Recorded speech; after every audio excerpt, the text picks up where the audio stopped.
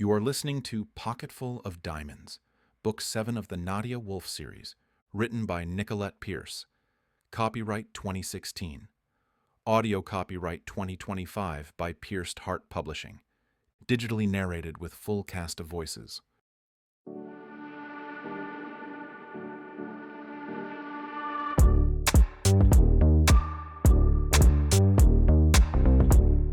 Prologue. After an entire day of mining, Ian Miller's back tightened, his legs cramped, but his soul was full. Finally, the funds from the diamond mine had provided not only enough to build a school and clinic, but now he might even be able to add a hospital for the local villages. He still had a long way to go. The clinic was not staffed at the moment, but that would change soon. The school needed more books, but attendance was full. These children were the first generation of Njamba inhabitants to be educated. For the tiny village in Sierra Leone, it was a giant stepping stone. The villagers had been hesitant at first, but Ian, along with his friend Gerard, had persuaded them that it would cause no harm and that they could learn about the outside world. Ian didn't seek to change them. He considered them to be generous and happy. Though their lives were simple and often harsh, they were spirited. Not once during his youthful wandering across the globe had he found hearts so genuine. It was the reason he stayed, the reason he'd bought land and tried to make something special with his dwindling travel funds. Tonight, though exhausted from hard labor, he would celebrate with his new friends. He'd come to think of them as his extended family over the past year. The new doctor would arrive tomorrow, and many would get the care that they needed and never had access to. Finally, he'd found a purpose in life, a reason to put away his suitcase for a while.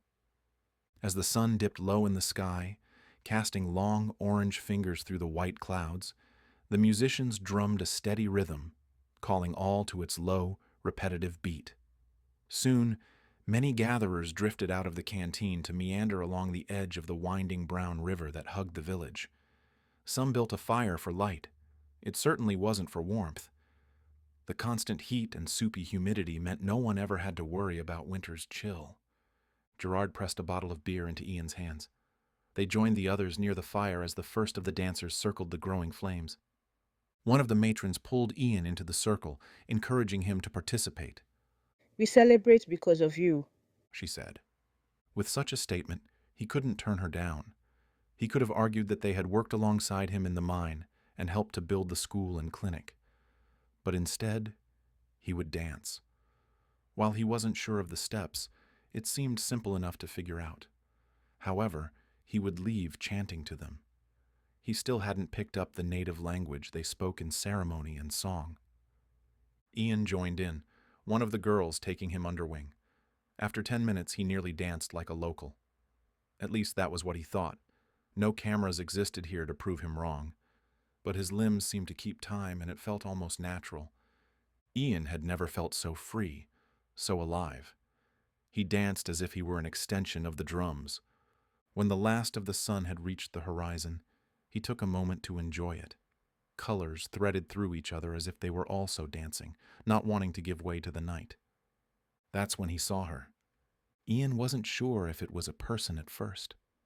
Her form shifted in the settling light as she walked toward him, her body haloed by the escaping sun. Her blonde hair reflected the light that surrounded her. As she approached, he wondered at her sudden appearance. Strangers would pass by the village every so often, but none of them the blonde, fair-skinned variety, and none were quite so mesmerizing. Some of the others noticed her, and soon the drums quieted. All eyes tracked her. She neared Ian and looked around. "I seem to have attracted attention. I didn't mean to stop the party." Her voice surprised him. It wasn't as soft and effervescent as he would have expected. Instead, she exuded strength and confidence, not minding that she was an oddity on display here. "I parked down the road. I wasn't sure if the narrow dirt path leading to the village would accommodate the 4x4 I rented." Now that she was closer, he could see her features that the sun had disguised before. On the taller side, she came up to his nose. Her honey-flecked brown eyes were forthright and took in her surroundings with a quick glance. From her eyes, he followed down her average nose to her pink lips, which were a bit on the thin side. But when she smiled, they transformed into something he desperately longed to kiss, a sappy sentiment he never thought before of anyone. She looked expectantly at him, and he realized she had asked him a question while he was staring at her mouth. "I'm sorry," he said. "I didn't catch what you said." She smiled again, and he thought her perfect. I was hoping I could find lodging and a bite to eat. I strayed off the beaten path and it's growing late. "We have plenty of food for you at the canteen," he said. There was no lodging, but he could make something work. Anyone here would open their homes for a stranger in need. "I can help you find a place to stay," Thank you. she said, smiling again. If she kept that up, she'd find herself tucked in at his cabin with him beside her. "My name is Ian Miller. I own the mine across the river." He glanced around him to find they were the center of attention. "And this is the village of Njamba," I'm Gwen. she said, smiling at the onlookers. Again. I'm sorry if I interrupted a party. Everyone seemed to be having a great time. I could hear the drums from the road. Ian turned and bade the celebration to continue. It wouldn't do for Gwen to feel out of place. Njamba was very welcoming once curiosity wore off. As the drummers began and the dancers resumed, Ian explained, "We are celebrating. The doctor for the new clinic will arrive tomorrow, but you must be hungry.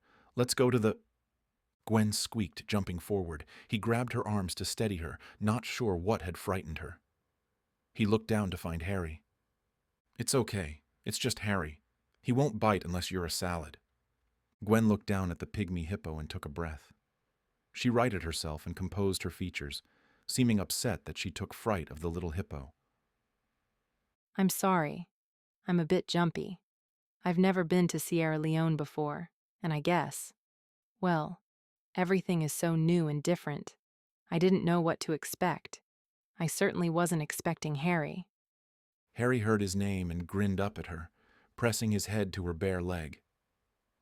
Ian tried not to be jealous of Harry, but he wished he could switch places. Her shorts were modest, but they allowed for a stretch of leg that he could imagine wrapped. No, he wasn't going to go there. He'd only torment himself. She was only passing through. She'd be gone by tomorrow. "He likes you." Harry had the right of it. Ian liked Gwen, felt a pull to her that he had never experienced before. He chalked it up to being hungry. "Let's go find Harry some food before he tests out your sandals. We can get something for you too." She laughed at Harry's eagerness and followed Ian to the Happy Hippo canteen, named after Harry. For the rest of the night, they talked, danced, and laughed until the final embers slowly died and the villagers had all walked home, leaving Ian and Gwen alone. She was fascinating, and with each word she weaved a spell that he couldn't fight, didn't want to fight. He was desperate to know if the feeling was one-sided. And when had he ever been desperate? He was losing his mind. There was no other explanation for it. Maybe heat stroke? There was one way to test it. He hadn't found her a place to stay, hadn't wanted to. He was greedy and wanted her all to himself. So he stood and offered his hand. She took it without hesitation. Had she the slightest pause, he would have let her use his cabin while he took the couch in the office. But she didn't. And now they were heading down the unlit path to his hut. Ian silently cursed himself for not remembering to bring a flashlight. Even the shotgun would have been nice. The sounds of the nocturnal animals were only comforting from behind secured doors and windows. However, there was one advantage of it being so dark. Gwen had to hold on to him to keep from getting lost. He did not mind that at all. How far away are we? She asked, her body pressed up against his. It sounds like there are animals a foot away. The sound is deceiving. At least he hoped it was. He seriously didn't know, but there was no sense in scaring her. Just the rustling in the underbrush had him ready to run. "We'll be to my place in a minute." How long have you lived here? "Long enough to memorize the trail, don't worry." I won't. I trust you. She shouldn't. She didn't know him or what was running through his mind. This is going to sound crazy, but I feel as though I've known you longer than just a few hours. Yet I know hardly anything about you. It doesn't sound crazy at all. He had been thinking the exact same thing. When they reached his cabin, he opened the door and let her in. "Stay here while I light the lantern." Ian fumbled for the matches on the small kitchen table off to the right. His place was small, not much bigger than a single bedroom. He was able to add a tiny kitchenette. Unfortunately, there was no electricity or running water, something he was hoping to add soon. Striking the match, he lit the lantern, casting a yellow glow through the room. Gwen stood near the door. Her gaze wandered around the sparse room, tripping on the bed draped with a white net around it. Once again, he wasn't sure if he'd judged the situation correctly. She had him so turned around that he wasn't sure of much anymore, not even his sanity. "You can have the cabin tonight," he said. He hated hearing the hesitancy in his voice. It wasn't like him. "There is a shower out back. I can show you how to work it in the morning." When she didn't say anything, he knew for certain he had misjudged the situation. Ian walked to the door. "I'll see you in the morning. Make sure to lock the door behind me." Before he could leave, she said, Wait. He waited. Silently, he watched as a war played across her face. He wanted to touch her, ease the worry lines from her forehead. She looked up at him. I don't want you to go. A small smile slipped onto her lips, giving her the strong features he'd met her with. Relief flooded through him. While he didn't want to force the moment, he at least could relax and soak it in. It was freeing to have her verbalize what he wanted to know, but he needed just a little more. "If you don't want me to go, then what do you want?" he asked softly. She stepped toward him, reaching her hand out to touch his chest. Stay with me tonight. He cupped her face in his hands, staring into her eyes before lowering his mouth to hers. He did so patiently, placing small kisses to the corners of her lips before taking them fully. He pulled away slightly to look into her eyes. "You can stop any time you want." He wanted to reassure her. It wasn't like they weren't both adults, but she was alone in a foreign land. He wanted her to feel safe with him. She brought his head back down to her. I don't want to stop. She whispered, touching her lips back to his. It was his undoing. He moaned as her tongue tentatively flicked his lips. Taking advantage, he opened his mouth and allowed her exploration as they moved together. Her hands found their way under his shirt. They ran up his back, his tired muscles now tight under her touch. He had to lie down before he seized completely. Slowly, he backed up, bringing Gwen with him until the back of his legs reached the bed. She smiled as she pushed against his chest, sending him down on the bed. He looked up at her, returning her smile. "Care to join me?" She laughed and tumbled into bed next to him. He reached over to touch her still turned-up lips. "I love your smile." She ducked away. Was she embarrassed? He couldn't figure her out. She commanded such strength, yet showed a soft underbelly. If he had more than one night with her, he would discover her secrets. But he had a feeling that once she left Njamba, he would never see her again. Ignoring the gnawing at his stomach, he promised to take whatever Gwen offered him and cherish it. He would cherish her. Ian turned onto his side, allowing his hand to drift along her curves, dipping at her waist and settling temporarily on her hip. They were both far too clothed. As his mouth played with hers, his fingers slowly removed article after article until they were flesh against flesh, her soft skin hot against his. He wanted to go slow, savor her. But with the way she touched him, all he could think about was taking her hard and fast, claiming her as his own, repeating it until she knew it, until she never wanted to leave. His reaction to Gwen scared him. He wondered if she had drugged him. Ian was intoxicated, and it was all because of her. Her skin fire against his, her mouth swollen under his. Her sweet-sounding moans had him grasping the sheets. When Gwen shifted her hips, rubbing against him, he stopped thinking. His mind blanked into a nothingness. And yet, there was something at the back of his mind, something that knocked incessantly, but he ignored it. How could he not? Gwen had wrapped her legs around him, and whatever had tried to get his attention before was now silenced. It wasn't until the next morning that his mind assembled again, and he found himself alone in bed. Gwen was gone. Sprinting from the bed, he yanked on shorts and a shirt and flew down the trail to where Gwen said she'd parked her car.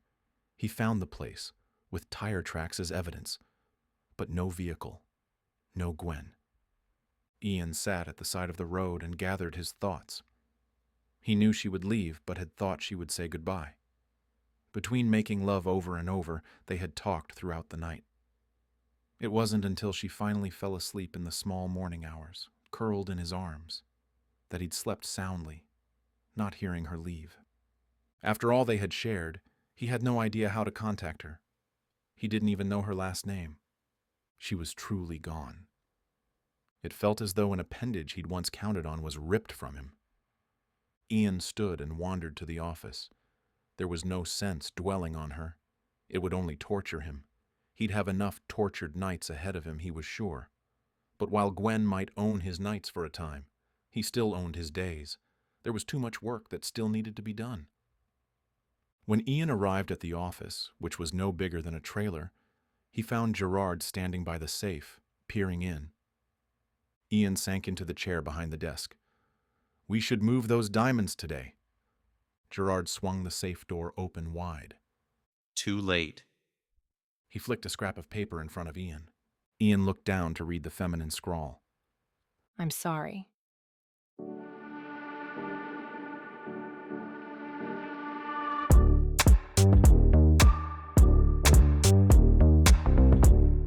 Chapter 1. 1 year later. It was a dark night, only illuminated by the crisp moon, when Ian Miller halted near a petite flower garden in the south of France. There was no sound save for his own breath. His gaze carried to a second-story window. No lights glowed from it or any of the windows in the mansion. He knew Gwen was inside. He knew what she was doing. It was only a matter of time before she made her escape. And right into him. He smugly smiled as he waited. It had taken longer to find her than he'd originally thought it would. But thieves are prone to leave a trail. Even the best thieves. Even her. After months of searching, he'd stumbled upon her trail in the form of a diamond. An 18-carat pink diamond was found on the market after months of being underground. Ian knew that diamond well. It was his. Just like the rest of the diamonds she'd stolen from him. Gwen had a knack for her trade. The victims he spoke to admitted they didn't know they were stolen from until they had their jewels appraised for insurance and found they were fake. He wondered at the extent of her thievery. How many jewels had she stolen in her career? The first time she stole from him was bad enough, but he conceded that the single night with her, a beautiful, passionate stranger, was worth the pocketful of diamonds she'd flittered away with. But to steal from him a second time was too much, especially when his life and the life of his brother had depended on those diamonds. Ian rubbed his clenched jaw. The theft had been a trifle before, and he never lost sleep over it. The warm, tingly remembrance of their night together had him smiling at the most sporadic and inconvenient times. But now it was different. Now it ended. Life had been so simple before her. Before the Sierra Leone rebels and government, his wandering lifestyle kept him happily traveling without a care in the world. It wasn't until he stumbled upon the village of Najamba that life took a turn. It became complicated. It became messy. But it was rewarding. He wouldn't let her get away again, not without a fight. Not while he still had time to do something about it. Gwen stood at the window, hidden behind the thick curtain. There was someone lurking in the garden below. But who? The owners were away on vacation. She double-checked to make sure her information was correct and there'd be no surprises. From her time scouting the house and grounds, she'd never once seen anyone go into the garden except for the gardener during his weekly visit. But he wasn't due for another 2 days, and she doubted he'd make a special visit at night. Was it Castile?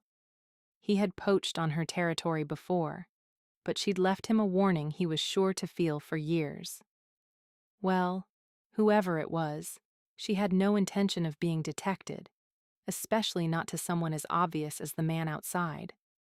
Did he think she'd just run into him, trap herself in his clutches? Gwen slipped a black canvas bag over her shoulder and walked downstairs to the front door. The alarm had already been deactivated, and there was no one in the front yard to stop her. She'd made sure to keep her blonde hair hidden under a black cap, and it was too dark to see her face unless a light was aimed at her. If any of the neighbors saw her, they'd be unable to pinpoint her. As she wrapped her hand around the door handle, something prickled the back of her neck. She turned around to darkness. Only a pale sliver of light slashed through the room from the back window. Who was out there? She crept over to the window and peeked through. Where did he go? A man had been standing in the garden only moments ago, but now it was empty. She had to leave before she was caught. But where was he now? The front or the back? Now concerned, Gwen dashed through the house, checking every window. He was nowhere to be found. Perhaps he wasn't real, just a shadow formed in the shape of a man. It was possible. For the past 6 months she'd grown anxious, always looking over her shoulder. Perhaps her nerves were getting the better of her, and paranoia was setting in. Taking one last look out the front door window, she cracked open the door and listened. Silence. Just as she was about to widen the door and slip out, it was pushed open, forcing her back. Hello, Gwen. Ian Miller greeted her, his voice low and threatening. Where are my diamonds? Gwen stumbled back. Ian, she gasped.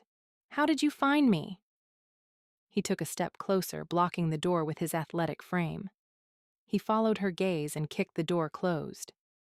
I've been searching for you for a long time. I want my diamonds. Stormy gray eyes pinned her to her spot. She remembered those eyes well. They visited her in her dreams. They haunted her each and every time she picked up an assignment. Ian was furious, but there was nothing she could do about it. She was pretty sure he didn't care for an apology, and his diamonds were long gone. When she didn't say anything, he stepped closer. You stole from me. Put the village in danger, and put me and my family in danger. She couldn't say anything to that. It was true. But I didn't put anyone in danger the first time. As if that mattered, as if it made things better. The first time she met Ian was magical. There was no other way to describe it. Her assignment had been to scout out the mine newly purchased by Ian and take what she could. What she found was a smiling man in the midst of a poor village. They had just finished mining for the day, and everyone was celebrating at the canteen. Villagers danced around the fire. Children played outside. A tiny monkey hopped from person to person, and a pygmy hippo waddled near the brown river that ran past the village. But the only thing that captured her attention and held it was Ian. Carefree, completely at ease with life and his surroundings. Nothing but a smile that tugged at the heart and a laugh that could make it soar. She had fallen for him in that single moment. When she found out that he was Ian Miller, her target, her heart that had been lifted to the clouds landed with a flop in the muddy banks. But one night with him wouldn't hurt, she'd thought. Now, looking at the man no longer smiling and jovial, she knew that it had hurt. Both of them. But there was no turning back. No happily ever after. No, you're right. The first time you stole didn't put anyone in danger. It was just payment for a night of pleasure, wasn't it?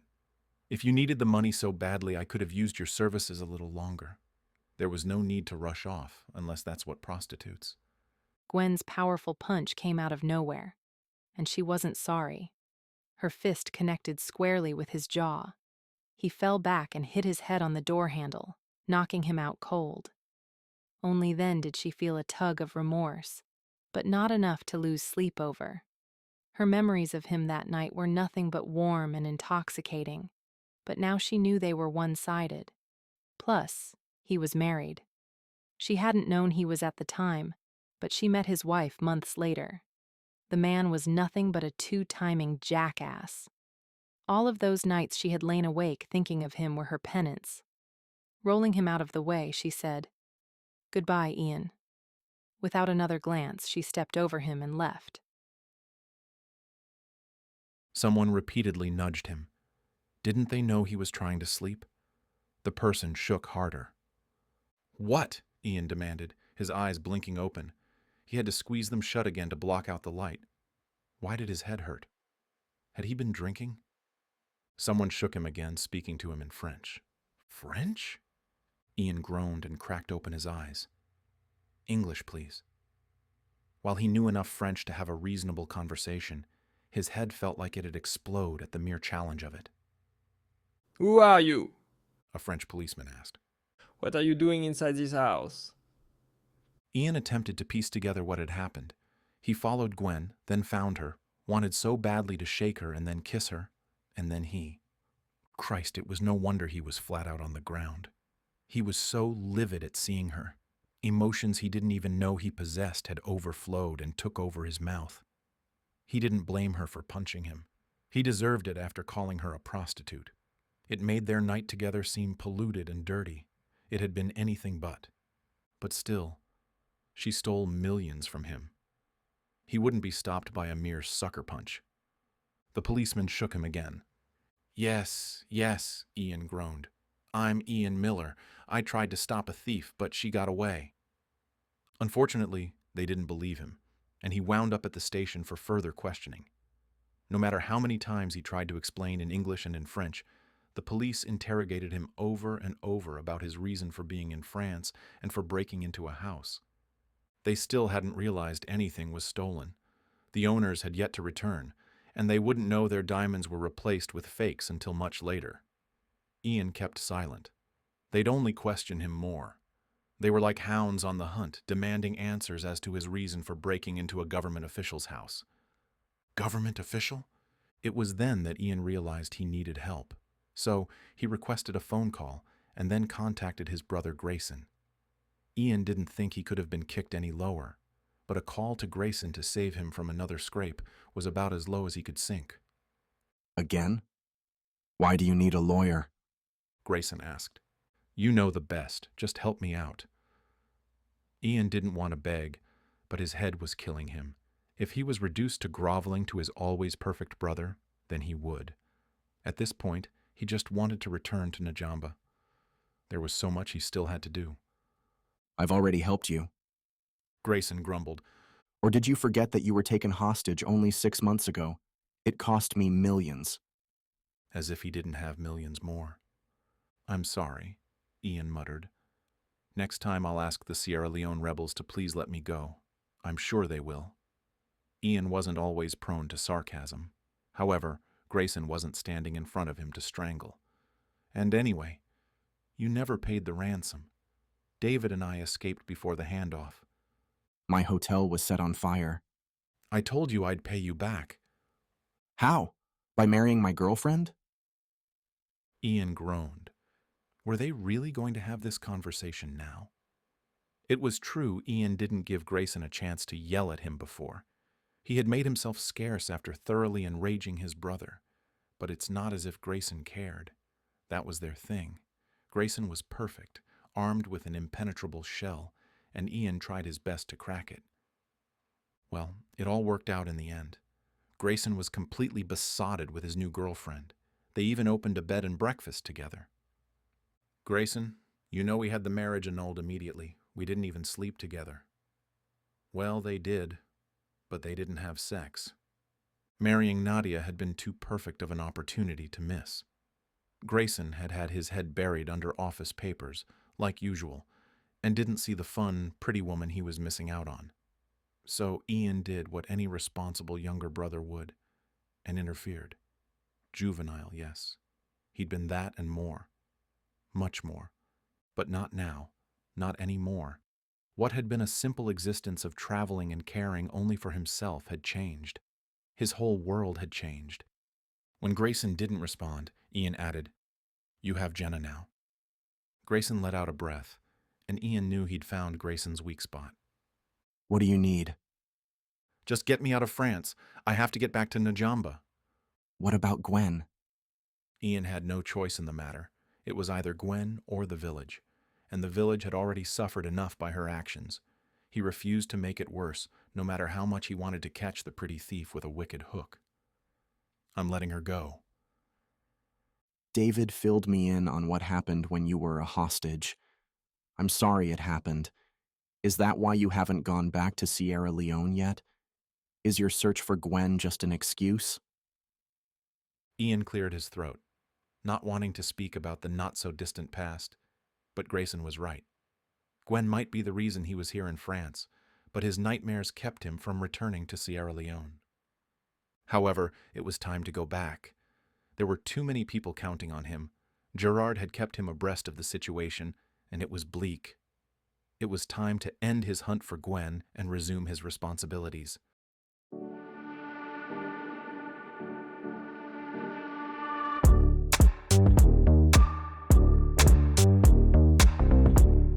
Chapter 2. After 3 days of traveling, Ian finally arrived in the tiny village of Najamba.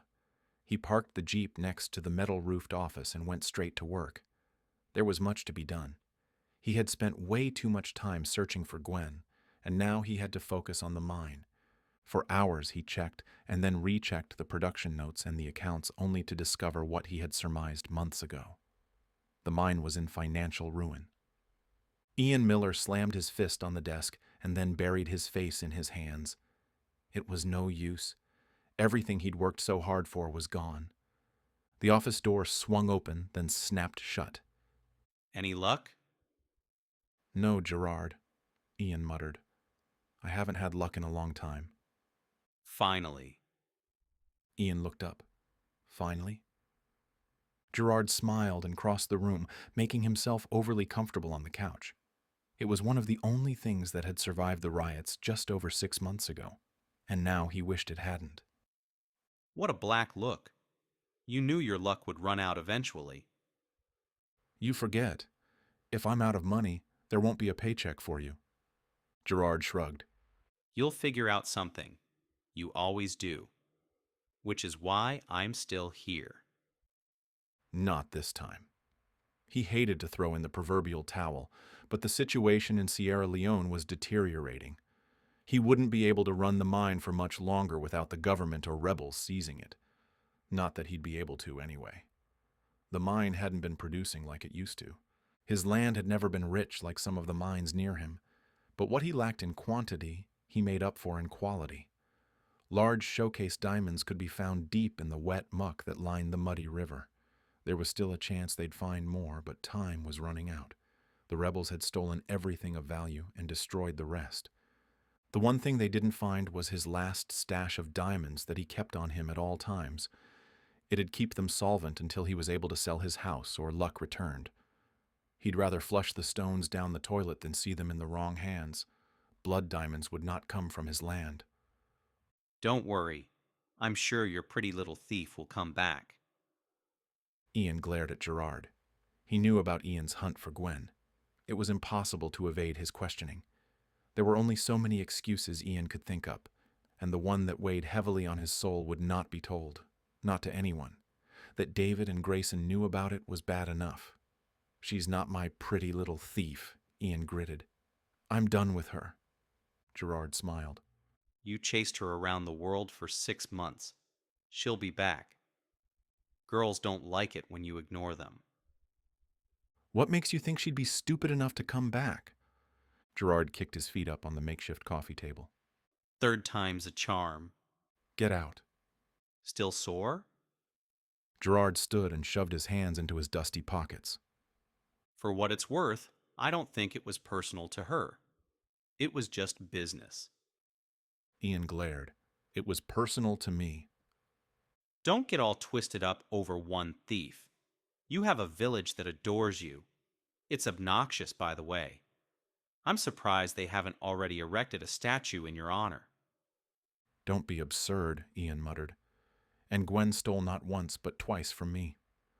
The first time was my own stupid mistake, and I didn't get upset. But then she went too far. You and your brother are still alive. Everyone is safe. If anything, I think the experience brought you back together. Those diamonds were priceless. I could have finally built a hospital. Gerard rolled his eyes. You already built a school, a library, and a clinic. And guess what? It's all been destroyed.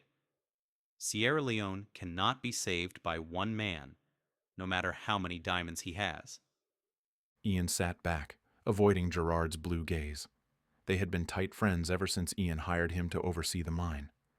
The man had a canine nose for sniffing out the best spots to dig. But now even Gerard couldn't help him. They were at the limit of his property. The village that depended on him would now be left in the hands of a failing government and angry rebels locked in a deadly power struggle. "I'll put my house up for sale," Ian said. Gerard frowned. Who would want that dilapidated shack? "Not the house here, the one in the U.S. But that's your retirement. It stores a few knickknacks and nothing more." Ian shrugged. "It's not like I'm ready to retire anyway." After all, he just joined the 30-something crowd recently. Gerard crossed his arms. Muscles from long, hard days of mining bunched. It's a bad idea. If you have to sell the house, then use it to invest in something else. Don't waste your money here. It was a conversation they'd circled many times before. Ian shoved back from the desk. "I need to walk. Bring the gun. I'm not leaving the property." Bring the gun, or I'll have one of the men go with you. Ian propped his hands on his hips, but then thought better of arguing with Gerard. Gerard would have made the point that his land was already raided once. There was a good chance it would be again. But more than that, there was the wildlife. More than once he'd come face to face with an animal that was higher on the food chain than he was. But nothing scared him more than the snakes. Ian took the shotgun from the wall and slung it over his shoulder. On the way out, he snatched his weathered cowboy hat off the hook. He would not turn his back on Najamba. He'd finally found something worth fighting for, and he wouldn't let the people down. The sun settled low, cracking the sky with oranges and pinks, when Ian decided to head back home. Home. He had wandered from continent to continent and had never once been drawn to a place longer than a few months. Normally, he left before visas became an issue. But then he arrived here, his account nearly depleted, and he knew he had found something special. The beauty was barely visible on the outside. Between the poverty, Ebola outbreaks, and wars, it was beat up and tired. But if you looked a little deeper, polished a little longer, the beauty shone with a clarity he hadn't seen before. The lush village of Najamba was like one of his rare diamonds straight from the mine. He had so many hopes for it. The door was open when he arrived home. He kicked off his trail-dusted boots and ducked inside the thatched hut. "I smell something good," he said. Jala turned from the stove and smiled at him, then gestured him to sit. He dutifully sat at the small kitchen table and waited for the elderly Mendi woman with the twinkling dark eyes. He hadn't been sure if she would be here tonight since he had traveled for so long. But she was, and that made him supremely happy. "You always spoil me with your cooking," Ian said. Jala didn't speak a word of English, and unfortunately, Ian's Mendi accent and word usage was so terrible that she'd look at him as if he spoke gibberish. She could be correct for all he knew. Mendi did not come easily to him. Thankfully, the majority of Sierra Leone spoke English, but he tried for Jala, who still spoke only in her native language. Jala set a platter in front of him, heaped with rice and eggplant. A bowl of pepper soup accompanied it, and from the cutting board, he saw pineapple would be his dessert. "It looks wonderful." He touched the seat next to him. "Eat with me." She didn't sit down but smiled at him again, revealing 2 missing teeth, and patted his head as if he was no more than 4, which was always the age he felt around the maternal woman. While he employed her entire family, over 20 in all, Ian couldn't bear to watch her work. At some point, osteoporosis had taken over and she was limited. Since she refused to stop working, even if he paid her retirement, he asked what she'd be comfortable doing. Now he had excellent cooking to look forward to every breakfast and dinner. "Where is Manny?" Jala whistled and the tiny tan monkey poked his head out from a bowl on the counter. When Jala held her arm out, Manny jumped on and settled in the crook near her neck. She gave Ian one last pat on the head before leaving. Ian didn't waste any time digging into the meal. He was famished from his long walk. He had hoped to clear his mind on the dirt trail, but he only came up with more questions. One thing had become clear to him, however. His thoughts always returned to Gwen. Even though he'd promised himself to forget about her, it was as if she was infused in his soul. The only person suffering was himself. Even the villagers had moved on from the attacks much more quickly than he had from Gwen. Sadly, they were used to it.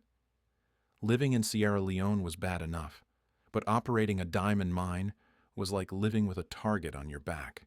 Too often, the stones funded wars. Ian! Gerard called from the door. Gerard never knocked anymore since the last time he had broken the door. It wasn't really his fault. The door had been rotting from the inside. The amount of rainfall made an enemy of anything wooden. Come in. Gerard ducked into the hut armed with a pitcher of pollo. It's fresh. Jala said I should come here with it. How come she speaks to you but not me? She said you speak like a mongoose. I can speak 6 languages. How is it possible to completely butcher Mendy? Ian rose to retrieve 2 glasses and a plate from the cupboard. Care to join me?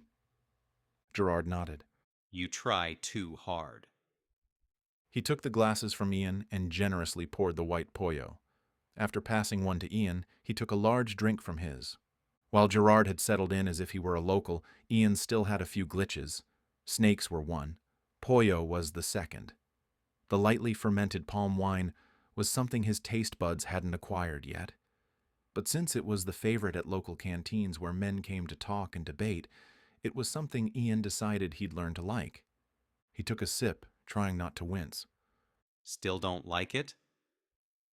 How is it you have a bare tolerance for Sierra Leone and yet you slip right in as if you were born here?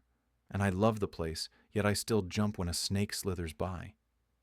You scream like a girl too. Gerard grinned. Ian frowned but didn't comment. There were too many witnesses to side with Gerard. Don't worry about it. I think my taste buds died in college. Gerard shoveled rice onto his spoon. Did you rethink selling your house? Ian shook his head. I'm going to sell it. Jala and her family depended on him. What would they do without the income? It wasn't as if jobs were plentiful here. It will keep us in business for another year while I look for more land. You don't have to look for more land. The diamonds are near us. The river to the east brings them down. What we need is access to the dried riverbed at the bend. I guarantee there are more. Ian sat back in awe of his friend. Why are you here? Gerard raised a brow. Because I'm hungry. No, why are you helping me? Your talents are needed everywhere and others can pay you more. Heck, you can afford to buy your own land.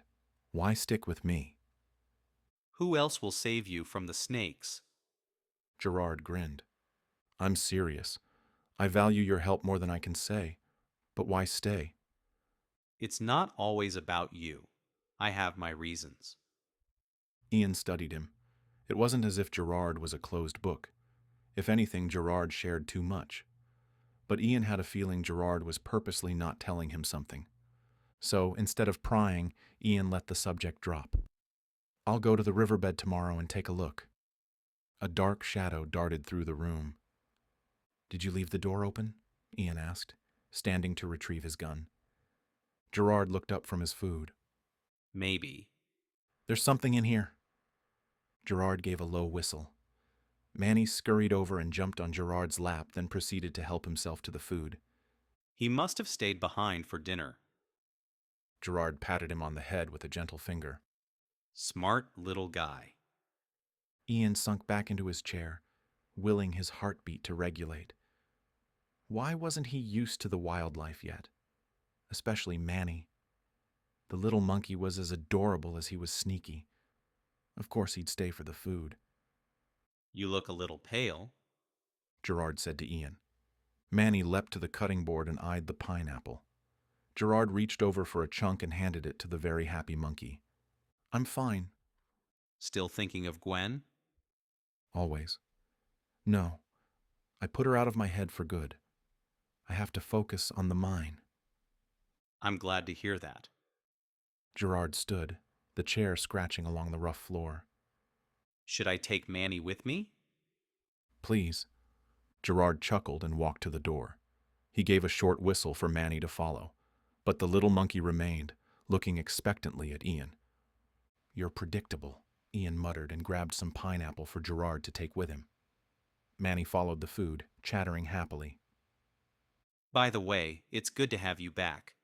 When the rebels took you, I feared you were dead. We all did.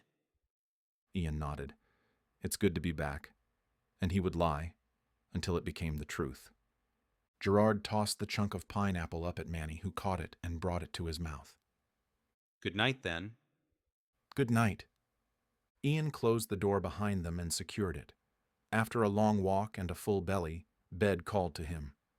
While he might not be used to some animals at close range, he did love falling asleep to their night sounds. They were as crisp and clear as if every single creature was outside his window, singing him to sleep. He would finally have a good night's sleep. Tomorrow he would scout the riverbed, and hopefully all of his worries would be alleviated.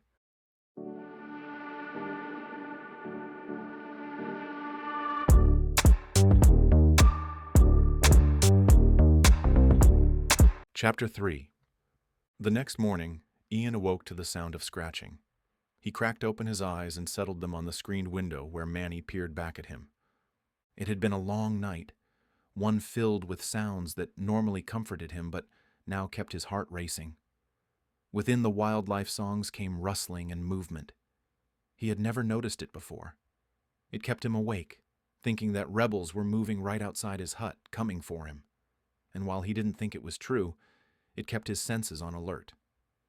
It wasn't until the night sky had lightened several shades that Ian had finally fallen asleep. With a yawn, he sat up and unlatched the screen, allowing Manny to scurry in. "Why are you here?" Ian asked the pesky monkey.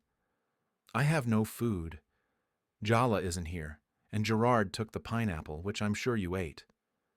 He ate the entire plate, Gerard said. Ian jumped, startled at the voice, then turned to glare at Gerard, who was looking in the window that Manny had arrived at only seconds ago. "What are you doing here?" Ian asked. "I already told Manny I don't have any food." Gerard tossed a small cloth bag through the window. Take a look. Ian opened the bag and peered inside. Where did these come from? The mine, of course. Ian poured out the bag and spread the diamonds on the bed. They still needed to be cut and polished, but he could tell they were exquisite. "Where did you get them?" Ian asked. "I thought we were dry." Fode and I revisited a spot we originally overlooked. Gerard glanced behind him. He should be along in a moment. But this is just the beginning. Ian held the diamonds with a feeling of new hope. "We can rebuild the village." Gerard laughed. You could rebuild the village 10 times over if you wanted to. "Let me get dressed. I want to see the site." Ian dropped the stones back into the bag and tossed them to Gerard. "I'll meet you at the office in a few minutes." Gerard nodded and called for Manny. As soon as they were gone, Ian hurried to change into serviceable clothes: cropped cargo shorts, a tank top, and his cowboy hat. If his family saw him in the fields, they'd laugh, especially his tailored suit-loving brother.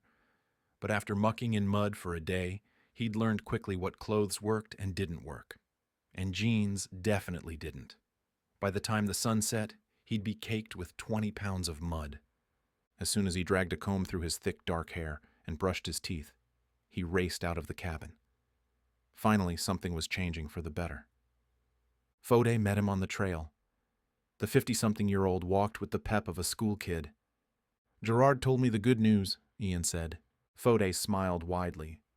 "It didn't take long for Gerard to find the spot last night. "Last night?" He knocked on my door after midnight and insisted I come with him. "Did he happen to have a bottle of pollo?" No, that was long gone." I'm sorry he woke you so late.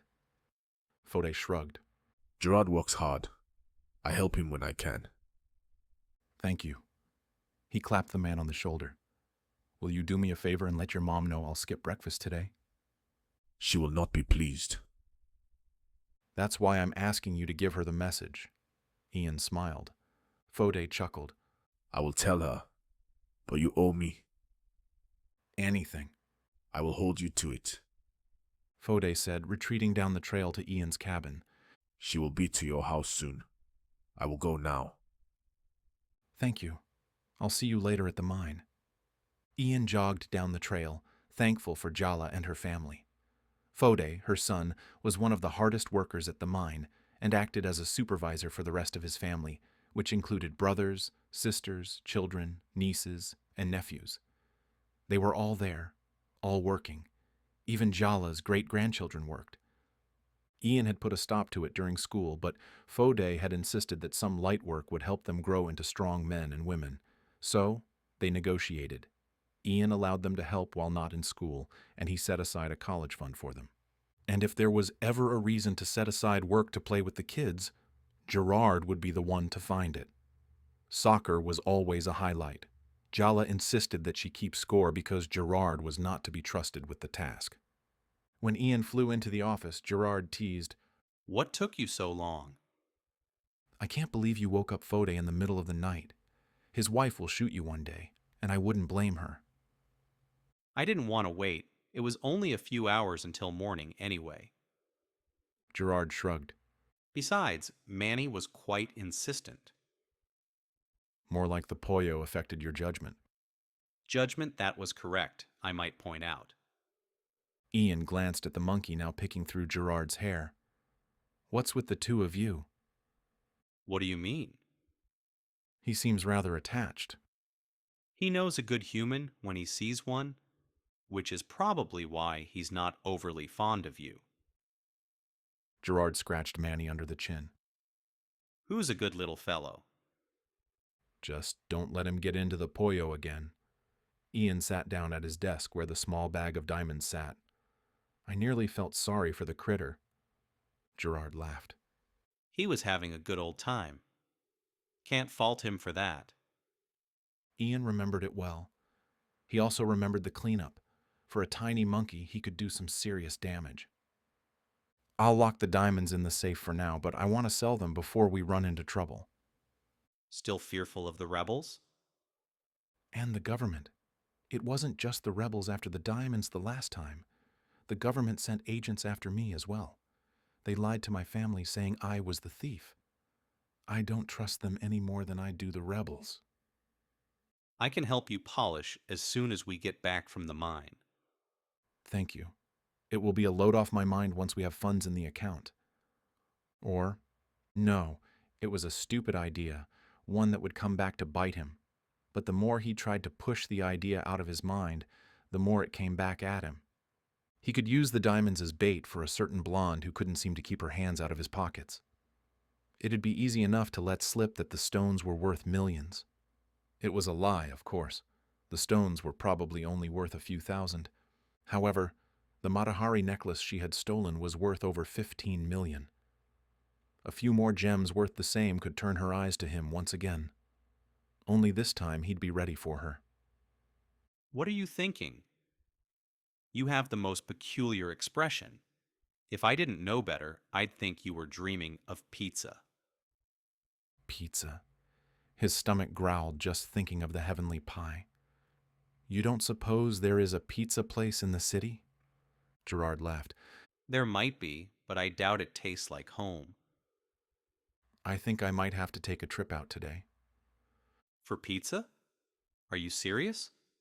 It's a few hours' drive to the city. I want to speak to a buyer about selling ridiculously expensive diamonds. Might as well stop for pizza too. Gerard eyed Ian. It will draw unwanted attention. Or wanted. Gerard shook his head. You're kicking up a sandstorm. This storm I'll be prepared for. Gerard scrubbed his hand over his face. I'll come with you. No, I want to do this alone. I have no desire for everyone to know, just one particular person. And you can guarantee that? Can you guarantee we won't have agents or rebels busting down our doors? I know who can help me. Jasper. Unfortunately, we all know him. He comes around every few months, sniffing for information he can sell. You can't trust him to tell only one source. His only allegiance is to money. I can bribe him with enough to keep him quiet. Listen to yourself, Ian. We just got the village back to rights. Sort of. Are you willing to risk it for a woman? She needs to see the destruction she caused. She needs to pay the price for her actions. Gerard shook his head. No, she's infected you. For 6 months you chased after her. And for what? Give her up. For God's sake, give up your obsession with this woman. Ian sat down. Was that what he was? Obsessed? Maybe he was, but he couldn't rid her from his thoughts or dreams. She was always there. He was afraid that she would remain with him forever if he couldn't finally shake her. If he could see her one more time, perhaps he'd finally get over whatever hold she had on him. He saw her for what she was, a thief. So why couldn't that be enough? You're right, Ian finally said. I won't seek her out. I won't jeopardize the mine or the village. Gerard dropped the cloth bag into the safe and locked it. If we pull out the hull, I think we will. You'll have to do more than keep your mouth shut. Ian studied Gerard. That much? Gerard nodded. If I'm right, we'll need armed men. That will cause more attention. We might not have a choice. Ian leaned back, suddenly uncomfortable. How much? Billions. Are you certain? Gerard nodded. Who else knows? Just you, me, and Fode. Then let's keep it that way. Ian stood and led the way out the door, heading to the mine. If it's true, we're better off leaving it untouched. Look at what happened after word got out that we had millions. If it was known that we had billions, it would lead to all-out war. And we'd be at the center. It's not worth it. No diamond is worth the bloodshed it would cause. Ian had no doubt Gerard knew exactly how much was under the mud. It put them in a precarious position. First, he had been afraid that his mine had run dry and he couldn't help the villagers. Now he was afraid he would bring them more trouble. Ian had to see exactly what they were dealing with and decide what to do. No matter what the decision, he didn't want Gwen within 100 miles of Najamba. Could you call on your family to help? Ian laughed. You mean my brother who was already held for ransom because of me? Not likely.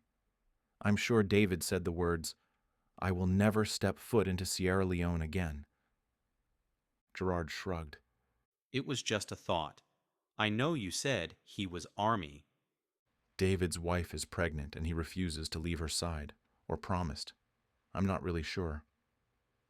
At the edge of the mine, he kicked off his boots and stepped into the tan mud.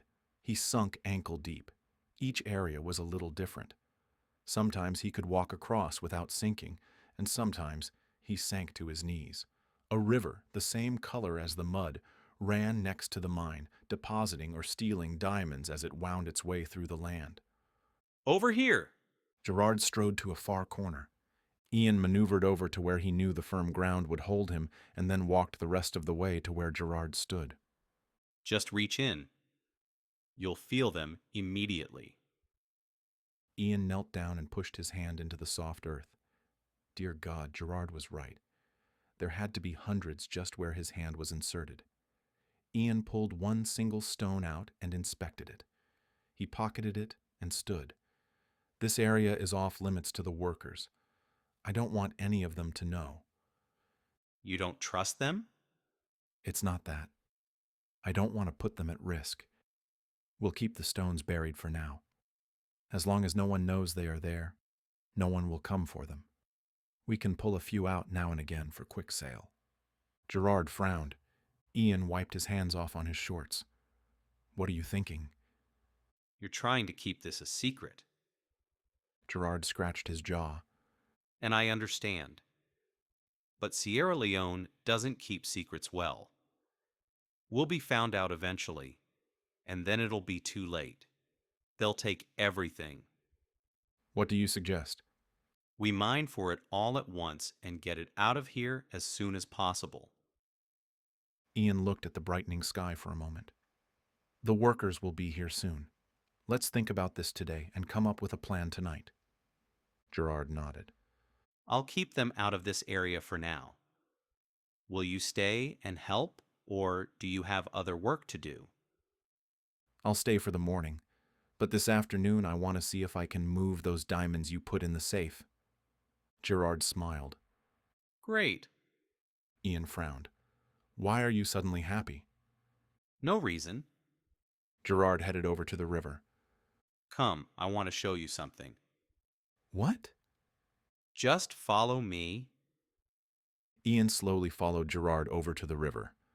It wasn't that he didn't trust Gerard, but there were times when trusting Gerard was a bad idea, and as soon as Ian stepped near the edge of the river, he realized this was one of those times. Gerard's shrilled whistle blasted through the air, calling his army. A dozen village children raced through the grass fields and down to the river where they pushed Ian into the muddy water. As Ian sputtered to the surface, all he could see were smiling faces, and all he could hear was children laughing, and one annoying deep chuckle that spurred the kids to belly-clutching laughter. Ian knew his part well, and he played it with gusto. He jumped out of the river as any mud monster would do, dripping wet and roaring, and chased the children until each one of them had been tossed into the river, except for the youngest, of course. For little Kata, who had just turned 2, he doused her up to her knees until she squealed. The clanking of a pot caught the attention of the hungry kids, and they raced off for breakfast, with Gerard in the lead. Since Ian still had Kata in his arms, he tromped out of the water and started toward the village, her chubby hands fisted into his overgrown hair. Are you trying to tell me I need a haircut? If Gerard doesn't have to, I don't see why I have to. Kata giggled and pulled on his hair. You make a pretty good argument. He tickled her. She laughed and then pointed to the river. He looked over to find Harry waddling after them. He must be hungry too, Ian said. Normally he frowned upon feeding wild animals, but Harry, along with Manny, had been adopted into the village. They were now residents. Come along, Harry. I'm sure Jala has a salad for you. When Harry grinned, Kata clapped her hands. As he headed to breakfast with Kata still in his arms and Harry trailing after, Ian vowed to do whatever it took to keep the village safe. If that meant hiring an army, he would do so. 3 days later, Gwen zipped the suitcase closed and sat on the hotel bed, gathering strength while she waited for a taxi. She stared at her phone, which displayed the newest text and an accompanying photo. The message was a single GPS coordinate, one that she knew well, but she didn't need it. The picture was enough. She enlarged it, focusing on the dark-haired man wearing a cowboy hat. He was kneeling on the ground, his hands caked with dirt. She knew what it meant and she knew what she had to do, but just the pixelated image of him caught her by her throat. Why? Why did she have to go back? It was almost too cruel. It'd have to be a quick job and she'd have to stay invisible. If she was caught, Ian wouldn't be kind. She had tested his limits and pushed him too far, but it wasn't her decision. She'd lost that right years ago. With a deep, steadying breath, Gwen stood and made her way to the door, knowing she was walking into a hornet's nest of her own making.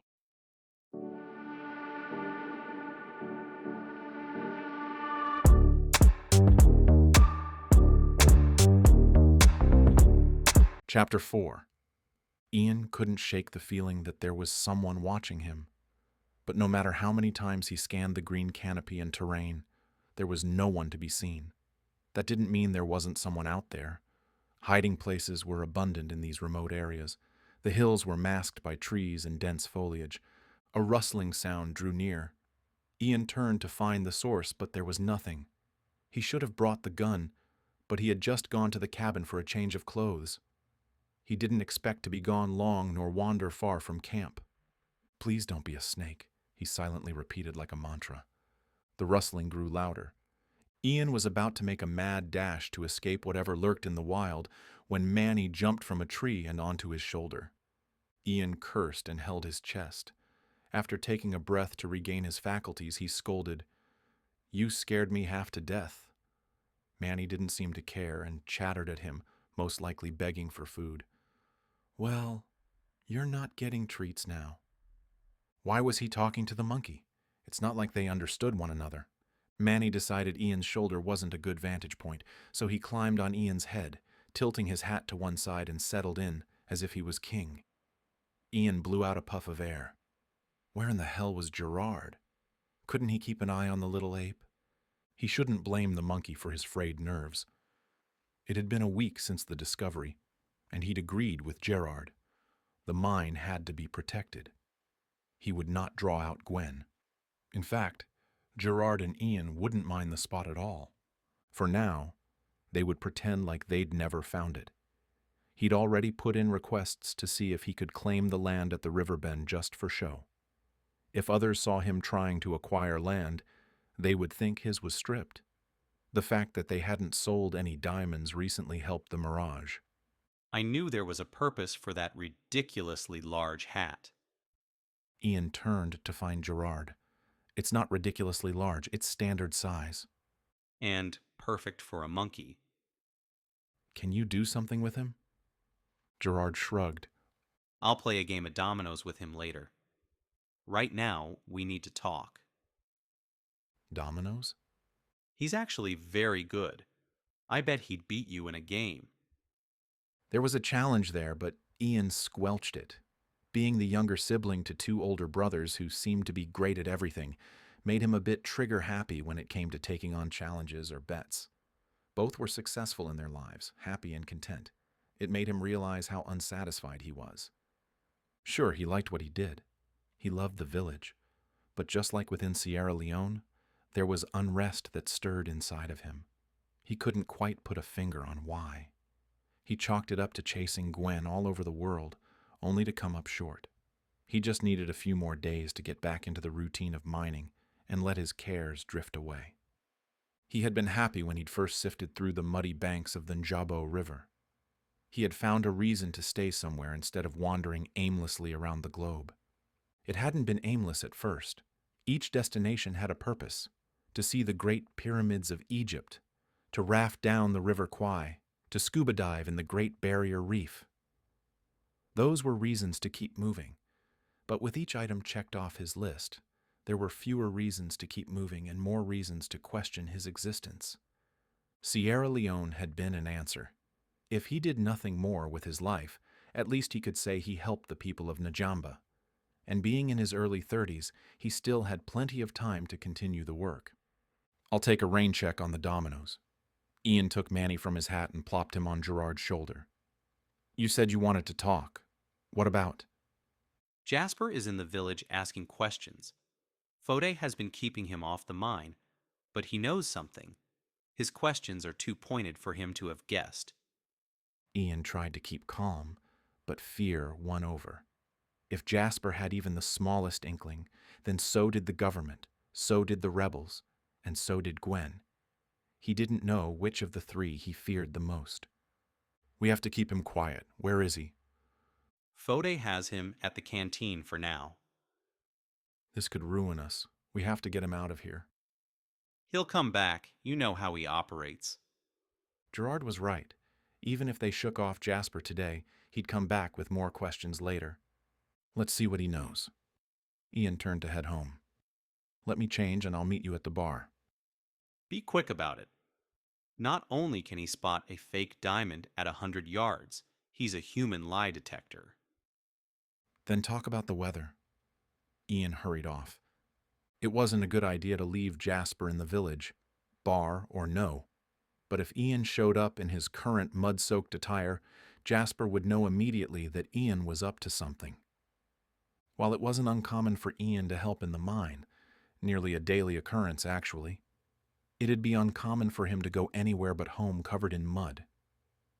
If he showed up at the bar looking like he did, then Jasper would leap to conclusions that were ultimately true. Since none of the huts had running water, he grabbed a bucket and dunked it into the rain barrel. After filling the bucket, he carried it to the back of the hut where he'd built a makeshift shower. It wasn't an ideal situation, but the water was always warm from the year-round heat and humidity. The rainwater felt like a treat after a long day. Before the last raid, Ian had searched for someone knowledgeable in groundwater and well design. Most of the rural areas relied on surface water. It wasn't safe nor clean. He'd have to resume his research soon. But that was a problem for another day. Ian dumped the water into the tank above the showerhead. Ducking behind the curtain hung around the contraption, he stripped down and tossed his soaked clothes into the metal tub on the other side for washing. He reached up and turned the nozzle to release a slow but steady stream of water. He had learned to shower quickly. It was a must, with only a gallon of water to work with. In the beginning, there were plenty of times when he had to retrieve more water from the rain barrel so he could rinse out his hair. That came to an abrupt stop when he happened upon Jala one day. He was buck naked, dripping with water and soap. She stopped, looked at him oddly, and then went into the hut to make breakfast. It was not an experience he wanted to repeat. As the last droplet of water fell, he reached for the towel hanging on a nearby twig. He shook it out, making sure there weren't any stowaways. With the towel wrapped around his waist, he left the shower. Just as he was about to open the cabin door, he felt a presence. At first he thought it was Manny, but he was sure the monkey had left with Gerard. Someone was definitely watching him. But who? Ian. Gerard called over the voices of the Happy Hippo canteen. The bar still hadn't been fully reconstructed from the rebel attack, not that it was much to begin with. The concrete floors were still dirty, the high ceiling was still rusted metal, and the furniture was still wooden benches held together by rusted screws. The only real damage had been done to the brick walls. They now had gaping holes, which patrons could use as doors. Truly, the building should be rebuilt for safety, but it was low on Ian's project list. And the dilapidated building didn't stop the locals from congregating to speak their minds about the future, the past, and especially about politics. He figured they would still come, even if the canteen had been reduced to rubble. As Ian crossed over to Gerard, he noticed Jasper sitting at the bar near Fode. The dark man with a brightly splashed shirt nursed a glass of pollo while studying everyone. He spoke quietly to Fode, who looked uncomfortable with the exchange. Fode has kept him occupied, but not for long. He's just waiting for us to slip up. This type of information would be worth millions to him. He's not going to go away easily. He never does. Saba, Fode's lovely daughter, set a beer in front of Gerard. Ian had seen her with her hair in beautiful thick braids many times, but this time she wore a red haircloth that matched her dress. It brought out her unique eyes. While many of the Mendi people had dark, soulful eyes, hers were the color of lions. It was hard to look away when her gaze was pointed. Thank you, Gerard said, picking up the bottle. Saba slightly bowed her head and turned to leave. Are you working here, Saba? Ian asked. Normally she helped at the diamond mine, but he hadn't seen her on the field this past week. She glanced at Gerard before answering. I am. The early 20-something woman pressed her lips together. Did Gerard not tell you? No. When did you start? 2 weeks ago. 2 weeks? Since he'd only returned a week ago, he would have missed her leaving. Why hadn't Gerard told him? Were you unhappy? He asked, concerned. Ian knew the working conditions were tough, but he made sure that they were paid accordingly. Breaks were mandatory and meals were provided. He'd hate to think that one of Jala's family members was unhappy. I was always happy to work for you, Ian. But sometimes a person needs a change. Ian nodded in understanding. Most of his life he'd felt that same need calling to him until he'd made so many changes he no longer knew what he wanted. If you ever want to mine again, you're always welcome. She smiled and touched his arm. Thank you. As soon as she left, Ian turned to Gerard. What happened? Nothing. He shrugged. You heard her. She wanted a change. The canteen cannot be paying her as much as I did. Gerard shrugged again. Sometimes it's not about the money. Besides, she's too pretty to be mucking around in the dirt all day. It was true. She was pretty. But that didn't mean hanging out at a bar full of men was a good thing either. He'd speak with her again later. Right now, he had to focus on getting rid of Jasper. If he didn't, the talk with Saba might be pointless. So, what do we tell him? I brought a few of the diamonds. Maybe we can steer his attention to those. It's a better idea than what I had. What was your idea? Stick his head in the mud until he finds his own diamonds. Ian studied Gerard. The normally obnoxious and carefree man was tense, possibly even more so than Ian. But he knew once Jasper left, Gerard would once again be Gerard. Let's get this over with before Fode faints. Ian doubted the stout and hardy Fode would faint, but he was clearly uncomfortable. Ian followed Gerard, saying hello to the other patrons and trying to steer clear of being pulled into a conversation. Ian, Jasper said as a greeting. He didn't bother acknowledging Gerard. His straw fedora hat sat low on his brow. I hear you found something. Ian took a small cloth bag from his pocket and set it in front of Jasper. I always find something. You know that. Are you looking to buy? Jasper shook the diamonds from the bag into his hand. This is it? I heard you found more. He leaned in. Many more. Who told you that? I have friends. Well, whoever they are, they told you wrong. I'm actually looking for more land to mine. We've stripped ours. Ian pointed to the 10 rocks Jasper still held. This is it. These? His lip curled. They're rubbish. Where are the diamonds you normally mine? The rocks, the size of my hand. Ian shrugged. Like I said, it's stripped. If I don't get hold of the land at the river bend, I'll have to sell my house. If it's as bad as you say, why not sell this land then? Who would want it? I'll end up abandoning it before I find a buyer to take it off my hands. Jasper studied Ian as he downed the last of the pollo. He wiped his mouth with the back of his hand. What if I take a look at the mine for you? Gerard straightened. Ian felt as if someone was choking him. I don't think that's a good idea, especially since you aren't dressed for it. Jasper stood with a smile. He deposited the stones back into the bag and pocketed them.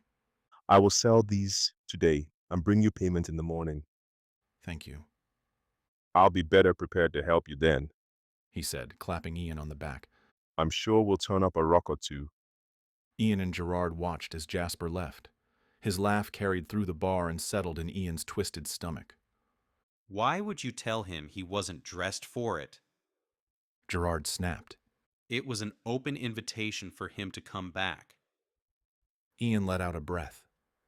It was the first excuse that came to mind. We'll have to mine tonight to clear it out. I don't think that's a good idea. Ian looked around the bar, trying to find an unfamiliar face. I think someone has been following me. At the hut, I could feel a presence. There was definitely someone watching me. If that's the case, then they'll see us tonight. Gerard frowned. Did you hear anything? I thought I did, but I'm not sure. It could be your nerves. Possibly, but I don't want to take a chance. Gerard's brow furrowed. So, we let Jasper find the diamonds? No, we'll have to come up with a different plan. Like what? Quarantine. Gerard lifted a brow. Are you serious? Ebola spread to the other villages not too long ago. No one would blink an eye if we have to quarantine Najamba. No one except for Jasper. He might suspect something, but he wouldn't dare come close. He was here today. He might already think he's been contaminated. What's to keep him from entering? He loves himself too much to take that chance. I bet he'll turn tail and head to the nearest hospital. Gerard frowned. What? Ian prompted. Like I said before, he's a human lie detector. I don't think it'll work. Then we have until morning to come up with a new plan. Gerard flagged the bartender for a bottle of pollo. We might need this. They were going to need a lot more than Pollo to get out of this fiasco.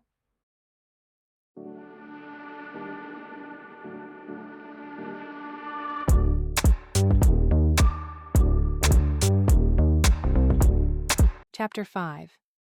Gwen watched as Jasper angled into his truck and sped down the road, kicking up plumes of dust. She sat back on her duffel bag and thought for a moment. There was no need to panic yet. But Jasper? If he'd come to Najamba, then he must have the same information that she did. So, why did he leave? She kept her distance from Jasper. From her first dealings with him, it was clear he didn't show loyalty to people, only money.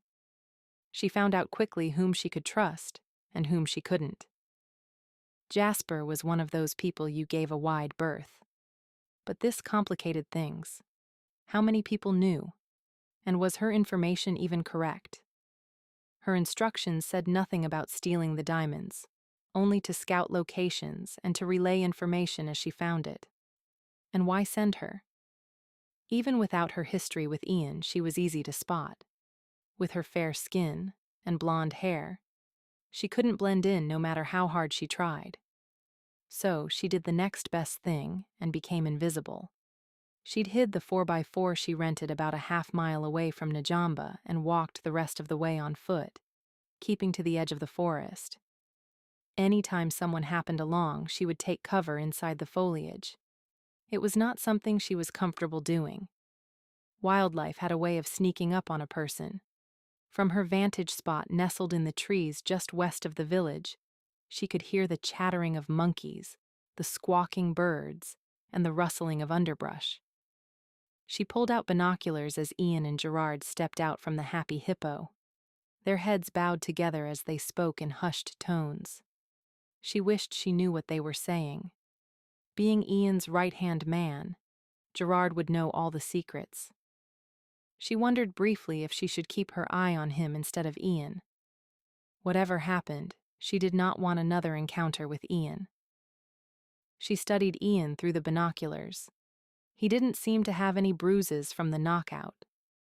But of course the real damage happened when he hit the back of his head on the doorknob. She tried not to feel guilty. She hadn't wanted to hurt him, but to call her a prostitute was too much. Gwen sighed and tossed down the binoculars. It didn't matter what Ian thought of her. The truth was they'd shared a night. She'd stolen from him, and she'd ruined whatever chance they might have had. At the time, she didn't even know if she wanted a chance. He was just an assignment that had gone exquisitely right. Afterward, she couldn't shake him from her mind. And when he showered less than an hour ago, she'd tried not to spy. Really, she did. But with every pass of the soap, she remembered the exact feel of his skin, his hands. And when he splashed water onto his face, droplets clinging to his lips, she remembered his kiss. He really needed a better shower curtain. Any interested village girl could sit in the exact spot she'd sat in and get an eyeful without his knowledge. She had a feeling Ian had always been toned and athletically built, but the work in the mine had sculpted him into a masterpiece. She really had to stop thinking about him. One night shouldn't affect her like this. Snapping from her thoughts, she focused on the two men just in time to see Gerard nod and take off down the road. Ian stayed where he was and looked out over the river, hands propped on his hips. Wearing a dark t-shirt, cargo shorts, and flip-flops, he looked every bit the casual tourist. But she knew better. A young woman wearing a red dress exited the canteen and stood next to him, stealing casual glances at him as she spoke. Gwen leaned forward as if that would help her hear. Ian nodded and brought his arm around the woman, giving a gentle squeeze. She smiled at him and touched his hand that was still on her shoulder. Gwen tried not to notice how her smile transformed her into a beauty. Her eyes alone would be more than enough to turn heads, but her smile reached deep down. Would Ian fall for her? Maybe he already had. It wasn't as if there were too many options in Najamba. Most women were married at a very young age, but this woman had to be in her early 20s. perfect for Ian, should he choose to pursue her. Ian laughed at something the girl said and bent to whisper in her ear. Gwen shoved her binoculars into her pack and stood. She refused to watch any more. She also refused to acknowledge the jealousy that pricked at her heart. It wasn't as if she had a chance at Ian, but she didn't want anyone else to have a chance either. Whether she chose to acknowledge it or not, her heart had laid claim to him. She sighed and slung her bag over her shoulder. It didn't matter. She had one more job to do, and Ian would hate her all the more. So instead of filling her head with what-ifs, she trailed the edge of the woods to follow Gerard. He was already out of view, but she knew she could locate him within a few minutes. Perhaps he would be the one to lead her to the information she sought. The brief meeting with Jasper had riled Ian more than he wanted to admit. Jasper would return in the morning, and there wasn't too much they could do to stop him. Sure, they could say he was trespassing. But if they protested too much, Jasper's suspicions would grow. Ian! Saba said, gaining his attention. I'm sorry. Did you say something? I wondered if you wanted to come back into the canteen. No, but I will tomorrow. As soon as Gerard returns, we're heading to the mine. So late? Everyone is finished for the day. We have a few things to do before nightfall. Is it because of Jasper? He nodded. He's coming back tomorrow. We don't want him on our land, but if we protest too much, he will suspect his information is correct.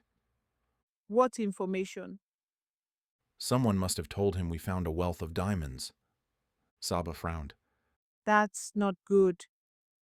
I think someone has been watching us. Saba looked around. I only see the usuals. But if I see a stranger, I will let you know. Thank you. She gave a brief nod and smiled up at him. Ian automatically smiled back. I guess I'll go see what's taking Gerard so long, Ian said, taking his leave of Saba. He walked down the path toward the office. There were a few times in the past that he had considered dating Saba, but in this culture, one did not merely date. There were rules to follow and secret societies for both men and women. While he thought her beautiful and nice, it would take more than that for him to commit. As he neared the office, he felt as though someone was watching him. Ian stopped and looked around. What are you looking for? Gerard asked, exiting the office. He set a bundle of long fluorescent stakes on the ground while he locked the office door. Someone is out there, Ian said. Gerard picked up the bundle and walked the short distance to Ian, depositing the stakes in his hands. If there is someone out there, then we'll give them something to look at. Gerard smiled.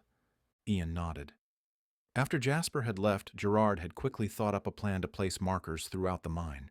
It would throw off Jasper's hunt if he had to dig at each marker, thinking he would find diamonds. But those locations had already been mined.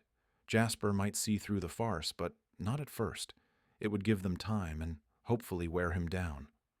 Let's get this over with. The sun will set in a couple of hours. And Jala will have dinner ready. Gerard said happily. What do you think she's making tonight? Who said you were invited? Who said I wasn't? Ian smiled and took off for the mine bed. You're in luck. She's making fufu with peanut soup.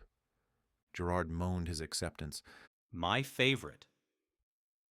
It was one more reason Gerard fit into Najamba better than Ian. It wasn't like the dish was horrible, but Ian just couldn't stomach the big pasty dough ball. His insides protested if he ate too much. Gerard could eat the entire dish and still request more. It thoroughly irritated Ian. The office was just a short walk from the mine.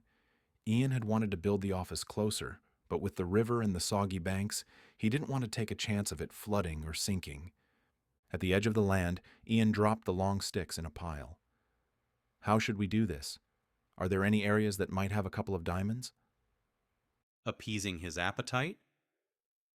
If he doesn't find any, he'll know we're hiding something. This land is stripped for the most part. He might be able to find some in the east corner. And the river, of course. What about at the south end near the field? Gerard shrugged. It's possible, but unlikely. Ian scratched his jaw as he scanned the land. While they only took diamonds from the land and returned the dirt to where it came from, it was easy to see where they had dug and how long ago. The land was scraped flat in some areas, and in others, nature reclaimed it, shaping it back into the sloping banks. He bent down and separated the bright sticks, giving half to Gerard. Let's try to get a couple of areas that might have a spare stone or two. The rest will have to be duds. There's no way he'd be able to get through all of these stakes in one day anyway. It's odd that he would even want to try. He doesn't strike me as the kind of man to get his hands dirty. I think his love of money trumps dirt. Gerard nodded and headed to the north end of the lot, while Ian took the south side. They met up in the middle 20 minutes later. As Ian looked out at the land, sprinkled with fluorescent stakes, he thought it should buy them time. Even he had a hard time remembering where the diamonds were with so much distraction. Let's go eat, Ian said. I'll meet you at your place. I just want to grab a bottle of pollo. Bring me back a beer. You look like you could use something harder. Ian nodded his agreement. But then I'd be useless tomorrow. He had to be at the top of his game tomorrow. Jasper would walk all over him if he thought he could. The only reason Ian didn't bar him from his land was because Jasper had a habit of leaking information. He'd allowed Jasper to dig to his heart's content, hoping he didn't get too close to the hot spot. But if he did, Ian would have to end it. It was like playing chicken, a game he rarely won. Gwen watched as Ian and Gerard parted ways, one heading to the bar, the other to his home. It looked as though they were done for the day, having placed fluorescent stakes all over the plot. She wondered at the significance, and if it had anything to do with Jasper. The sun was setting, and she had to find shelter for the night. She wouldn't dare sleep outside, nor would she drive hours to find a place to crash. Staying near Ian was the only way to glean more information on him. So far, she had found nothing useful.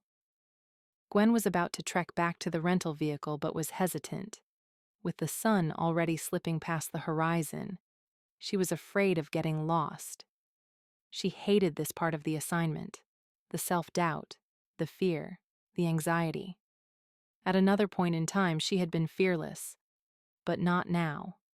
And it was her own fault. She had done this to herself. She alone had created the monster that stole from Ian. She let out a huffed breath and steeled her resolve. She didn't have the luxury of weakness, just one foot in front of the other. After all, this wouldn't be her life forever. Only until... Well, she didn't want that day to come either. It was like she was living in purgatory. She couldn't wait until her life was free again, but the cost was too high. Gwen scanned the area to see if anyone was on the road or nearby. When she thought it was safe to maneuver, she ran to the office. Ian used to have a couch. It'd be perfect for a quick sleep. She'd leave before dawn. Hours later, Ian sat up in bed and tossed the thin sheet from his body. He couldn't sleep. This time it wasn't because of the hot, oppressive humidity, nor the ball of dough stuck in his stomach. He was afraid, and that made him angry. It was all well and good that he would play a dancing game with Jasper in the morning, but what if that wasn't enough? He had to be 2 steps ahead of the man, because if Jasper decided to flap his mouth, there would be soldiers and rebels warring on his land. He had to get in touch with David. He might have an idea of how to secure the land and keep the village safe without hiring his own security.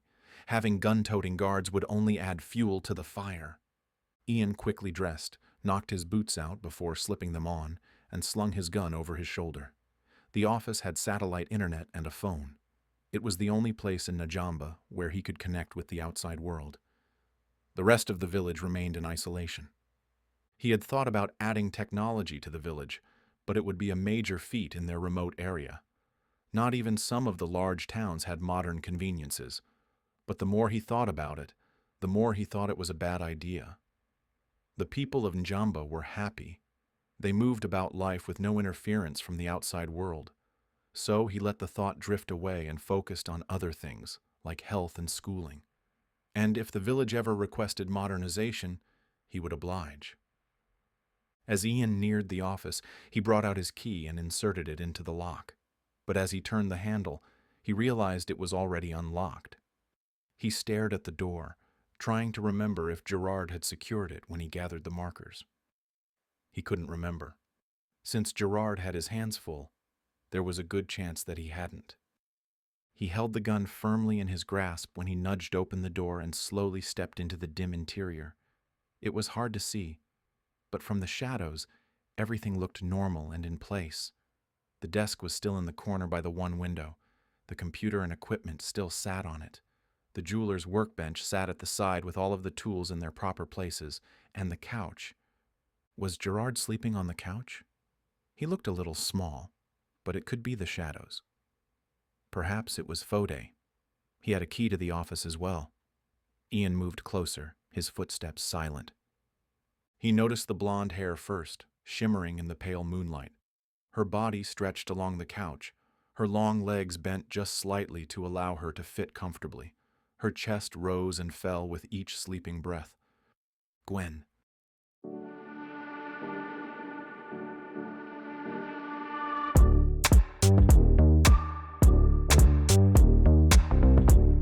Chapter 6. Gwen woke as if in a fog. The last time she had slept in Najamba, she had been with Ian, falling asleep in his arms, exhausted from lovemaking. The hot air blanketed them while nature sung an enchanting lullaby.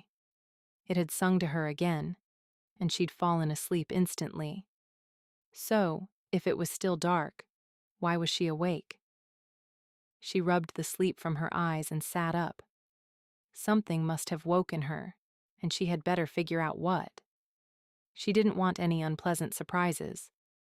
As she stood to walk to the window, she was startled to find a silhouette behind the desk.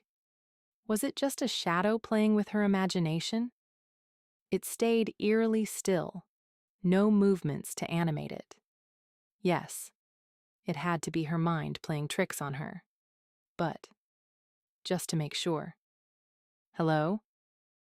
Nothing. She walked a few steps closer. Is someone here? Still nothing. But every time she took another step closer, she realized it wasn't her imagination. Someone was there. Gwen willed herself to remain calm. Please, turn on the light. The desk lamp flicked on, bathing Ian in a warm glow. She blinked at the sudden brightness. Ian. She took a step back. He never took his eyes off her, never moved. Only the rifle he held tracked her movements. This isn't what it looks like, she hurriedly said. He didn't say anything, but his tightened jaw told her what his words didn't. I'm serious. I'm not here to steal from you. It was the truth for now. She had no idea what would happen once she relayed her information, but for now she had no intention of taking anything from him. Where are my diamonds? He finally said through clenched teeth. I already told you, they're gone. She took another step back and felt the couch at the back of her legs. I never meant to hurt you, really. But you did, repeatedly. She had nothing to say to that. Her apologies obviously meant nothing to him, and there was nothing more she could say. She took a breath and headed for the door, hoping he wouldn't shoot her in the back. If he did, she wouldn't blame him, but she really hoped it wouldn't come to that. Where are you going? I'll leave. You won't see me ever again. She turned to look at him one last time. I promise. She would try to explain to Divine. He could be reasonable when it suited him. Unfortunately, when she turned around, her gaze tangled with Ian's, and she was momentarily trapped. I promise, she repeated. Turning to the door, she wrapped her hand around the handle only to find it locked. How? She quickly searched to find a way to unlock it, but it was an older model that would only unlock with a key. Before she could process her next move, Ian stepped in front of her, blocking the door. Not as easy this time. She stepped back. What do you want from me? I don't have your diamonds, so don't bother asking again. I have no money to pay you back. I'd be happy to apologize again, but I don't think you want me to. I want you in jail where you belong. I'd be no use to you in jail. We can work out an arrangement instead. I can pay you back in installments. She'd have to skim from the top, but it was doable. Ian narrowed his eyes. You stole millions from me, and I know I'm not the first nor the last. If you don't have the money, who does? She hadn't expected him to call her on that point. Gwen crossed her arms and looked directly at him. Can we work out an arrangement or not? I'm fully prepared to make amends. It might take some time, but I can get you some money within 2 weeks. He laughed. And I can trust your word. It took me 6 months to track you down. I'm not wasting another 6. Not on you. She tried not to flinch at the last word that seemed to be filled with hate. I'll give you my contact information. If I don't deliver funds within 2 weeks, you can set the police on me. Contact info can be changed. Police can be bribed, especially here. There is nothing you can do or say to make me trust you. Gwen eyed him. He was serious. He would not let her leave. Her punch had caught him by surprise in France, but this time he was armed and prepared. Maybe if she waited, there would be an opportunity. With a sigh, she walked to the couch and sat down. You win. Send me to jail if it makes you feel better. If she couldn't find a way to leave, she'd have to rely on Duvine's assistance.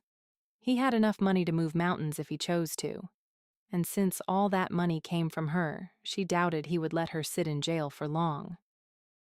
Ian studied her for a moment before nodding. He strode to the desk and picked up the satellite telephone. A brief, murmured conversation later, she assumed to the police. He sat down in the chair and stared at her. So, do I wait? She asked. They'll come for you in the morning. You might as well sleep while you can. I doubt you'll be able to in the crowded cells in Freetown. Gwen lay down as if she was perfectly comfortable with the situation. She was anything but. Jails here were filled to the brim with desperate people all looking for a chance to break free, for food, for relief from diseases. There was a good chance she would die before Duvine was able to fund her release. She glanced over at Ian. Can I make a call? You can make one in jail? She nodded and turned over so Ian couldn't see her emotions. She would survive. She always did. Ian sat behind the desk, his eyes never straying from Gwen. It was nearly morning. The sky gradually turned from black to indigo. He was sure Gwen had fallen asleep an hour ago. Her body no longer held rigid, but breathed in a soft rhythm. He scrubbed a hand over his face, allowing his dry eyes to close for a moment. Ian never called the police as he'd pretended. It was a ruse to see what she would do. It seemed as though she accepted her fate, but he knew she'd lost her composure when she turned her back on him. Her shoulders had shaken for a brief minute until she sniffed and returned to her rigid position. He probably should have called the police since he wasn't quite sure what to do with her now. But he didn't have the heart to place her in jail, where her life would be in danger. Plus, she was hiding something, and it bothered him. How was it possible to steal so much and have nothing to show for it? For a millisecond, he thought that she could have spent it all, but that would have been highly unlikely. It'd take years of wasteful spending to empty her diamond-lined pockets. He didn't even think a gambling debt would be the answer. So, what happened? And why did he care? The door handle jiggled, gaining Ian's attention. That had to be either Gerard or Fode unlocking the door, or... Ian aimed the rifle, ready to use it if necessary. Gerard swung the door open and stepped inside, halting when he saw the gun pointed at him. What did I do? He looked around. Did Manny shred the reports again? Ian took a breath and set the gun on the desk. No, Gwen is here, and I wasn't sure who else would make an appearance. Gerard peered down at her, but then shrugged and turned away. I don't know what to do with her, especially if Jasper is coming. Having two different problems on the same day could cause more problems. Did she say anything? Just that she wasn't planning on stealing anything. Then why is she here? Ian shrugged. I have no idea. She doesn't seem anxious. Gerard studied her. She's sleeping as if she doesn't have a care in the world. Maybe she didn't. Perhaps the life of a thief is a one-part high adrenaline heist followed by months of lounging around. However, that still wouldn't explain why she was here. There had to be better places to whittle away the time between jobs. Did you call the police? I pretended to, but no. It would only cause more unwanted attention for us, and she wouldn't last a day. What do you care what happens to her? Gerard sat in a chair across the desk from Ian and kicked his feet up. I don't care, but you know what the jail conditions are like. I wouldn't even send my worst enemy there. Ian flicked a glance at Gwen, which I guess would be her. Then do we keep her here forever? Let's get rid of Jasper first and then deal with Gwen. Ian stood. The quarantine signs and caution tape are in the closet. Do you want to put them out, or should I? Gerard stood. I'll do it. Fode will be around soon and can help. Ian nodded. Spread the word to clear the streets and keep inside. There will be no work today. But let them know they'll get paid as long as they keep out of sight. If Jasper still wants to dig through the mine, he will do it by himself. Gerard opened the closet and gathered the supplies needed. Will you be okay alone with her?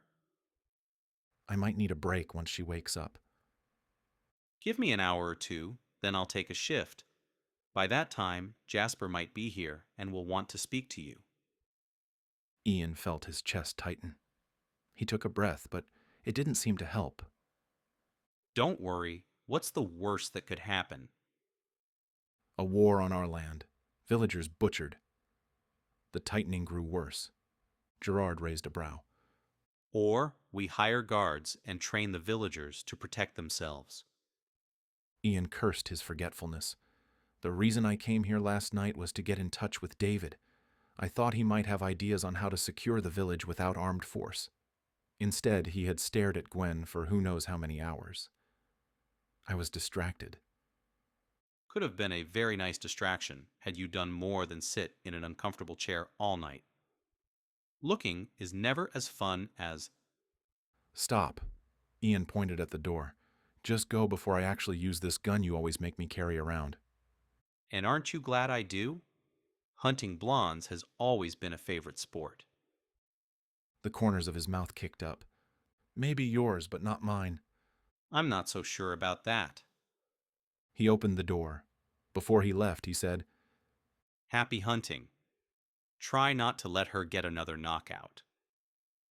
Gerard closed the door behind him, but Ian could hear his laughter. Ian smothered another curse that was building inside him. This was just the beginning. Gerard would have plenty of extra goading later when he was filled to the gills with pollo. Instead of dwelling on Gerard or Gwen, he flipped open his laptop and connected to the satellite. A quick note to David might prove useful. More useful than staring at the back of Gwen's head. In his email, Ian explained the circumstances, leaving out Gwen for the moment. He probably wouldn't hear back from David for a day or two given the time differences. Plus, his wife was due to have a baby soon. Ian would be an uncle. Funny, he never gave it much thought before now. And it really didn't change his life one way or the other. But something about the realization that there would be another Miller tickled his insides just a bit, and he wasn't sure why. Maybe it was just happiness for his brother and sister-in-law, or perhaps it was indigestion from the fufu. Gwen had kept her eyes closed as she listened to Ian's conversation with Gerard. It sounded as if they were planning something. To quarantine the village just to get Jasper to leave was impressively creative, if not completely over the top, especially for a failing mine. Unless it wasn't as far gone as people thought. Was that why she was here? To ascertain the truth? The picture she'd received didn't reveal much. And now that she knew Ian hadn't called the police, what was he going to do with her? It wasn't like he could keep her here indefinitely. At that thought, she had to block unwanted images from her mind. If Gwen ever wanted her freedom, she had to stay focused on the topic at hand and not how desperately she wanted that single night to last forever. No matter what Ian thought of her or their shared night, it would always be held on a pedestal in her mind. No one would ever come close to Ian. And it wasn't just the unbelievable passion, it was him. His genuine, caring personality filled with laughter and love made him the only man she had ever been drawn to. And he was married and hated her. She would be wise to remember that. However, she did cause him many problems. Perhaps there was a way to help Ian while getting the information that she needed. Once Gerard had left the office, it sounded as though Ian was typing on his computer. She took a few moments to collect herself before she finally sat up straight and said, "I can help."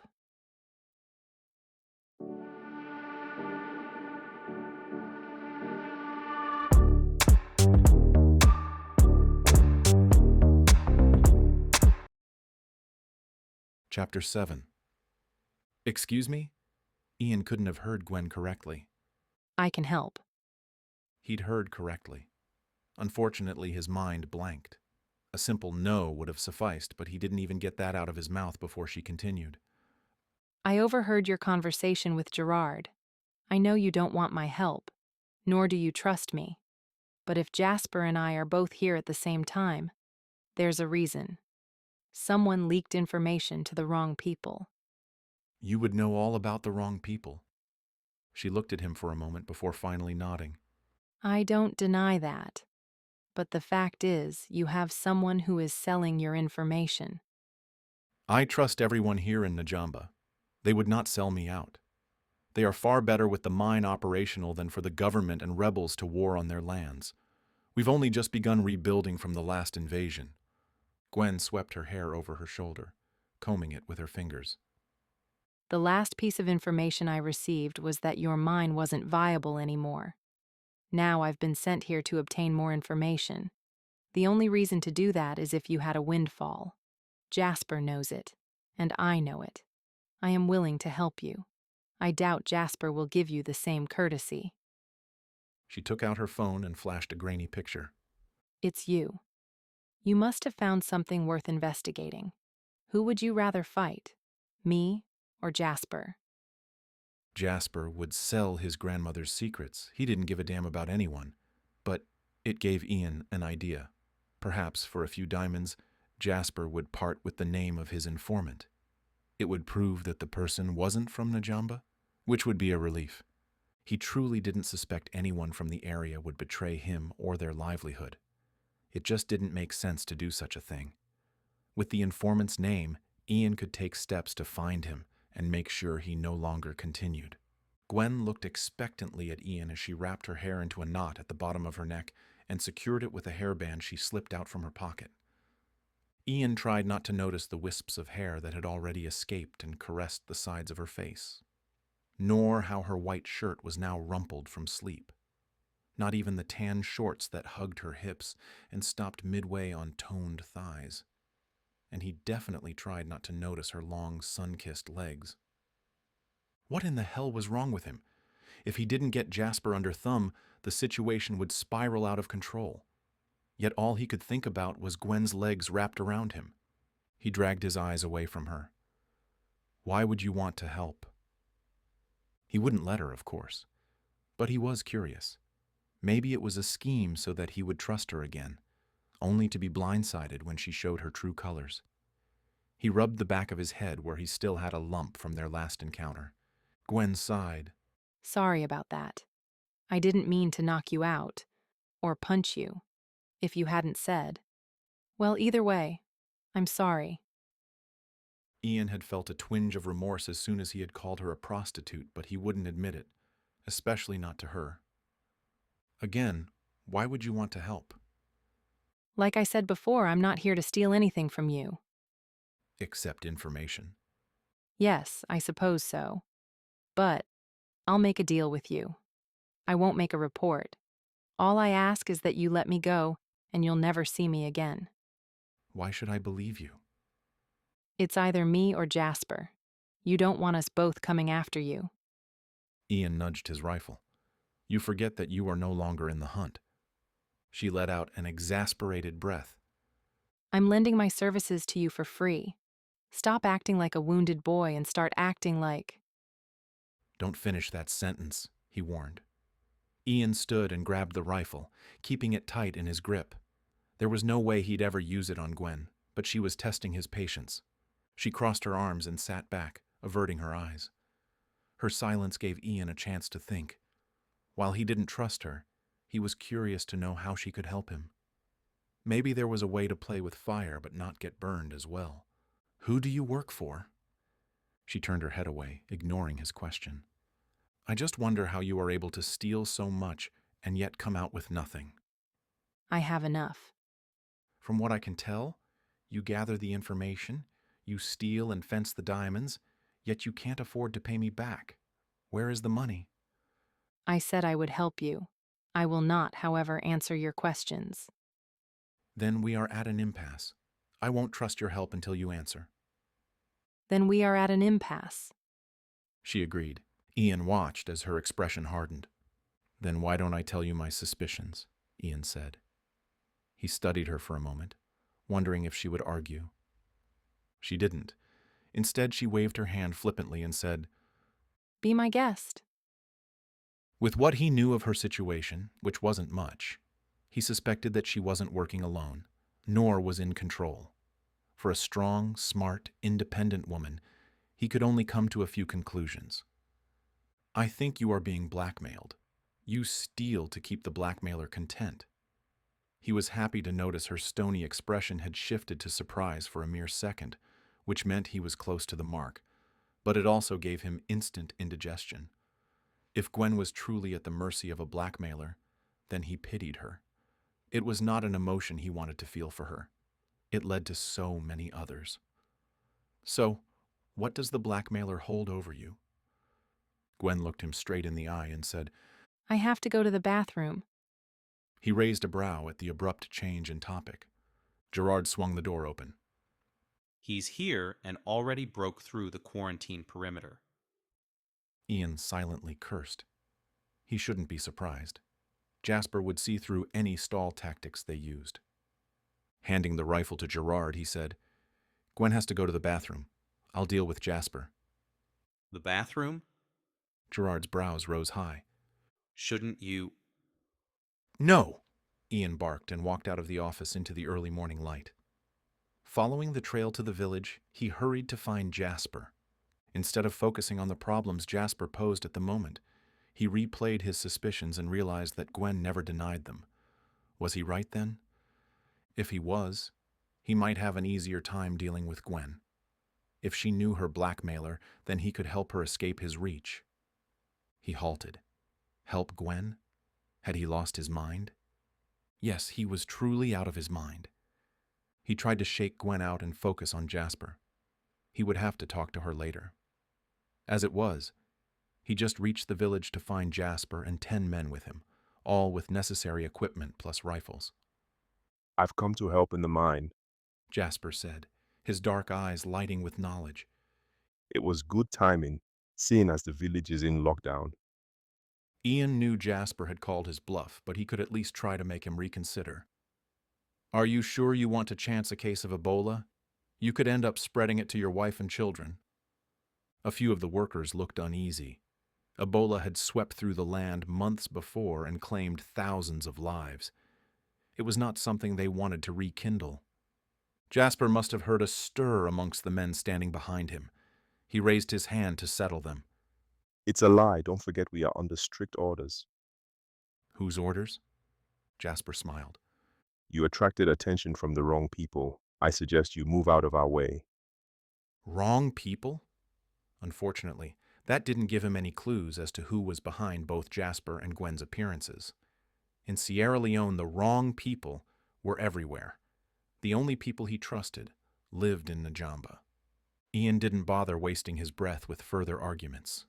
Instead, he said, Then feel free to work the mine while my workers are in quarantine. But anything you find still belongs to the village. Jasper narrowed his eyes and gave the signal to proceed forward. As Jasper passed, Ian held out his hand. You can pay me now for those diamonds you took yesterday. Jasper looked at Ian's hand. Think of our work today as payment. He tried to step around, but Ian blocked him. I didn't ask you for your help. That was the last of our diamonds. You will pay me now. While Ian wasn't desperate for the funds, he had to make it seem like he was. When they didn't find any diamonds, they might then understand his persistence. It was a long shot. Jasper eyed him with unveiled hostility. Ian was unarmed, and Jasper had 10 men at the ready. Jasper had the upper hand and knew it. We will settle at the end of the day. He bumped Ian out of his way as he and his men shoved through.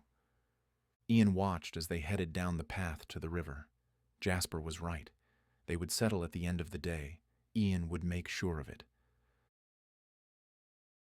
Gwen stared at the spot Gerard pointed to. Are you kidding? No. She huffed an exasperated breath. Then turn around. No. I'm not peeing here. It wasn't that she was picky. Far from it, especially given that she was in a remote area with no running water or plumbing. And the fact that she was now crossing her legs so she didn't explode made her even less choosy. But he pointed at a tiny bush, only calf-high. There was no way she could maintain any sort of modesty while squatting near the diminutive plant. If you're afraid I'm going to run, I promise not to. I couldn't. Not at the moment, anyway. If she moved now, she was bound to lose it. Please. She hated to beg, but the situation called for it.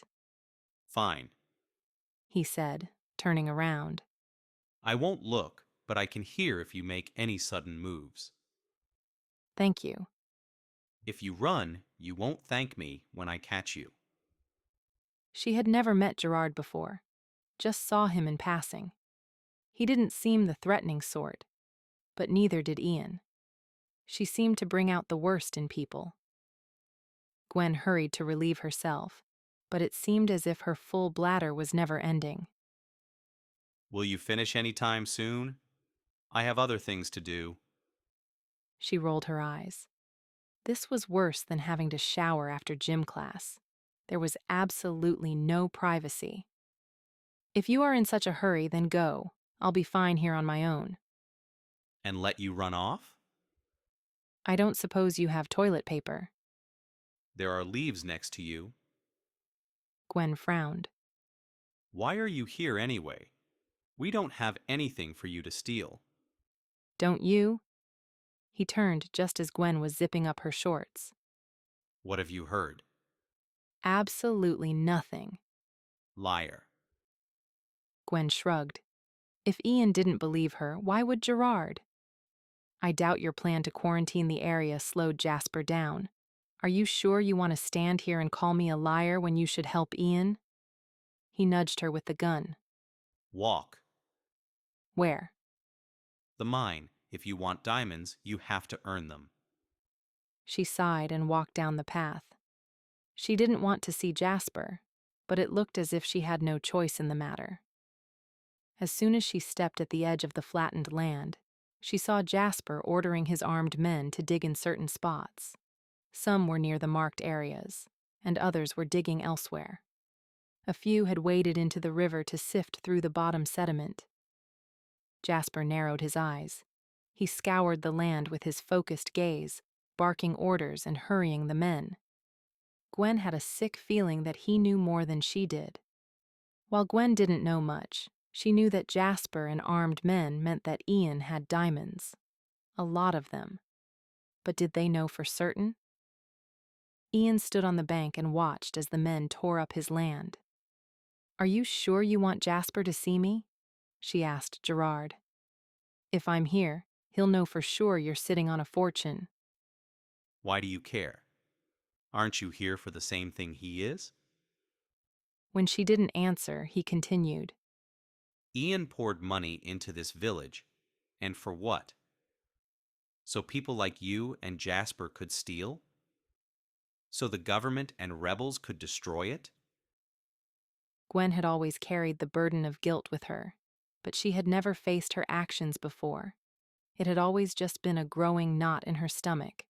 one that she would push down so she could handle her next assignment. No matter what you think of me, you shouldn't let Jasper see me. It'll only make matters worse for you and Ian. While he didn't verbally acknowledge that she was right, he did nudge her in the direction of the office.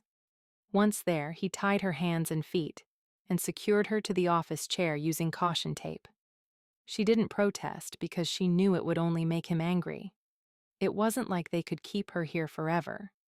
And Ian wasn't the type to kill anyone, not even to protect the village. She thought the same of Gerard. Once they came to their senses, they would let her go. And if they didn't? Well, she didn't want to think about that. She'd just have to trust her instincts. Before Gerard closed the door on his way out, she said, "Tell Ian his eyes drift over to the northern corner of the mine too often. Jasper will figure it out before long." Gerard slammed the door closed.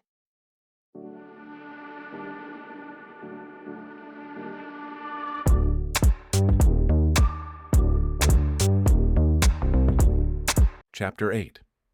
When Ian spied Gerard walking down the path to the mine alone, his stomach performed at least one wretched somersault. "Where's Gwen?" he asked once Gerard stopped next to him. Don't worry. She's tied up tight in the office. Ian frowned. While he didn't want her free to cause more trouble, he also didn't feel it was necessary to tie her in the office. But perhaps Gerard was correct. When it came to Gwen, Ian obviously didn't think straight. He'd be better off letting Gerard handle the situation. Stop glaring at me. She'll be fine. She's the one who suggested it. Ian didn't realize he was glaring. "Gwen suggested that you tie her up and leave?" Not in those words. Gerard shrugged with a lopsided smile. She said it wouldn't be wise if Jasper saw her. "Did she say anything else?" Gerard nodded. She said you look to the north corner too often. "Did he?" Ian silently groaned. He must have been looking at the diamond cluster unconsciously. Hopefully Jasper didn't notice like Gwen had. What do you think they know? I have no idea. They've obviously been told there's a large quantity of diamonds here, but maybe they aren't sure yet. Perhaps their source wasn't too sure what he saw. It's not like we pulled out a bucket full of diamonds. For now, it's all hearsay. Only you, me, and Fode know for sure. "Where is Fode?" Ian asked, scanning the riverbank. He's probably at home with his family in quarantine. Ian nodded. "He'll be safer there." The armed men didn't look as though they were itching for a fight, but they looked hungry too. Here, men's loyalties could be bought for pennies on the dollar. Ian motioned for Gerard to follow him. Where are we going? "The canteen. The men look hungry and thirsty." Why should we care? "They're only following orders. They're not to blame." They have a choice. "Did you see them? They're starving. Their families are probably the same or worse. Their weapons are so old they'll probably end up hurting themselves if they choose to use them." Many people in the surrounding villages are hungry. Not just them. Desperate people do desperate things. Let's not give them a reason to today. When they arrived at the canteen, Gerard was about to say something. His attention drifted over to the far corner where Saba stood nervously. "What are you doing here, Saba?" Ian asked softly. He didn't want to frighten her, but she wasn't safe here. "You should be at home with Fode and your family." I came to look for him. He's not at home. Ian looked to Gerard. "Where could he have gone?" Gerard shook his head. I don't know, but he wasn't at the office. "Let's not worry about him right now," Ian said. "If he doesn't show up in an hour, then we'll start searching. Until then, let's get drinks and food to the workers." You're giving them our food, "Only some. but they will steal from our lands. Then we'll give them what they need so they don't have to steal." Ian gathered supplies from behind the counter. Saba stood motionless until Gerard walked over to her. It's pointless to argue with him, but we should ask him how he plans to replace the food. Saba looked questioningly at Ian. Gerard smiled innocently. You're still thinking about pizza, Ian stated. Gerard's smile widened. Pizza! Ian chuckled at her confused expression. You know what? I think pizza is a perfect substitute. It wasn't often he could take a bad situation and make it great, but today he could. We'll have a pizza party tonight after Jasper and his men leave. Saba's eyes lit. I don't know what that is, but I think I will like it. Ian looked to Gerard. We'll need to send someone to town. Freetown? No, Bo will be closer and we'll have all of the supplies. You plan to make it from scratch? Ian smiled. With your help, of course. Of course. He didn't look so sure. Ian thought for a moment. Why don't you go to Bo and drop off Gwen on the way? Drop her off? Gerard crossed his arms. You're going to let her go? I don't want her here, and she can't pay back what she stole. So yes, I want her gone. Gwen, does she have blonde hair? Yes. Did you see her? Saba nodded. A long time ago. She gave me this. Saba lifted a necklace from under her dress. Gerard lightly touched the thin gold chain that secured a gemstone. A ruby. She nodded. At least that's what she said it was. Why did she give it to you? Ian asked, confused. He recognized the necklace from when he first met Gwen. She had been wearing it. He didn't know why he remembered it. Maybe it was the way it twinkled on her moonlit skin. I was searching for a bracelet I lost down by the river. It was really early in the morning, and I was retracing my steps from the night before. Gwen asked me what I was doing. When I told her, she gave me her necklace. She said some things are lost forever, and there's no getting them back. I never did find the bracelet. If she is here, I should thank her. I never had the chance before. She left me with such a beautiful gift and then walked away before I could. Gwen did the exact same thing to him. She gifted him with a night he'd never be able to duplicate with any other woman, and then walked away. You don't have to thank her. It was probably... You can thank her tonight, Ian interrupted. Saba didn't need to know that the necklace she had come to love was stolen. Tonight? I thought. Ian shook his head. She'll be at the party tonight. Gwen needed to see the families she nearly destroyed, and just like the armed men, perhaps she was hungry and thirsty as well.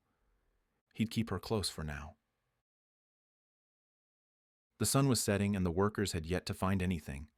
Jasper visibly became more and more agitated, yelling at anyone who slowed for a moment. Thankfully, the crew had eaten a full lunch thanks to Saba's help. She had stayed in the canteen to prepare what she could while Gerard and Ian brought it out. The workers were both wary and relieved. It took some arm twisting, but Jasper finally allowed them to take 5 minutes to eat and rest. After a full day of work, they had to be hungry again. But this time, they were on their own. Gerard crossed the river, the water lapping at his knees. He stopped by Ian to say, Saba hasn't seen Fode all day. She's worried. That worries me too. We need to get Jasper out so we can do a full village search. Jasper doesn't look like he'll finish anytime soon.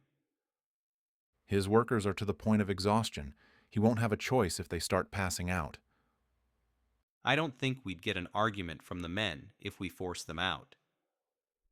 Probably not, but I don't want them to act rashly either. They are hungry and tired. Let's not push them when a simple nudge will do. Gerard nodded. By the way, Gwen is hungry too. She can eat pizza with the rest of us. Are the supplies here? Yes, we'll have to make everything by hand. They didn't have anything pre-made, not even the sauce. It will be worth it. Ian smiled. Gerard's stomach growled. There are enough ingredients to make 100 pizzas, and I could eat all of them right now. Ian eyed him. You must have been hungry when you made the list. I hope you're not expecting me to make 100 pizzas tonight. Gerard shook his head. No, just 50 today and 50 tomorrow. Come on, Ian said, heading over to Jasper. Let's get this over with.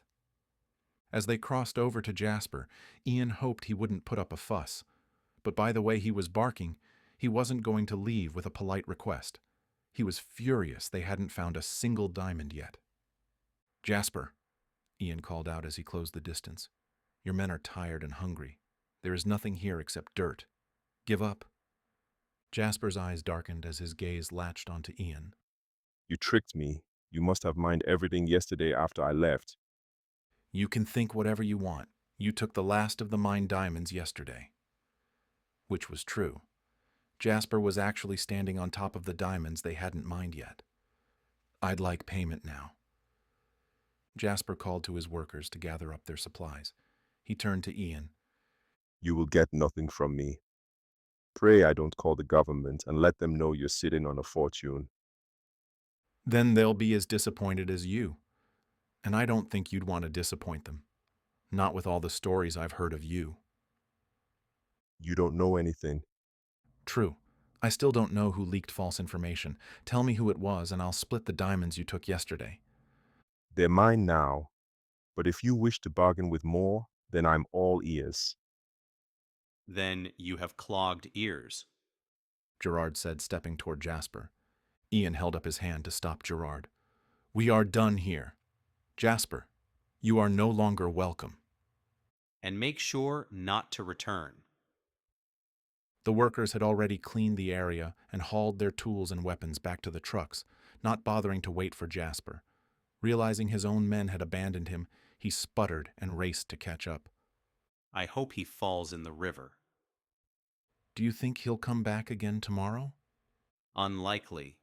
I doubt he could get the men to come back to mine barren land.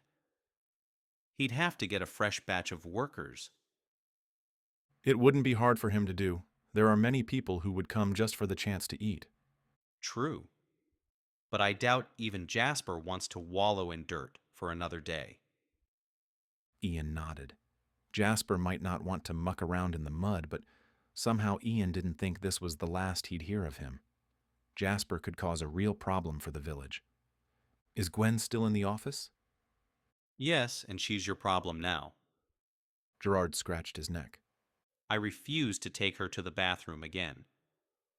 Ian arched a brow, not knowing how to respond. "I'll deal with her." Thank God. Gerard tromped down to the river and began crossing it. I'll meet you at the canteen. I need a beer. "No pollo tonight?" I'm not in the mood to become lightly buzzed. I need full-on, falling over drunk. Ian had a strong urge to follow him and see if he could surpass falling over drunk. Oblivion would be nice right about now. Instead, he sighed and walked the path to the office to untie Gwen. She could help with the pizza. He promised himself not to speak to her about anything other than food, the weather, or bet on how many beers Gerard could drink before he actually did fall over. Anything else would only anger him and make Gwen tight-lipped. And once the pizza party was over, she could sleep in the office. Tied up, of course. And he could fall into his own bed. He couldn't wait. He was already supremely exhausted. Ian stopped mid-step. Crap. They'd forgotten about Fode. Well, if Gerard was heading to the canteen, Saba would be there to remind him. He'd get the search party started. Ian rubbed his forehead, attempting to stop a growing headache. He shouldn't let this runaway day get the better of him. It was simple, really. All he had to do was retrieve Gwen from the office, find Fode, make pizza for an entire village, drink beer, then pass out. Easy enough.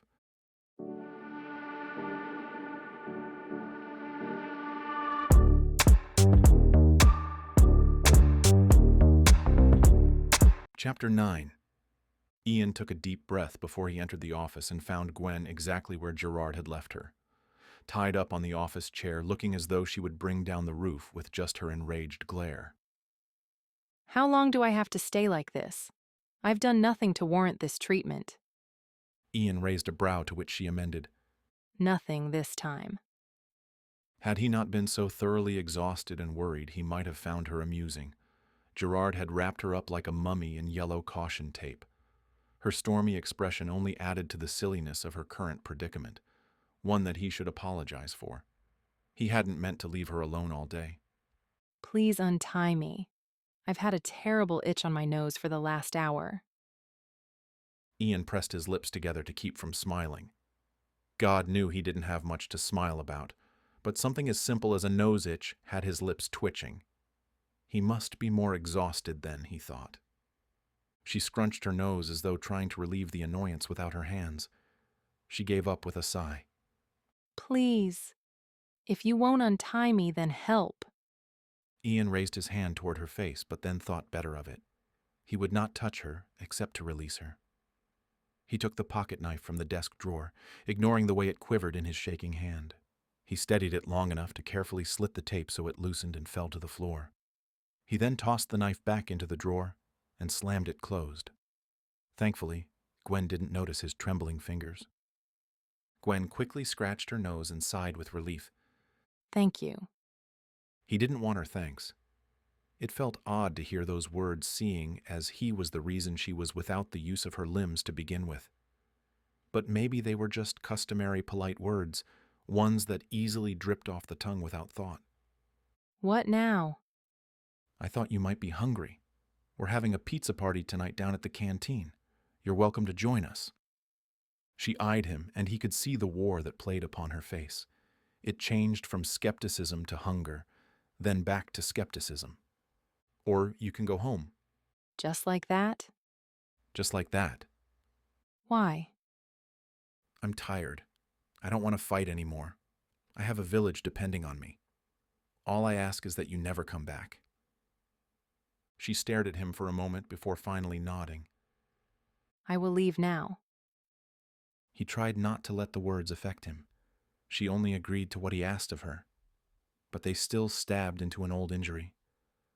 Why did they have to be on opposite sides? Why couldn't life be simple for once, the way it had been before he'd stumbled into Sierra Leone, forever changing his life? You're welcome to stay for food. You have to be starving by now. When she didn't say anything, it felt as though she'd walked out of his life again. And I could use the help. Help with what? Making pizza. Gerard and I are making it from scratch. Extra hands are always useful. I don't think Gerard would agree. No, but Saba would like to see you again. She asked about you. Saba? The woman you gave your necklace to. Gwen's lips parted in surprise. Don't worry about Gerard. By the time we get there, he'll have downed a six-pack and will be serenading Manny, whose eyes twinkle like pepperoni slices. Gwen laughed. I guess I can't miss out on that. Just don't let him near me again with caution tape. Ian nodded. He's actually not a bad guy, just territorial when pushed. Most of the time I can't get him to take anything seriously. Really? Ian glanced at her. Everyone has a flip side. Even himself. Even Gwen, he supposed. Gwen didn't know what to think as she walked alongside Ian toward the village. He'd said she could leave without an altercation. She was tempted to run and see if he was telling the truth, but she couldn't. Not after seeing the exhaustion that blanketed him. While she couldn't do anything about her past actions, she could do something to help him now. If that meant making enough pizza for the entire village, then she would do so. She wasn't so ignorant as to think the evening would be pleasant. Everyone here had a right to be angry with her, but she did hope to extend an olive branch before she left. And then she would never come back. She would make sure of it. Duvine could be swayed by whatever bauble she put in front of him. He would forget about Najamba if there was something more intriguing elsewhere. Perhaps she could finally get her hands on the Faith diamonds. The collection was legendary, which is why she had never attempted it before. Her normal steals were exquisite diamonds worth a fortune, but they weren't in history books. But the risk could be worth it. It would keep Duvine in a good mood for years, maybe long enough for her to think of a plan. She smiled. Yes, perhaps the Faith collection would be her ticket out of this life.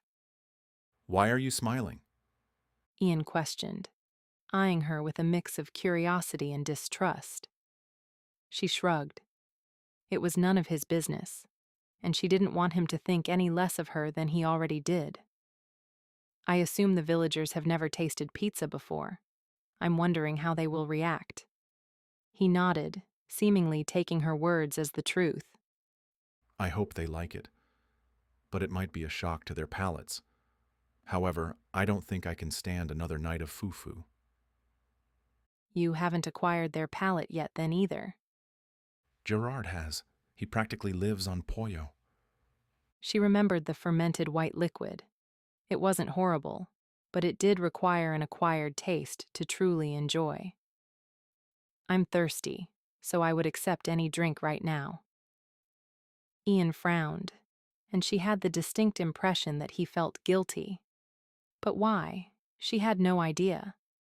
By coming here and being caught, she had put him in a bad position. Gwen reached over and touched his bare arm, feeling the strength behind the tan skin. Thank you for not calling the police. I promised I would leave tonight, and I will. You'll never see me again. I promise. He looked down at her hand and then back at her. Why did you come? I told you the truth before. I was sent for information, and now I have it.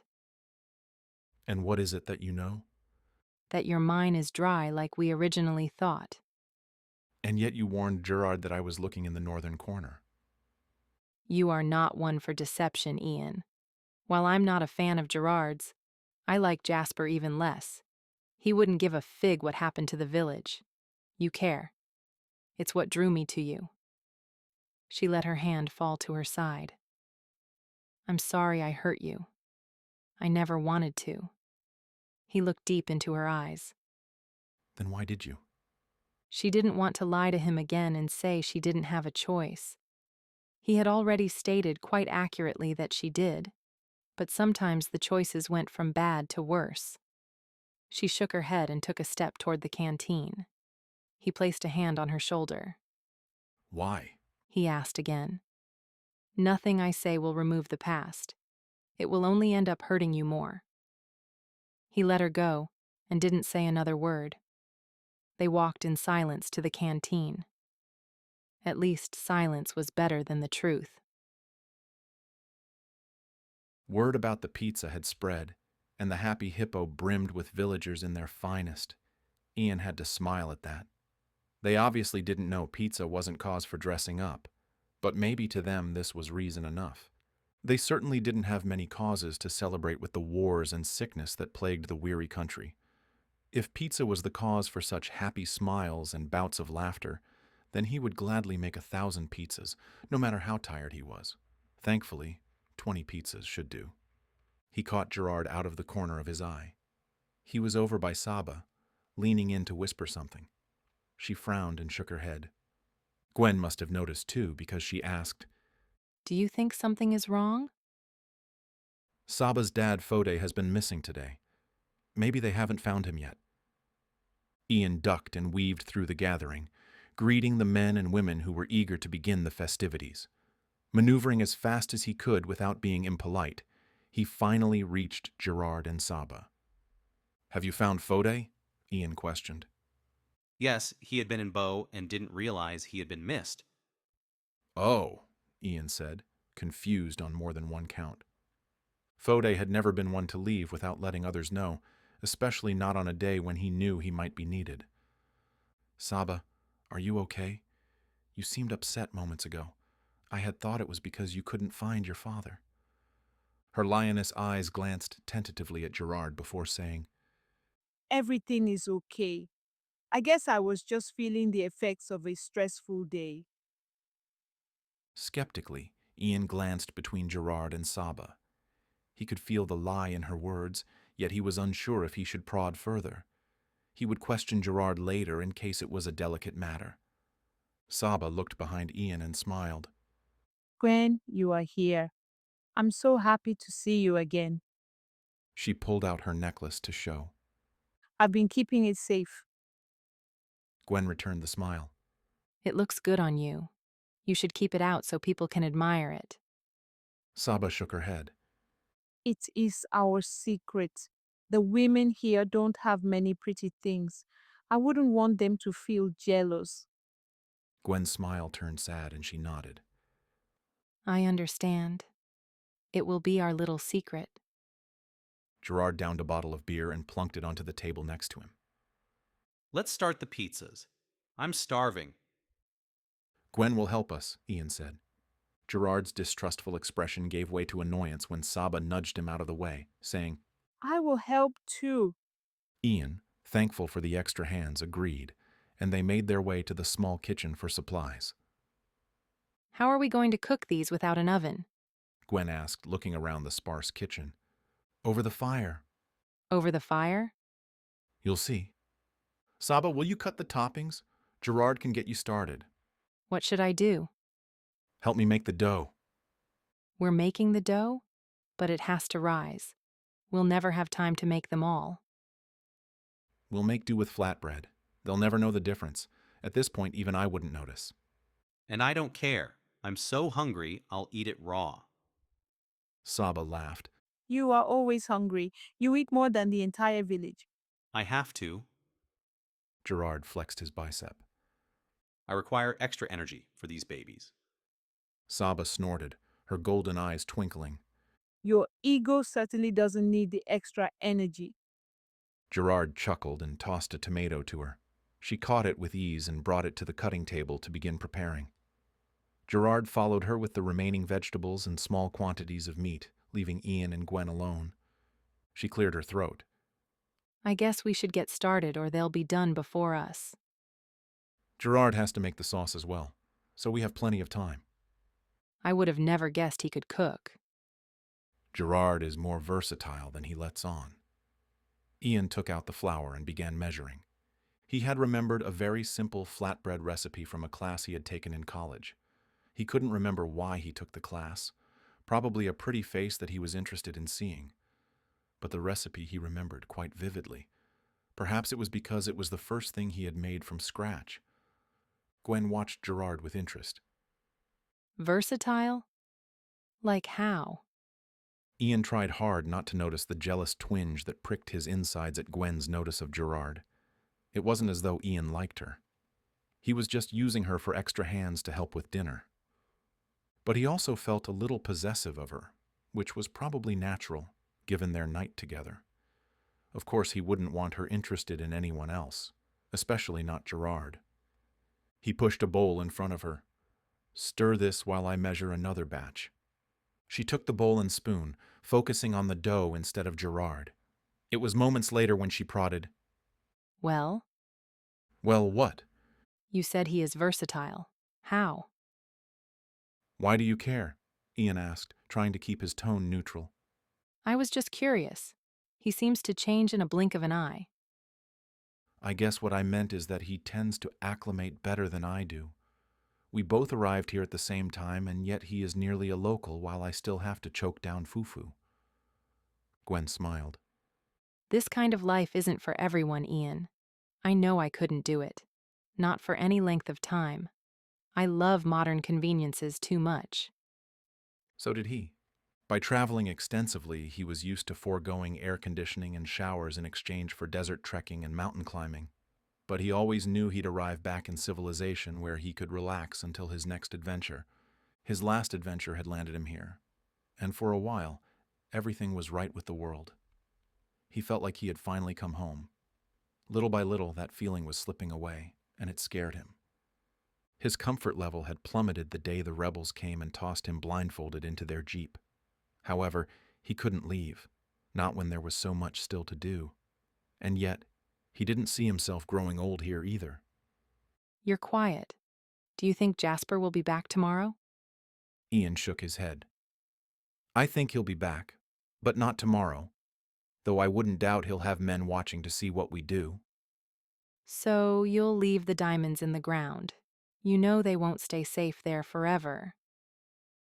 It was no use trying to deny her suspicions. When it came to diamonds, she had more of a sense for them than Gerard. They'll never be safe in Sierra Leone. I have to get rid of them fast. I'd offer to help, but I don't think you want me anywhere near them.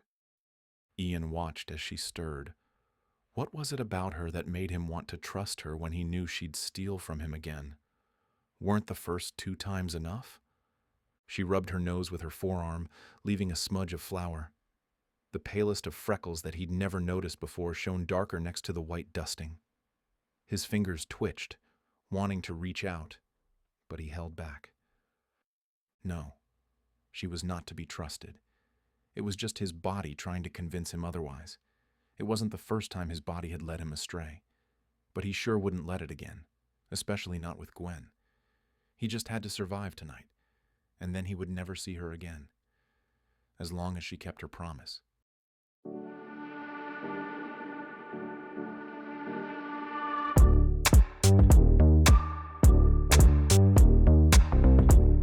Chapter 10. Gwen was not going to keep her promise. Oh, she would leave.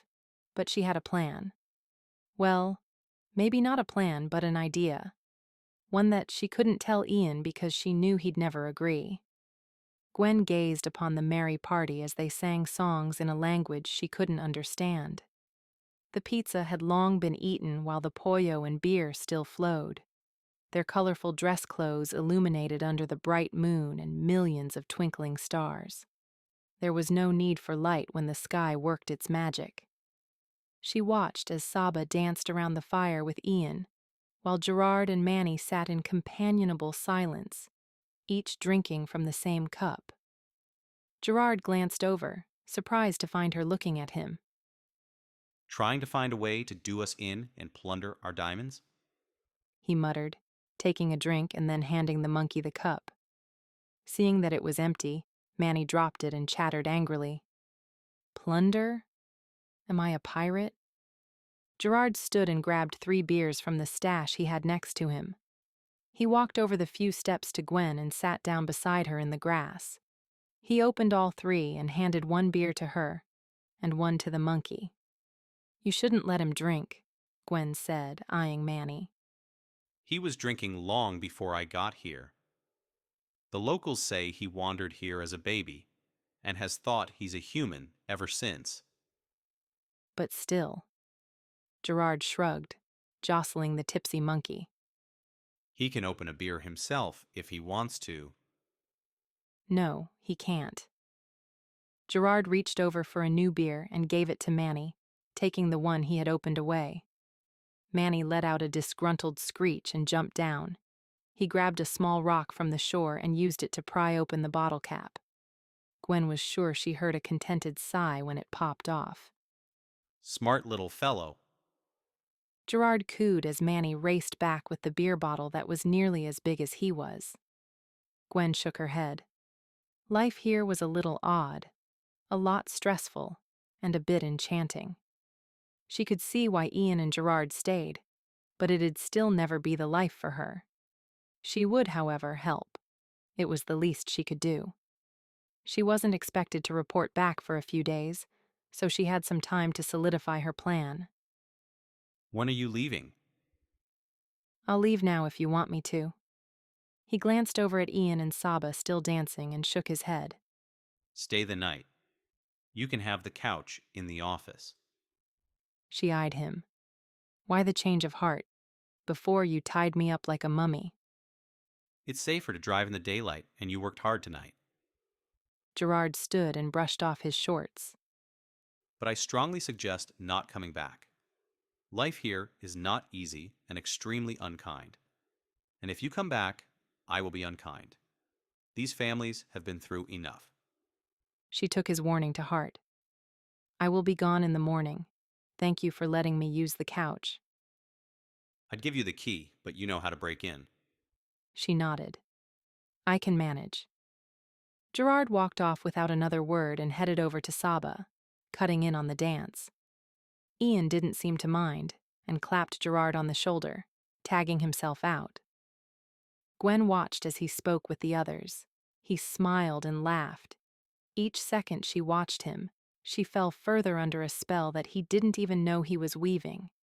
She wished things had been different. With him, she could almost see a happy ending. Or, if nothing else, a very exciting beginning. With his stormy gray eyes, dark hair, tempting body, and unassuming personality, he was like a forbidden drug, one that she couldn't seem to shake no matter how hard she tried. She shook for wanting that next exquisite dose. Ian spotted her in that moment.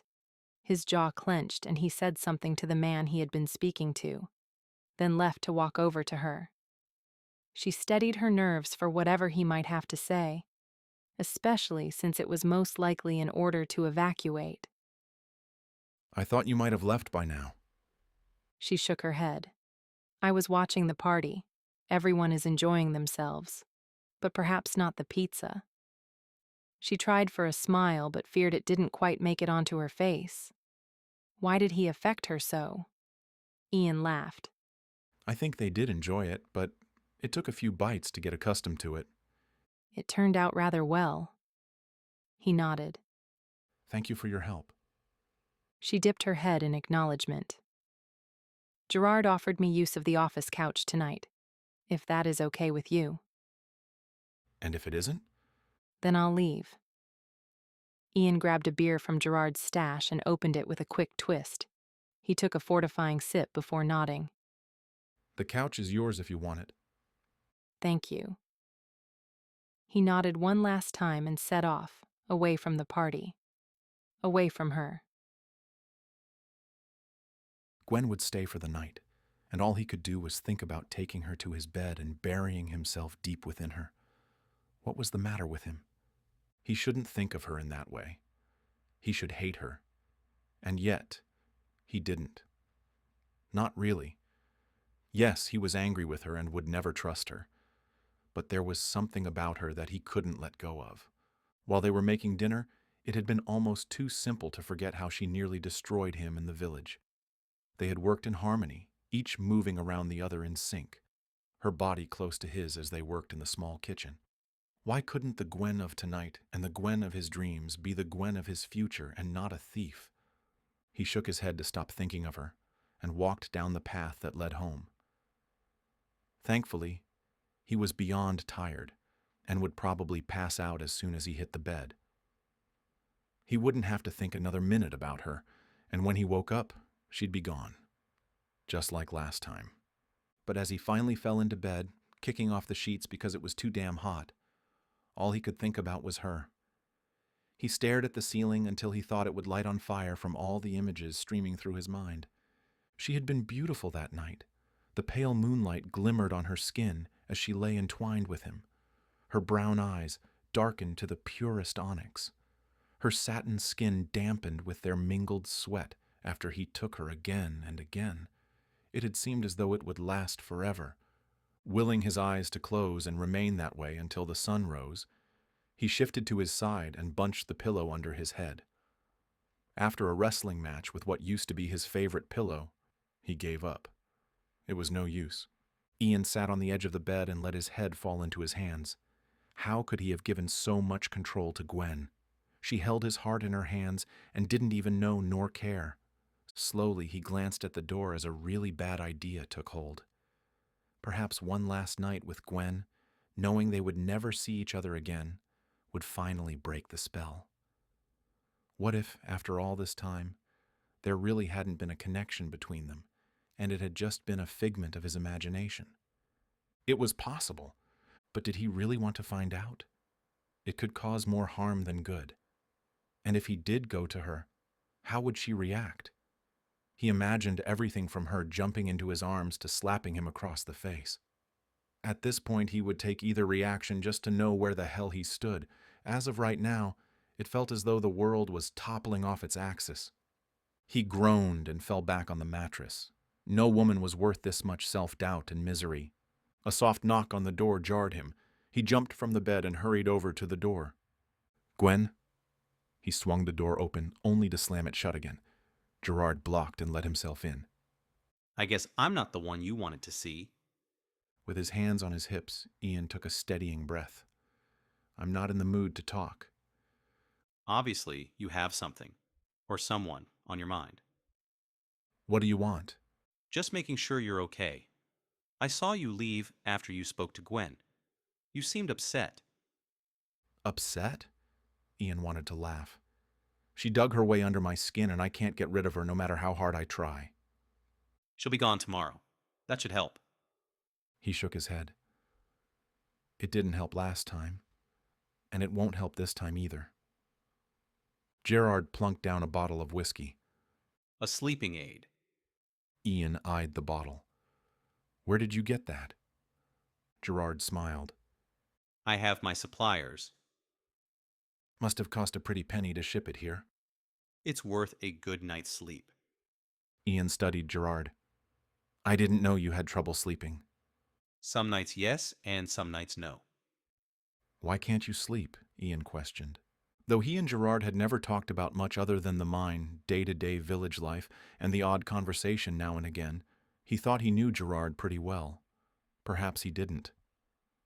There is more than one Gwen in the world. She doesn't run the monopoly on betrayal.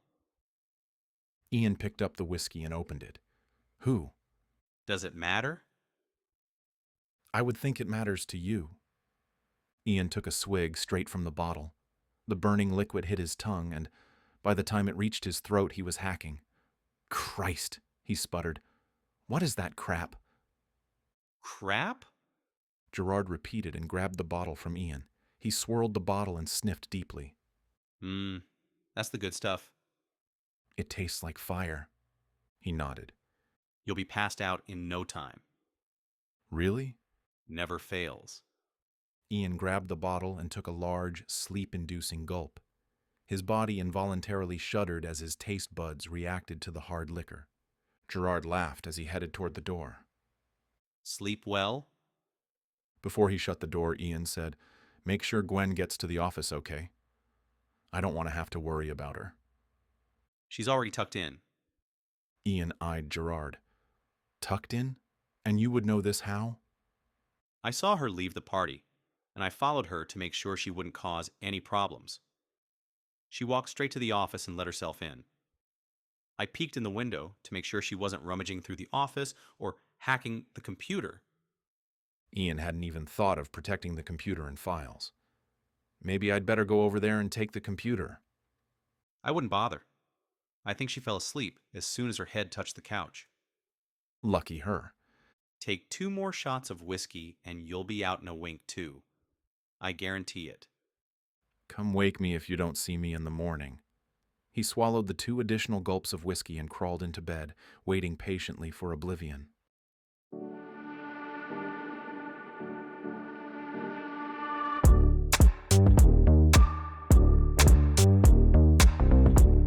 Chapter 11.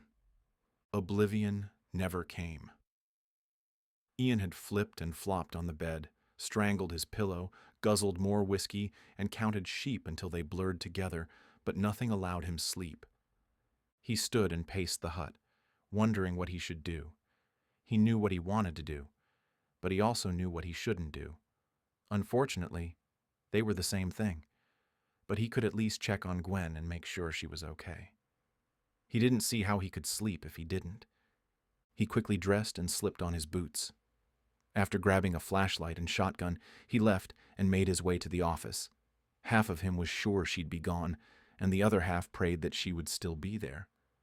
If his brothers ever found out how far he had fallen for a woman who would rather rob him blind, they'd hold that knowledge over his head for years. He wouldn't blame them, since he would have enthusiastically done the same if they were in his shoes. Just as he reached the office, the door opened and Gwen stepped out. She gasped in surprise when she found Ian only steps away. What are you doing here? He ignored her question. Where are you going? She looked to the black sky before settling her gaze on him. I thought it would be better to leave now. Now? In the middle of the night when no one could help you if you got lost or attacked? She shrugged. I knew this would be awkward. Ian tried to squelch the panic that threatened to consume him. It was dumb for him to leave his hut this late at night when no one was around, but at least he had a gun. Gwen didn't have anything to defend herself with. She didn't even have a vehicle in the village. How did she get here? How were you going to leave? Were you going to steal my Jeep? No, I rented one. It's about a half-mile away. Ian narrowed his eyes. A half of a mile away, in the middle of the night, with no gun. Each word became more and more threatening. For God's sake, one snake could have swallowed her whole and they'd never find her. Not even her body. Are you insane? No, I just thought, Thought? You didn't think at all. For the life of him, he couldn't control the anger that pounded at his ribs. She could have been snatched by rebels. Had she any idea what they would do to her? What they had done to him? Did she have any idea what he had done to escape? No, of course she didn't, I'm sorry. she said, taking a step back toward the office. I'll just go back into the... His hand flew out and caught her arm. No, you're coming with me, Where? she asked, her voice edged with nervousness. Ian, you're holding my arm too tight. Do you have any idea what could have happened? I said I'm sorry. I'll sleep in the office until morning. No, you're coming with me, he said again and steered her down the path to his hut. When Gwen realized where they were going, she said, I don't think this is a good idea. And it wasn't as if she hadn't thought about it 1,000 times, but Ian didn't seem like himself. It was as if he was going to unravel any minute. She couldn't think of a reason other than maybe he suspected treachery on her part, which would have been temporarily true until she explained it to him. Thankfully, she bumped into him before she had done anything to provoke his already deteriorating mood. Her plan had been to sneak out to the mine, unearth as many stones as possible, and leave. It would look like she stole them and no one would be the wiser. Jasper would leave Ian alone and the leaked information would become invalid. Then she would clean and cut the diamonds, sell them, and wire the money to Ian. It could have worked, but not now. He practically dragged her down the path. She doubted he would let her out of his sight until she was secured in her vehicle and driving away from the village. Ian, slow down. He didn't. Do you realize how much danger you were about to put yourself in? She didn't bother answering since it seemed to be a rhetorical question as he proceeded to scold her. She wondered at his anger. Was he truly upset because she was putting herself in danger? Or was it because she was leaving? She had a feeling she wouldn't get an answer if she asked. The way he was hurrying down the path was not by a man who wanted to share a night together, but by a man who was scared. He had never seemed that way before, and she wondered what had happened. He opened the door to his cabin, ushered her in, and secured it behind them. He leaned against it and took a deep, shuddering breath. Ian, are you okay? He didn't answer but walked over to a half-full whiskey bottle and brought it to his lips. He drank greedily. Gwen took the bottle. What in the world is the matter? He pointed to the bed. Go to sleep. As if I could. But she did sit down on the edge and watched him as he paced the short length of the room. He was unraveling so quickly she didn't know how to stop it. She didn't even know what was wrong. Ian, please sit. You're making me nervous. I can't stop them. Who? I can't. God, Gwen, if they take you too. Take her? Suddenly it dawned on her. The rebels. They aren't here. Aren't they? He still paced, his speed quickening. They could be in the forest now and we wouldn't have a clue. She took a moment to study him. He had seemed fine this evening at the party. What had happened between then and now? Ian swayed and seemed to steady himself, only to crumple lifelessly to the floor. Ian! She shouted and hurried to his side. Ian! Wake up! She tapped her hand against his cheek. What in the world had happened? Should she get Gerard? After Ian's reaction to her leaving the office by herself, she was rather afraid to attempt it now. Gwen ineffectively waved her hand in front of his face, trying to cool him off. It was hot tonight. Maybe he had heat exhaustion, but she didn't think so. He didn't feel warm to the touch, and he had seemed more paranoid than hot. It was as if he was internally spiraling out of control. Had it been a panic attack? She touched his forehead, brushing the wayward locks that fell across his brow. What happened, Ian? With a sigh, she looked over at the bed. There was no way she could carry him over to it, but she could do the next best thing. Gwen pulled the mattress off the bed and dragged it over to him. She had a feeling that between not sleeping last night and his episode just now, he'd probably sleep until morning. The mattress wasn't all that thick and rather easy to move. She tucked it next to him and then rolled him on top. That proved to take more effort. He was solid, uncooperative weight. Once he was on the mattress, lying on his back, she lifted his head a few inches so she could place the pillow underneath. The only pillow. Should she stay? She loathed to leave him alone like this. What would he think if he woke up alone and she was gone again? Her mind made up. Gwen sat down next to him and then slowly curled up next to him, using his shoulder as a pillow. Her mind cycled through scenarios of what could have happened. She now believed it was a panic attack. But what triggered it? He had been speaking of the rebels. She never thought much about the time he had been held hostage, other than it must have been horrible. Did something happen? Something unthinkable? As she listened to his heartbeat fall into a peaceful pattern, guilt struck her anew. She realized her quickly devised plan would never work. Even if she stole the diamonds, sold them, and then wired the money to Ian, the rebels would still be there, always looking for another angle to fund their war. Would he ever be safe? Ian opened his eyes, blinking at the sun that lazily drifted through the windows. He must have slept late. Wasn't Gerard supposed to wake him? Perhaps he was just as groggy from drink as Ian. Groggy was an understatement.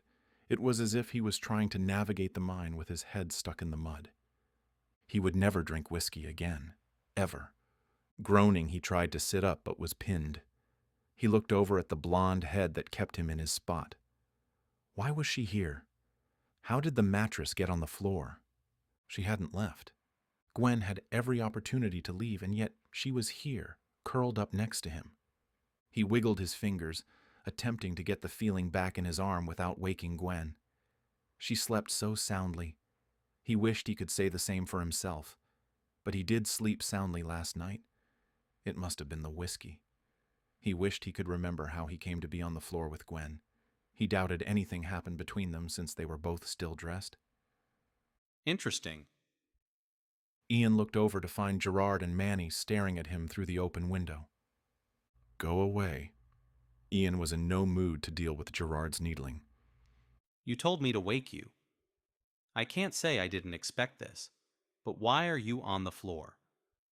I have no idea. I can't remember anything. Gerard smiled. The whiskey will do it. Gwen stirred next to him. Her slumbering eyes fell on Ian. She stilled for a moment before asking, Are you okay? Besides a headache, yes. Why? You fainted last night. I never faint. You were pacing the floor and then you fainted. Pacing? Ian tried to remember, but he couldn't seem to piece together the night. There were just a few blips and audio bites. He had a bad feeling it wasn't just the whiskey that had felled him. He'd had panic attacks before. Could another one have been triggered?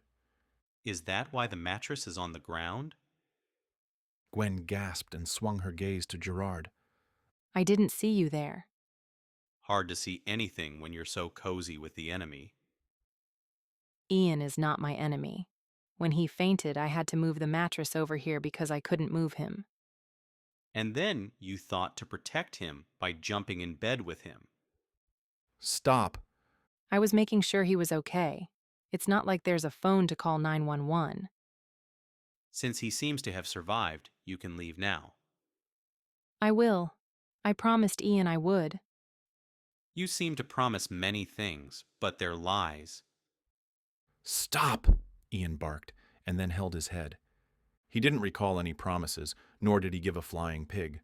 He just wanted to piece his life back together, and that meant mining the last of the diamonds and getting them to safety. Gerard swung around. Something had caught his attention. Jala, Ian is still asleep. He spoke in her native tongue. Before Ian could stop the intrusion, Jala opened the door, the edge bumping into the mattress. With her hunched-over frame, she immediately saw Ian and Gwen. And even though they were fully clothed, he knew without a doubt this would cause many problems. His suspicions were confirmed when she began scolding. Her voice rose to a banshee decibel. She swatted at Ian until both he and Gwen flew from the makeshift bed. Her cries had carried, calling the villagers to Ian's cabin. They looked on to see what the fuss was about. Saba popped in the window next to Gerard. Oh, Ian, She said in a softer scold than Jala. you knew the rules. What rules? Gwen asked, as she partially stepped behind Ian to block her from the swarm of uninvited guests. Ian growled a curse in frustration. Of course he knew the rules, but he wasn't expecting this. He didn't intend for this to happen. What's going on? Gwen asked. She was now fully behind him, her hand clutching his arm. There are rules between unmarried men and women. We broke them. We didn't do anything. We were alone together in a cabin. That is enough. Seriously? Seriously. So, do we get scolded? I'm pretty sure Jala already did that. No, we get married. Seriously? Gwen's voice pitched an octave higher. You should have left while you had the chance. Ian glared. Can we have a minute alone? He asked the room in general. While most people were still outside, the open door and windows lent to a wide audience who was very interested in the newest development. Since there were no TVs or books for entertainment, he didn't blame them. But he did require a moment to talk to Gwen. Saba shook her head. You know the Mendi leaders won't allow it. The Sandy will take her now. She paused. At least I think they will. It's hard to say for sure since she is foreign. So am I. That's not how we see you. Who are the Sandi? Gwen asked. She was now pressed against him, growing more worried by the minute. He placed a steady hand on hers. The Sandi is the women's secret society. The Poro is for the men. They help to transform the young into adults. They will prepare you for the wedding. Her hands clamped down harder on his arms. Wedding? I have no control over this, Gwen, Ian said sorrowfully. He didn't want this to happen any more than she did. We are in their village and therefore follow their rules. If you want to avoid marrying me, then find a way back to your jeep and leave before sundown. That's when the ceremony takes place. But you're already married. He shook his head. No, I'm not. But I met your wife, Nadia. He frowned. I don't really want to discuss this with 100 ears listening, but I'm not married. I can tell you the whole story later. If you don't find a way to leave, we'll have plenty of time. You're serious? I'm sorry, but yes, I'll go through with the ceremony because it is expected of me. If I don't, I risk losing the respect of the village and all the mine workers. I can't battle them, the government, Jasper, the rebels, and you. He shrugged. If you can find a way to leave, then do so. But make sure you never come back. There are rules that also apply to runaway brides, and they aren't lenient. Gwen looked so petrified that Ian's resolve threatened to collapse, but there was no other way. Not now. The villagers had a peaceful way of existence, but they were strict when it came to what many would consider old-fashioned courting. He had to hold up his side of the unwritten contract. His entire life had been turned upside down 100 different ways. He would not ruin the one thing that he counted on. His strong relationship with the people was the only thing that kept him going. If Gwen was still in Najamba by sundown, he would marry her and deal with the consequences. He dreaded those consequences.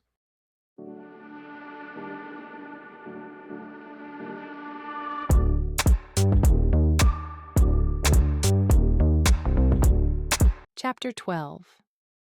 Saba had been the first to welcome Gwen as a guest of the Sandi Society. The group as a whole wasn't quite sure how to deal with her since she was foreign. She didn't know the language, and she would most likely run away. But Saba was instrumental in helping to bridge the divide. While the rest of the women dispersed to prepare for the ceremony and celebration, Saba stayed at Gwen's side. The Sandi is a secret society of women. They help slowly introduce a girl into the society and prepare her for womanhood. But with you, it's a little different. Gwen looked about the small cabin that she had been escorted to only moments after Ian had said he wasn't married. Between him not being married, secret societies, and a wedding ceremony that would take place in less than 10 hours to unite her and Ian, her head reeled. Why would your society take me? Saba gave a tiny shrug. Honestly, I'm not sure all societies would, but we love Ian, and so therefore his wife belongs with us. But don't worry, we won't hold you to all the formalities. Just the one where I have to get married. She smiled. Yes, just that one. She stood and walked over to a trunk that was old and cracked. Some girls don't even get to court their boy. They are born knowing who they will marry. Gwen studied her for a moment. What about you? Will you get to choose? Saba lifted the lid. Yes, my family believes your heart should choose. She took out a bundle of white cloth. I know you'll be happy with Ian. And if I'm not? She asked it more of herself, but Saba heard and gave another tiny shrug. You have no ties here. I heard what he had said to you before. If you have a wish to run, I won't stop you. No one here will. But for the sake of tradition, Jala and the elders, we adhere to the rules. You are an outsider and can disappear anytime you want. If I did leave, what would happen to Ian? Saba thought for a moment, her fingers playing with the cowrie shells that were sewn on the delicate white cloth. Probably nothing. Like I said, we love Ian. If you left, the villagers might pity him for a while, maybe even tease him, but nothing bad would happen. If that was the case, Gwen knew Ian would fare well. He wouldn't be brought down by a few remarks. He might even join in stating how lucky he was that he dodged a bullet. But Gwen didn't feel lucky. She felt adrift. The truth was that she was stuck on Ian, that one night had sealed her fate and locked her heart. Then she had ruined her chances with him. She accepted that fact with the barbed inflictions that came with it and moved on. But she never really moved on, she just circled back around. And now that he was forced to marry her, she might have a chance again. But would he forgive her for staying? And could she keep Divine at bay without either men discovering each other? Was it worth the risk? She watched as Saba unfolded the cloth and held it up for Gwen to see. This will be your wedding dress. She said, her fingers drifting over the light material. Many of the women here have worn it. They would think it an honor if you wore it as well. As far as Gwen could tell, it was no more than a sheet with cowrie shells adorning it. It was beautiful, but she wasn't quite sure how it functioned as a dress. I would love to wear it, but I'm not sure how. I will help you. Think of it as wrapping a towel around yourself when you get out of the bath. Speaking of baths, Gwen started, realizing that if this was truly going to be her wedding day, she needed a bath desperately. She wondered if there would be a wedding night. With Ian already upset with her, it was likely she might have to spend the night by herself in the office. Still, a bath would feel refreshing and might give her a moment to gather her thoughts. Yes, the women are gathering the rainwater. We should have enough for you. Enough? Has there been a drought? If you need the water, then tell them I'm okay without a bath. A washcloth with a small pail of water would be enough. She shook her head. The bride is important. This is your day, Gwen. Besides, there will be more rain. There is always rain. Gwen wasn't sure, but Saba smiled and seemed not to worry about water, so Gwen wouldn't either. Saba, are there any men here that you're interested in? Only one, but it is too late. Too late? Gwen had seen her smiling at Ian before. Could she be talking about him? But too late could mean many different things.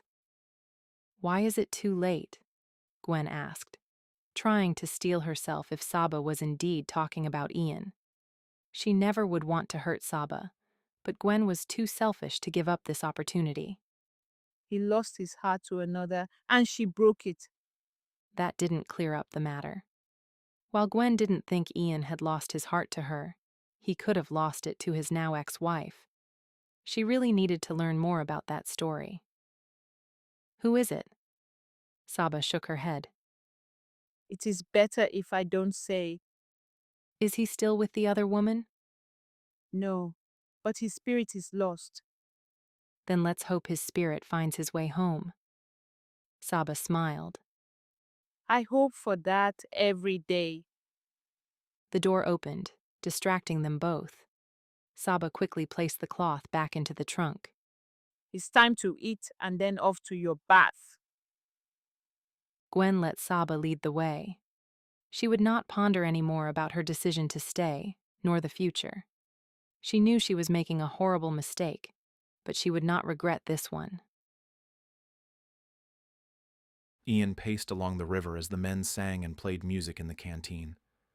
The rhythmic drumming punctuated each step as he agonized over the morning's events. He wasn't allowed to go anywhere near the ladies today, which meant he had no idea what Gwen was doing, if she was nervous, if she was angry, if she were ready to flee. It was to be a big wedding celebration, and he was not to see the bride until she was given to him. Thankfully, they waived the mboya since Gwen's family was not there to receive the bride price. He could only assume his possible future in-laws would be confused, if not horrified, that their daughter could be purchased with a gift of rice, salt, and palm oil. But he was overthinking things, because Gwen was sure to make a break for it. She had done so before with diamonds. Wouldn't her freedom be worth even more? Ian suddenly wondered if she had already left and he was worried for nothing. But certainly someone would notify him if Gwen made a dash for it. They wouldn't keep him in the dark, would they? You're going to wear yourself out before the wedding night. Gerard said as he staggered from the canteen, a beer in one hand and the half bottle of whiskey in the other. Want to drink? You earned it. Ian shook his head. Whiskey was what landed him in this mess to begin with. Take it easy on the drink. Concern for his friend won out against his worry. It's not even noon yet, and you're already swaying. I'm celebrating. Everyone in the canteen is too. We're happy for you. His words were hollow. What happened to you? Nothing. No, not nothing. You keep feeding me clues about your past life, but never enough to piece together what happened. Who hurt you so badly that you had to turn to alcohol? Gerard stumbled in the direction of his hut. Don't walk away! On a normal day, Ian would have let him go, knowing he would drink himself to sleep and then wake up with a better attitude. But today was not that day. Gerard, I'm not letting this go. Tell me what happened. He shook his head and kept walking. Ian followed after him.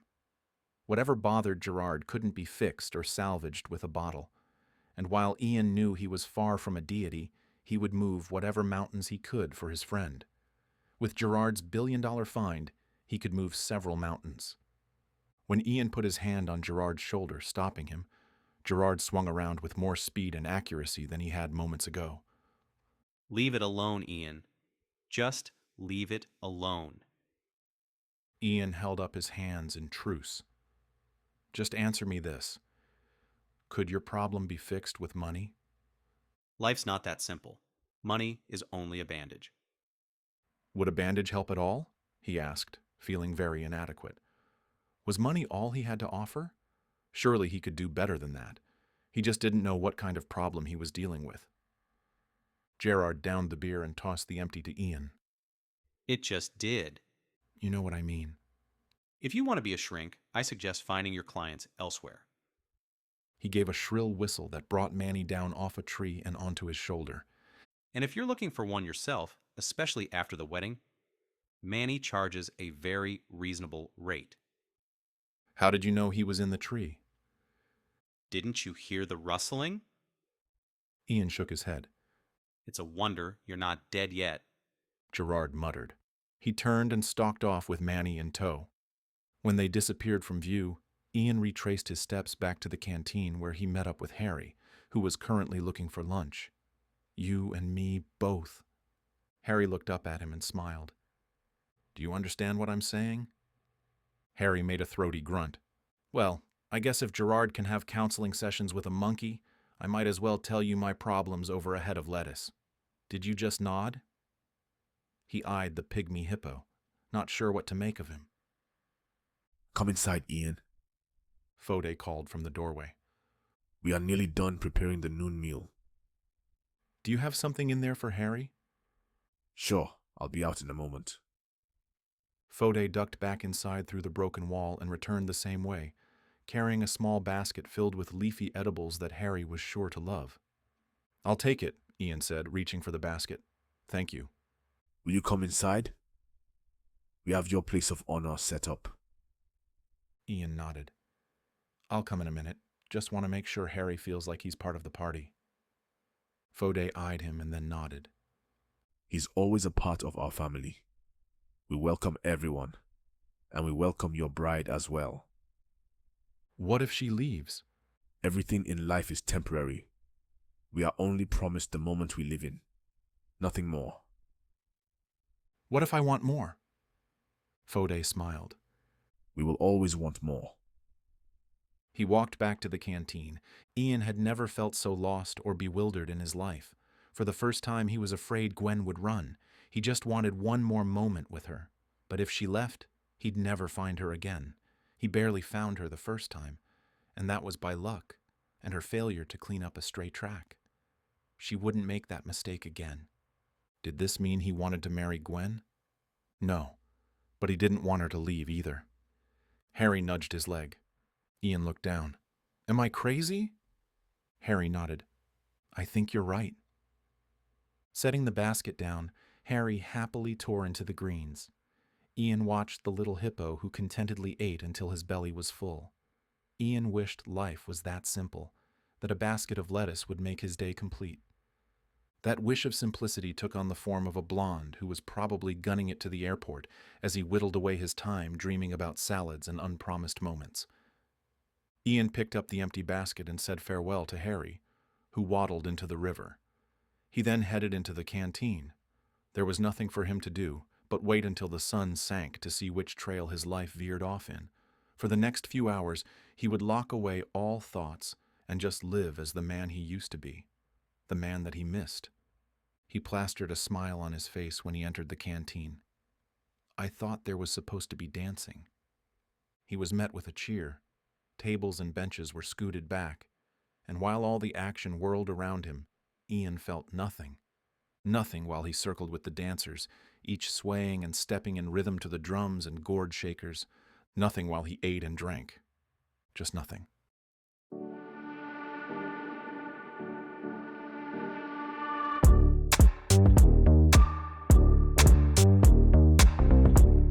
Chapter 13. Gwen had imagined her wedding ever since she was a little girl. Those dreams became less and less with each year that passed. Now in her early 30s, she had to laugh at herself. She was wrapped in a sheet and accessorized with cowrie shells, necklaces, bracelets, anklets. They also dangled from her hair. This was far from her vision, but it was perhaps a little more romantic, and a whole lot more than she ever thought possible. You are so beautiful. Saba said when she secured the last shell. Ian is going to have the prettiest bride. Gwen felt her face heat. She was never given to blushing, but somehow the situation felt too intimate. For so long she had been on her own, and she never once minded it. But now, simple words of praise and friendship made her horribly self-conscious. Only a few minutes remained before she'd be brought to Ian. She was selfish for not leaving, but they could talk after the ceremony, and if he still wanted her to leave, then she would.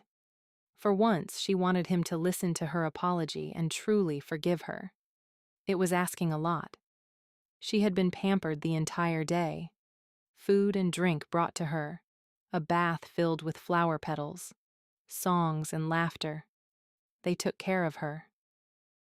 Good thing Jasper never returned. I was afraid that he would ruin everything. I don't like him. I suspect he won't return until he can find more information. He doesn't strike me as the type to toil in the fields when he can sit inside an air-conditioned office, Do you think it's air conditioned? she asked, her face lighting. I have heard about machines like that. You stick them in windows and your room turns to ice. Not quite ice, but cool. Do you have one at home? Gwen nodded. Saba sighed. Someday I will have one too. You will need electricity before then. Ian was going to get it, but that was before he was taken away. Taken away by the rebels? Saba nodded. Does he seem different to you? Saba's lips pinched together as she thought. He is not very different, but there's something about him that has changed. I thought so too. You can ask him tonight, if you have time. Saba smiled widely. An apprehensive fluttering upset her stomach. What's going to happen when we leave the hut? I'm not familiar with weddings here. You might find things a little different, but Ian spoke with the elders. He wanted to make sure to leave the braided grass on. I'm not familiar with that. In the distance, she could hear the familiar sounds of drums and shakers, men and women singing a welcoming chant. Saba hopped in place. It's time. Are you ready? Gwen nodded. There was no turning back now, and she didn't want to. Ian stood near the river and looked out at the sunset. He felt ridiculous wearing a white wrap that hung around his hips and nothing else, but he didn't have a choice. It wasn't like he had a tuxedo in his hut, nor would Gwen wear a traditional Western dress. And when it came down to it, this is what the villagers expected. This was their tradition, and he would honor it. He just hoped the cloth stayed in place. He didn't want to surprise Jala again. When the drums and singers crowded around him, he knew it was time. They waited at the edge of the water until the group of women that had prepped Gwen brought her to him. They didn't have to wait long, and he could hear the women's voices blending in with the melody. The two groups joined together, and Gwen was placed at his side. She was beautiful. Her hair flowed with petite shells. They graced her entire body, and he never thought anything could be more lovely, not even if they were diamonds, especially since they weren't diamonds. She, like most of the women, was dressed in nothing but a white sheet wrapped around her, and it was perfect. He no longer minded the tradition so much. There was something so gentle and pure about her when divested of Western clothes. Maybe it was the warm night, or the way the lingering sun coated her hair with pinks and reds. For a moment he thought this might actually work. They might have a chance. He tried to push the thought away, but he really didn't want to, and so he let it take hold, at least for tonight. Gwen looked at him cautiously. "You didn't run," he said softly. She shook her head. He should have been upset, should have been nervous, but all he felt was that everything was right. But nothing was. So why was he relieved she had stayed? He didn't want to think about it, not when she looked at him that way, the way that made him lose all coherent thought, the way that made him want to sink his hands into her hair and bring her mouth to his. Ian took her hand as part of the ceremony, but he would have done it anyway. He wanted to feel her, to know this was real. He was barely aware of Jala as she wrapped braided grass around his hands and Gwen's, binding them together. Jala sang with the others, her voice standing out as it cracked and wavered. Gwen didn't say anything, just watched in fascination. When Jala tucked in the last piece of grass, she lifted their bound hands into the air 3 times, then led them to the dance circle. For the first time since Gwen was brought to him, she looked nervous. I don't know how to dance like this. They don't care. If they did, they'd never let Gerard in. Ian nodded over to where Gerard had joined in. His steps might have been in sync with the others, but his body and arms were not. She laughed softly and nodded to proceed. It wasn't long before she moved along with the rest, and he became acutely aware of how fluidly she moved against him. It made him wonder about the night, made him wonder about many things. What happens after we dance? We eat and drink and probably dance again. No, I meant for the ceremony. As realization sank in, Ian smiled. She didn't realize they had been married already. She was still waiting for vows and I do. Would she be disappointed without them? He pulled her from the circle, their hands still entangled. With his free hand, he curled his fingers through her hair and brought her close. "There's only this," he said as he touched his lips to hers. He wanted to deepen the kiss, but held back for both their sakes. She surprised him by teasing his lips with her tongue. He grinned and broke away. Does that mean we are married? We were married when Jala lifted our hands. Her eyes widened. That was fast. Gwen looked down at the braided grass. How long do we keep this on? All night, he lied. Gwen couldn't take her eyes off Ian. He seemed light, free, happy. Was it possible? Could it be that he was happy she'd stayed? It seemed like too much to hope for. But as the night progressed and they ate and drank, he never once faltered, never let his emotions sway. He was amazing. After all she had done to him, he didn't push her away or make her regret staying. He kept her close. She wished the night would never end, that they could live in this bubble for an eternity.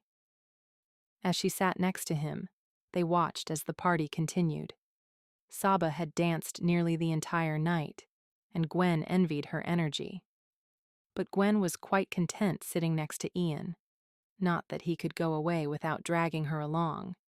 They were still tied together. She liked the tradition. Ian leaned over, his shoulder rubbing against her, the warmth of his lips touching the shell of her ear. Let's go. There were still so many people around, all celebrating for them. Won't they notice? Of course, but if we don't go now, we'll be stuck babysitting Gerard. Gwen scanned for Gerard and found him stumbling out of the canteen. Maybe we should get him home first. Fode will see him home. Are you sure? She would hate for anything to happen to him. While Gerard had been less than civil with her, even tying her up like a mummy, he had made a conscious effort to bite his tongue this evening. At one point, he might have bit hard because he winced.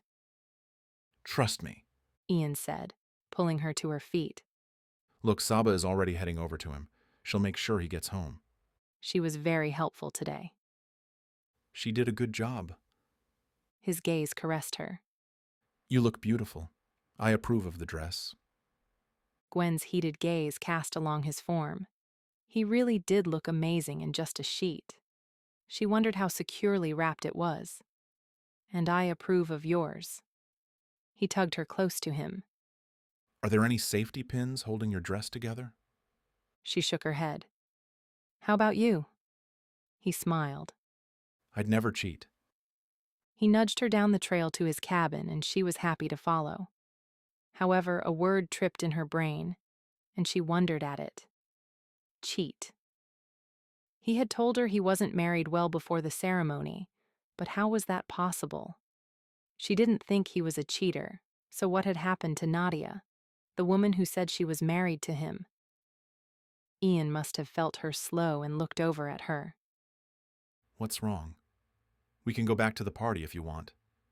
No, I was just wondering about Nadia. Can I tell you tomorrow? Why tomorrow? Because I don't want you to think less of me. Not tonight. How could I think less of you? You have a swarm of admirers here, and you take their best interest to heart. I couldn't think less of you even if you tried to sway me. He reached up, gently grazing his fingertips against her chin. She watched the war as it played in his eyes. Do I have to remind you of what I am? She asked, tilting her head to the side. She really didn't want to rehash the past, but she would, if only to make him see how wonderful he was compared to her.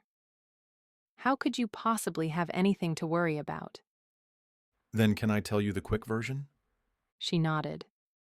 As long as I can ask questions. That defeats the purpose of the quick version. But I'll tell you anyway. I'm a younger brother to two of the most obnoxiously perfect men in existence. When she raised a brow, he placed a finger on her lips. My version of the story. He amended. She nodded. I tried for years to best them, and could only do so by some underhanded stealing of the girlfriend variety. Gwen wasn't sure she wanted to know that. He'd probably had many girlfriends of his own that she wouldn't want to know about, let alone that he was stealing his brother's. It added too many people into the mix, and her neck prickled with heat. I went too far one night. It was well after you had left the first time. He raised his eyes upward as if trying to recall information. In fact, I had received some disturbing news here, so I went to hide the Matahari necklace that you eventually stole, and then went to see my brother Grayson about help for the village. He knows a lot of lawyers and had a security team that would be able to help me. He looked at her, grimacing. This story is actually longer than I thought, but I don't want questions. She nodded for him to continue.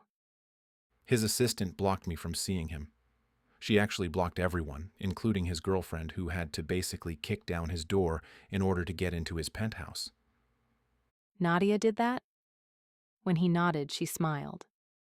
I can see that. I actually liked her the few days I knew her. But did she actually kick the door down, or are you exaggerating? He put his finger back on her lips. Shh, or we'll never get through this. Where was I? You were trying to see your brother, she mumbled from under his finger. Yes, and I was told I couldn't. But I was given Nadia's cell phone that she dropped in the hall while attempting to break in, so I returned it to her. And then married her? Well, I was irritated with Grayson for being duped by his assistant, plus Nadia deserved to blow off steam. So after a few drinks, her friend, who happened to own a wedding chapel, married us. Her mouth must have dropped open because he gently tapped it closed with his finger. I told you you'd think less of me. I'm a little stunned that you would marry someone after knowing them for an hour. Maybe 2 hours. Oh, God. And she had just done the same. She might have known him for more than 2 hours, but they'd been in each other's company for less than a combined total of 36 hours. Gwen, look at me. You just did the same thing with me. No, please, look at me. Gwen tried to maintain eye contact, but she wanted to crawl into a hole. I was a different person then. He tried to explain. I married Nadia to annoy Grayson, and it worked. Nadia and I annulled the marriage as soon as we could. She might have been upset with me initially, but she doesn't hate me, and neither does Grayson. We never slept together. He took a breath. I guess what I'm trying to say is don't compare the two. It's hard not to. Gwen, I was a different person. I was an idiot. How? You already know how I was an idiot. No, how are you a different person? He shook his head. I'm not doing this tonight. I agreed to discuss Nadia, but that is all. I'm sorry, but I can't. Not right now. Why? His jaw twitched, and Gwen could see Ian holding back emotions that threatened to consume him. Please, leave it alone for right now. You already see me in a tainted light. I can't say more. His eyes pleaded with her. Please, don't. Slowly, she nodded and began walking along the trail again. She had known there was something different about Ian. She just wished she knew what happened to make him change, and why he was so reluctant to say anything. If he was willing to reveal his sham marriage, then what could possibly be holding him back? What could be worse? Well, as long as it had nothing to do with another woman, she would deal with it when the time came. When it came to Ian, she was becoming quite territorial. When the time came, what was she thinking? She still needed to report back to Duvine. How would she explain her disappearance to Ian? How could she explain Duvine? And here she had been upset with Ian for marrying a stranger. She was the idiot. not him. Why did they have to talk and ruin the evening? It would have been better if she had never asked him. Everything would still be right in the world. Until tomorrow. They reached Ian's cabin and he stopped at the door but didn't open it. He looked at her as if understanding how jumbled her mind was. Maybe his was the same. I want you. He said, and leaned in to brush his lips against hers. More than I've wanted anyone in my life. We can talk as much as you want tomorrow, but can we just have tonight? Just you and me with no pasts to burden us. She nodded. No pasts. No more talking. He lifted her up, cradling her in his arms. Her hand draped on her shoulder so that their bound hands remained so. She didn't want to let him stray far, not tonight. A slight kick to the door swung it open to reveal candles glowing and flower petals sprinkled on crisp white sheets. "Beautiful," she breathed. He set her on the floor, her feet on the hard surface but her body tight against his. You are beautiful. She had never really believed it before, but the way he looked at her made her believe.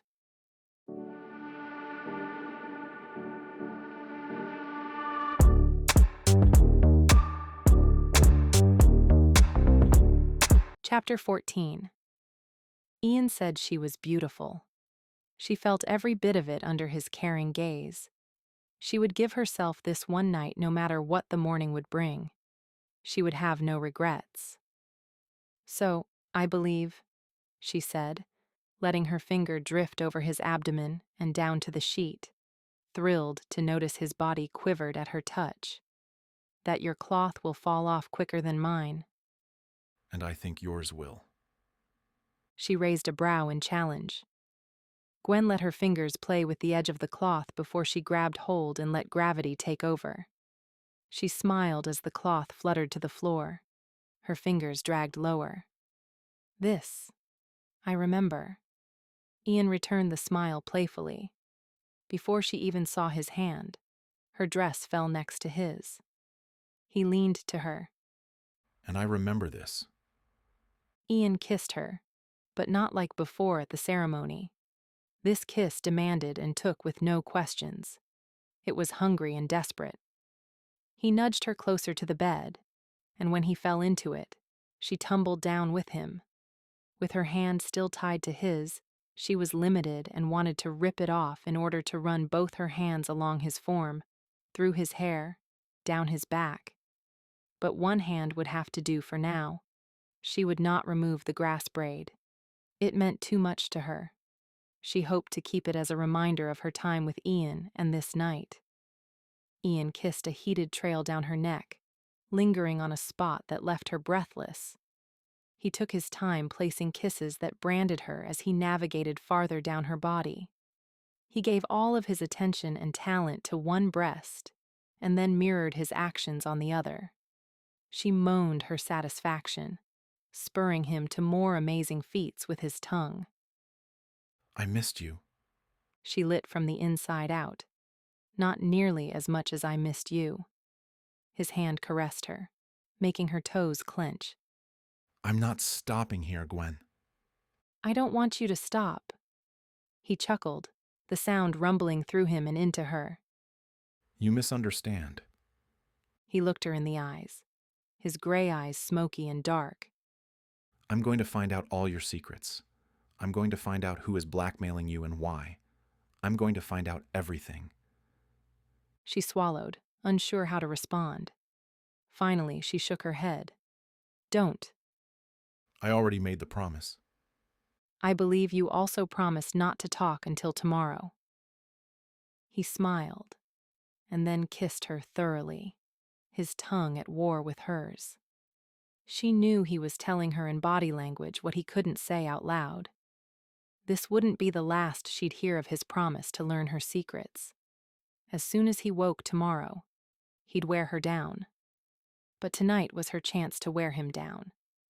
She wrapped her legs around him, feeling a surge of warmth as he settled between her. Yes, she would wear him down until he forgot everything. Ian stirred awake, far past the time he normally did.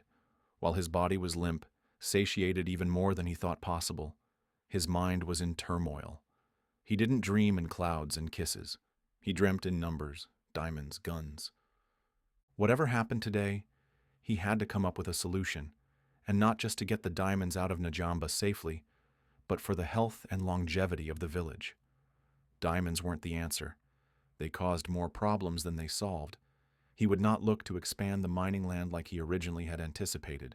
He would not risk the villagers. If he could sell the last of the diamonds, the windfall would be in the billions. He could easily distribute as much money as needed. But that wasn't the answer either. The people of Najamba were proud and hard-working. They would not accept a handout, even if it came from mining. Nor could he see them becoming instant millionaires. It would only cause havoc and heartache. He'd think of a substitute, something they could do once the final ground had been hauled and the land became barren once again. The money would provide for the village and its needs, another school and clinic. Ian would think more on that once he spoke with Gerard. But first, where in the hell was his wife? He automatically looked at his hand to find the braid was gone. Ian stamped down the flux of emotions that stormed in him, the strongest being fear. Did she leave him again? Would she be that cruel to leave without saying goodbye, to offer an explanation? Not that he needed one. He probably scared her when he promised to uncover her secrets. He groaned at his persistence. While he didn't want to press her, he did want resolution, for both of them.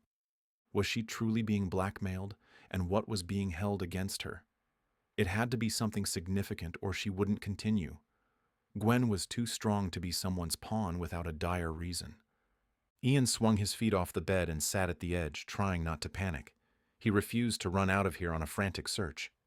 If she had truly left, then he would pretend it meant nothing to him. He would pretend it didn't feel as though his insides were being twisted with a butcher knife. He calmly rose, wrapped a towel around his waist, and headed to the shower. Dunking the bucket into the rain barrel, he went through the motions as if it were a normal day. He would not panic. When the gallon had run dry, he toweled, dressed, and proceeded to the mine. He should check in with Gerard. He was pleased to find the workers were out, wading the river and sifting through dirt. Several smiled and waved when they saw he had arrived. Searching for a blonde? Gerard asked. Ian turned to find Gerard only a few paces behind him. I didn't see you there. Is everything okay? Gerard shrugged. Nothing new. Fode has everyone working to the south. I want to come up with a solution for when the mine closes. Gerard raised a brow. For good? Ian nodded. It was something he often thought about. Najamba's survival should not rest on one man's shoulders. If Ian died tomorrow, Gerard would step in. But for how long? The diamond conflict is hurting the land and the people. I want to start them on a path towards self-sufficiency. One that won't bring the government, rebels, or poachers down upon their heads. Like what? I don't know. But it should be something they can access and something they can do with pride. Not too many options here. I know, and I want to change that. Why the sudden shift? Is it because of a certain blonde with quick fingers? No, this has been a long time coming, but it took me a while to realize it. Ian studied Gerard for a moment. If you want to continue the diamond trade, you can have as much of the last haul as you need to buy more land. Gerard shook his head. I might be good at what I do, but it's never been a requirement for me to stay here. If staying means learning a new trade, then that's what I'll do. Ian wasn't going to press Gerard with questions. Gerard kept his own counsel. Ian might someday hear Gerard's story, but not today. He clapped a hand on Gerard's shoulder. Give it some thought. We can go over ideas later. Right now, I want to move the diamonds out. How soon? Tonight. And then what? I'll fly them out in the morning. What about Gwen? Ian stayed quiet. He didn't want to give it away that she might be gone, and he had no idea where she might be. This doesn't involve her, Ian finally said. In fact, I want her as far away as possible when this happens. Gerard flicked a hesitant glance over Ian's shoulder and froze. Ian slowly turned to find Gwen, fire glinting in her eyes. He quickly held up his hands. I meant for safety. God, she was still here, and he wanted to grab her and kiss her senseless, but he feared she'd knock him flat right now. Her whole frame bristled. No, I completely understand why you wouldn't want me around. She stepped close. But you do know that I could have taken it all and been out of here before you woke up. I didn't mean it like that, I swear. Ian slowly reached out. Gwen, please. She turned on her heel and marched away. It was then that he noticed the grass braid was wrapped around her wrist. His heart skipped several beats. She was taking their marriage seriously. She'd stayed for him. And then he'd opened his mouth and inserted his foot. But he was afraid for her safety, not because she would be a possible liability. Right? Unfortunately, he had a bad feeling that it sounded exactly the way he meant it. He didn't trust her. Gerard nodded to where Gwen stormed down the trail in the direction of Ian's cabin. I've got things covered here. Go, before she realizes you're a terrible husband and leaves you. Again. I think she just figured that out. Gerard nudged him. Go. Manny has a one-client limit, and he's mine for the foreseeable future. Ian smirked. Harry's not too bad in case you need a second opinion. I'll keep that in mind. If I see Jala heading your way, I'm coming for breakfast. Make sure all the emotional stuff is cleared up by then. He grimaced. Make your own breakfast if you can't stomach it. He arched a brow. And Miss Jala's cooking? Didn't you already eat with the crew? That was a pre-breakfast snack. I saved room. Ian shook his head and took off after Gwen, wondering how he was going to smooth her rightfully ruffled feathers. But it brought up a good question, one that he wasn't ready to answer, especially since they both seemed to want this marriage to work. But how could it survive without trust? Gwen tried to put as much distance between herself and Ian as possible, but he caught up with her before she reached his hut. She had hoped for some privacy but didn't know where else to go. Obviously, this wasn't the right choice. Gwen, wait. She stopped and turned around, arms crossed as she faced him. He reached for her, cupping her face in his hands. She immediately pulled away. Don't be mad. It was wrong of me to say what I did. We are married. I will trust you. You stayed. He smiled, his white teeth a contrast to his tan skin. When I woke up, I tried not to think the worst, but He shrugged. I don't understand this hold you have over me, but I want it. I want you. Gwen saw the honesty in his eyes as they held her captive. She dropped her arms to her side.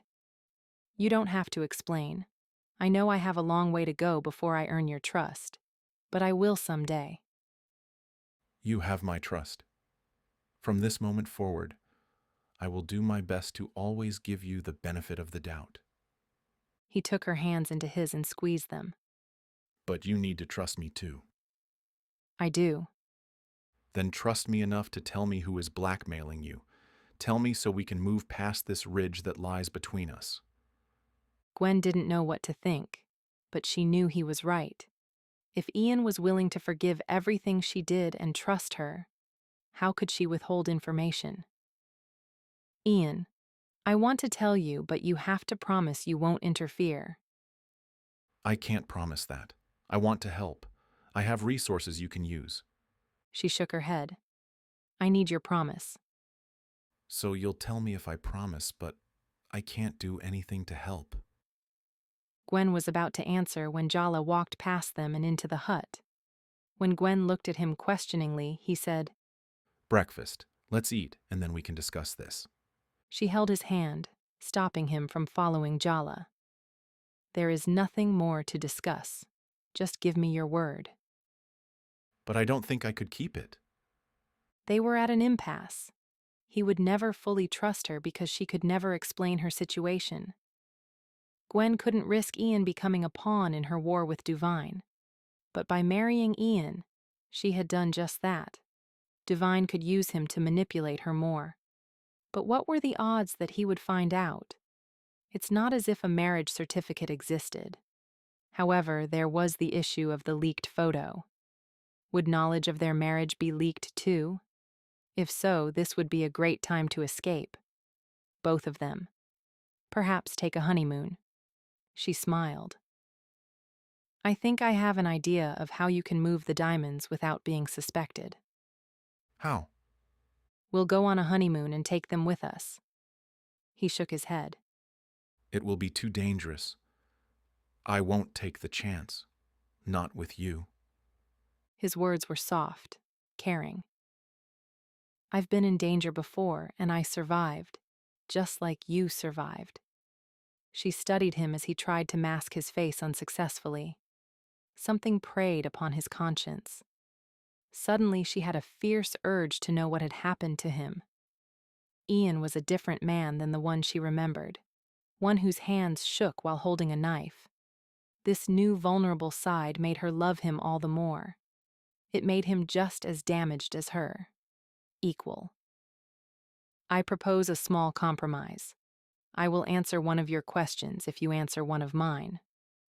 He looked warily at her. What if I don't want to answer your question? Do you think I want to answer yours? A smile slipped onto his lips and he hugged her to him. Let's eat breakfast first, and then we'll try this your way. He backed away so he could look at her. I just don't want you to think differently of me. Gwen didn't think there was anything he could say that would cast him in a bad light. She worried more about what he would think of her confession.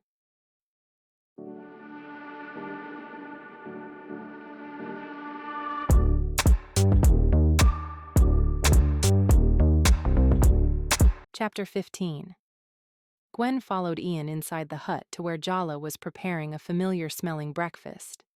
Ian's mouth widened into a full grin. Crepes? Ian walked over to hug Jala. I love you. Jala tisked and swatted him away. Gerard taught her how to make these. He explained. She said she would never make them unless it was a special occasion. Gwen tried not to feel the tug of jealousy's hand when he so easily spouted words of love to Jala. Innocent though they were, he had yet to say the words to her.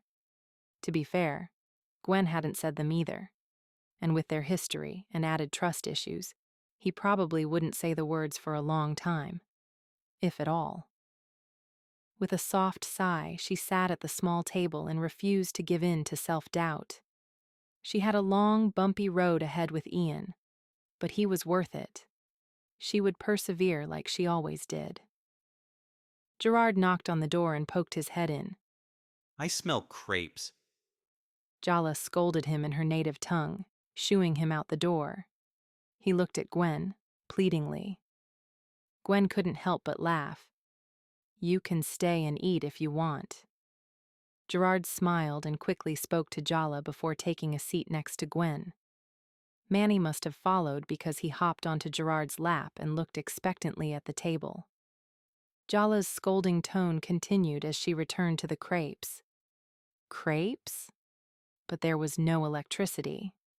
Gwen looked to Ian. How is she cooking? Ian pointed. The hot plate.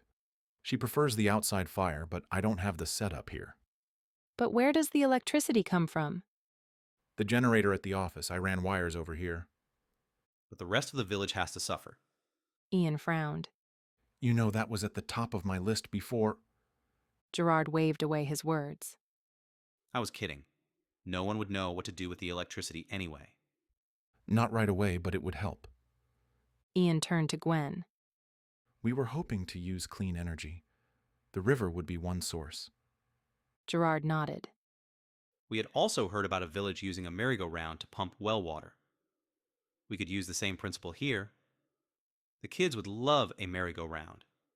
Ian laughed. You'd be the first one to ride it. He shrugged. Someone needs to test it out to make sure it's safe. Both sound like wonderful ideas. Gwen wanted to help. So many times she only thought of her own survival. It would be nice to be able to help someone else. We were in the process of ordering the equipment needed before. Ian stopped. She nodded her understanding so he didn't have to finish. Gwen walked to the Happy Hippo. Ian and Gerard had wanted a private word after breakfast. She was relieved for the short reprieve. It wasn't like she couldn't guess what they'd talk about. If her snippets of overheard conversation this morning were any indication, they planned on moving the diamonds tonight. She didn't blame their hurry, but it would have been better if they disguised it as a honeymoon. Gwen, Saba called from the canteen. come inside. "Why are you here so early?" Gwen asked, stepping inside. I like an early start. Some of the elders come to play games and talk. "I thought you worked the mine. Did you quit to work here?" Not so much to work here, but yes, "I don't blame you. Mining seems like a tough job." it was, but it paid good. Saba moved around the tables, wiping them down. And breaks were mandatory. Ian always treats everyone so nice. "You sound like you might have a few regrets about quitting. I'm sure Ian would rehire you if you asked." She shook her head. No, I made my decision. I just wish it would have worked. "What would have worked? The job?" She looked away. Don't listen to me. I'm being silly. Gwen didn't want to pry, but it'd be nice to listen to someone else's problems for a while. Sometimes it felt like she was drowning in her own. Gwen sat down, corralling Saba at the same time. "Sit. I insist that you tell me what's going on, or I'll think on it until I die." I really shouldn't. "Is this about the mysterious man you alluded to yesterday?" I wouldn't go so far as to call him mysterious. "Uh-huh. You didn't deny it was about him, though. So, who is he, and how can I help?" You think I'm silly? "Why would I think that? Did I not just marry a man I hardly know? I had a chance to leave, and yet I stayed. Tell me that is not silly." It's because you are in love. I see it as plain as the new day. Am I that obvious? You both are. Gwen didn't want to hope or speculate, so she returned the conversation back to Saba. "Well, are you going to satisfy my curiosity, or do I have to continue my walk in suspense?" Saba fidgeted with the towel for a moment before nodding. You have to swear to keep my secret. "I promise." She leaned in to softly say, I accidentally fell in love, and he is oblivious to me. "But you're lovely, kind, and have the most amazing eyes. How could he be oblivious?" I think he can't see beyond his past. It's killing me to not know why he grieves so. I thought that if I quit the mine, he might miss me, or at the very least, notice my absence. But my plan was flawed because he always comes here after work. Saba didn't have to say his name. Gwen knew she was speaking about Gerard. They would have made a handsome couple, with her lioness eyes and his tall, toned body and blue eyes. But Saba was right. Gerard was grieving, and Gwen doubted he saw anything beyond his own suffering, or the bottom of a booze bottle. Sure, he mostly had control over it, but for how long? Gwen patted Saba's hand and re-steered the conversation. "If you could be anything you wanted, what would you be?" Her eyes lit. I'd always thought I wanted to be a singer, but it was just a childhood dream. When you gave me this necklace, I kept staring at it. She lifted it from under her shirt and let the ruby pendant fall into her hand. It's so beautiful. And not just the ruby. All of those little twists in the chain. They are so delicate. I want to learn how to make beautiful jewelry and sell it. Gwen smiled wistfully at the necklace she'd created in happier times. She wished she could help Saba to learn the trade. Gwen could teach her, but the craft took years to master and required costly materials and equipment. Ian stepped through the open doorway. I thought I might find you here. He sat next to Gwen and wrapped his arm around her, hugging her. That's because I told you where I would be. Ah, yes. He smiled, then focused on Saba. Saba, how are you today? I am good. I would ask you the same, but your smile says it all. I thought your conversation with Gerard would take longer, Gwen said. Ian shook his head. Much of what needed to be said was already said. We just confirmed the details. He stood and took her hand. Walk with me? Gwen stood and said a quick goodbye to Saba. When they were clear of the canteen, Ian began. I told Gerard about your honeymoon idea. You did? What did he say? Gwen was surprised, but she shouldn't have been. Ian was open-minded. He'd have to be to live here. It required the ability to adapt. He said you were right, but he was hesitant. Gerard thought she was right. She never thought she'd hear it from him. Gerard tolerated her. She knew not to expect more. Why was he hesitant? Because he doesn't trust me? Ian shook his head as they continued to travel down one of the more widely used village roads. It was the same road she used when she had first come to town and met Ian. Little homes with small shops lined the dirt road. Some were fenced and neatly attended, and others barely stood, just waiting for a strong wind to knock them flat. Chickens played in the road along with children of all ages. Women in colorful, flowing garments carried baskets with laundry or food. Ian gave a nod of greeting to whomever they passed. I'm not going to lie and say he doesn't have any reservations about you, but you stayed. Did you think I wouldn't? It crossed my mind. I'm very happy you proved me wrong. He wrapped an arm around her shoulders and pulled her close. If you still want to help, I will accept and be forever grateful. Before she could answer, he stopped at a pile of rubble. But you have to know what you're getting into. Gwen looked out over the debris and realized it had been a building. A small desk sat on top. This was a school. She remembered the happy children's faces that they had just passed on the road. She couldn't imagine how they could have survived this wreckage. School wasn't in session at the time, so no one was hurt. At least, not at this building. Others were hurt? He nodded. This is what happens to villages in the midst of a diamond conflict. The innocent suffer. Gwen's heart tumbled. She had been a part of their suffering. Though she might not have laid a hand on the school, she did rip necessary funds from them by stealing from Ian. His arm, still around her, felt like a comfort she didn't deserve. I don't want anything to happen to you, but you have to know what you're getting into. If we were found out, I probably wouldn't be able to protect you no matter how hard I tried. I barely survived the last time. The rebels won't be forgiving if they catch me again. What happened when they took you? She looked at him. I sensed a change in you, and I want to know. She stopped and took a breath. Was it because of me? I'm so sorry about what happened, and if it was because of me, then... He pressed a light finger to her lips, quieting her. Perhaps you didn't help matters, but believe me, you didn't change the course of their action when you swapped the necklace for a fake. In fact, it was probably good that you did. The government agents took the fake and never profited. But something happened, she insisted, relieved that she hadn't contributed to Ian's woes. Well, not in the sense that she'd aided the rebels or agents. I can tell something happened to you. Remember the compromise? I'll tell you everything you want to know, but you have to do the same for me.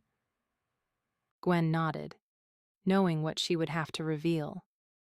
No more secrets for either of us. Ian truly seemed as though he wanted her in his life, even treating her as though she had never stolen from him, as though she were something special, his wife. He might not like what she'd say, but she would trust him with her problem if that meant he would tell her what haunted his eyes and made his hand shake. His reaction to her acceptance was both of relief and nervousness. They looked at each other, neither one wanting to start first. Gwen could see the pain in his eyes. and it cut at her. She would go first. If nothing else, perhaps this could be a stepping stone. She wasn't naive enough to think this would solve any of her problems. She still had to deal with that on her own, but she could at least ease Ian's mind. Whatever had happened to him couldn't be nearly as bad as a lifetime of theft. "You are right," she said. "I am being blackmailed, but it started because of a mistake I made. The biggest mistake of my life. What happened? The simple story is that I stole from the wrong person." And the complex story? She walked over to a large rock near the old school and sat down on its flat surface, making room for Ian to sit next to her. They sat in silence for a moment as she collected her jumbled thoughts. It wasn't that she was stalling, but she wasn't quite sure where to begin. She had been a thief for over a decade. "When I was 20, my father showed signs of early dementia. He could no longer work, and his bills were more than I could afford." I'm sorry to hear that. Were you unable to get assistance for him? "I did." She filled out every form she could find, talked to every office she could, but failed at the one thing that could have saved them both. "I was so busy with work, life, and trying to manage my father's needs that I didn't see what was happening until it was too late. I failed to save him from himself. What happened? One day he remembered that he liked to gamble. He used to win at the tables," But not anymore. he surmised. She shook her head. Needless to say, he owed a lot of money to a lot of people. Angry, violent people. And so you stole to cover his debt? It seemed like the easiest way out. I was an apprentice for a high-end jewelry designer. The only reason I was given the position was because of my costume jewelry portfolio. They were intrigued and let me in. However, I mainly cut and polished diamonds. A necklace came in for cleaning and modification. It was magnificent. I had just received a final warning from my dad's creditors, and in a moment of weakness, I swapped the diamonds for fakes I always kept on hand for my designs. No one would have noticed. I could erase my dad's debt and give him the care he needed. It was wrong and I was dumb, but I didn't see another way out. I've been paying for that decision every day since. Who did the necklace belong to? Robert Duvine. Why does that name sound familiar? Gwen should have known Ian would know the name. Anyone in the US with a television would have heard of him. He's the self-proclaimed Diamond King and has many commercials. I didn't realize I was stealing from my boss, someone who would see through my costume jewels. Nor did I know he was crazy. Now I remember. I've seen his ads on TV. But why would he blackmail you? Why not just turn you over to the police? Because he saw the costume jewels I made and realized I was worth more to him out of jail. That would make sense. Ian slowly nodded, then asked. Did you think about turning yourself in and stopping his blackmail? She had tried to, but he'd stopped her. Duvine has my dad. If I don't follow orders, Duvine takes it out on him. My dad is being held at Duvine's estate, and Duvine has full control of his medical needs. How did that happen? Duvine does what he wants, and he took advantage of my dad. As long as I follow orders, my dad will be okay. But what about you? You can't be okay with following his orders for the rest of your life. Of course not, but I'm not sure how to stop Duvine either. He makes sure no evidence leads back to him, but somewhere he has a hoard of well-known stolen jewels. He keeps them for his collection, but I can't find them. What would you do if you could find them? I would tell the authorities where to look. Ian frowned. If Duvine is arrested, he'll name you as his accomplice.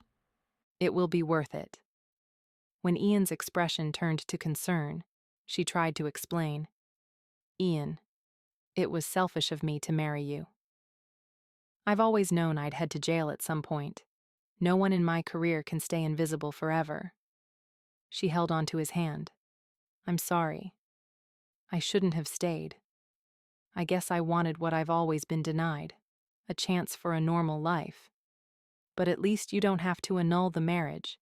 There's no paper trail that would ever connect us." She unwrapped the grass braid from her wrist and handed it to him. Perhaps swapping secrets wasn't the best idea. It shined a spotlight on what was better left in the dark. He glanced at the braid, running it through his fingers before tying it back on her wrist. "We are married. Even though there were no vows or papers, we are married." He touched the braid once it was back in place. "I'll help you. I'm sure I can ask." She stopped him. "You can't get involved. If Duvine knows you're helping me, he'll take it out on my dad. And if he finds out we're married, he'll use you as another way to control me. You can't help." There was no way around this. Duvine could ask her for anything, and she would do it just to save Ian. "Please." Ian clenched his jaw but gave a slight nod. "I won't promise not to get involved, but right now I think it'd be wise not to tangle with Duvine until the last of the diamonds have been moved." Thankful for a change in subject, Gwen asked, "Are you going to mine them tonight?" "Yes, and then we will leave in the morning as if on our honeymoon." As if on our honeymoon. She shouldn't have let that bother her, but it did. Ian spoke and acted as if he wanted this marriage to work, and then he erased it all by a few words. "I would tell you not to worry, but it'd be better if we both stayed alert. I'm not sure what to expect. Jasper didn't seem convinced when he left." That's because you have a leak. Someone here is feeding him information. "But I don't know who it would be. No one here has any sort of technology to send pictures. I'm not sure if anyone here has a camera either." Then there is a spy close by, someone who could slip in and out without too much notice. "That could be anyone. It's not uncommon for people to pass through. You did twice." He smiled, but it didn't reach his eyes. "Your turn. "My turn?"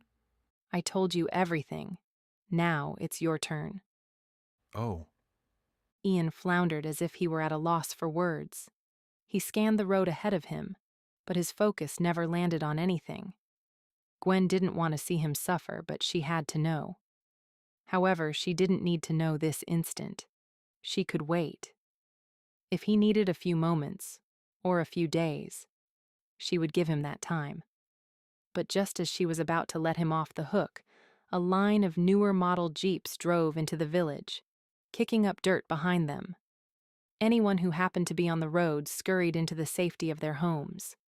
Ian stood and shoved a trembling hand into his pocket. "Who are they?" Gwen asked. "Mercenaries."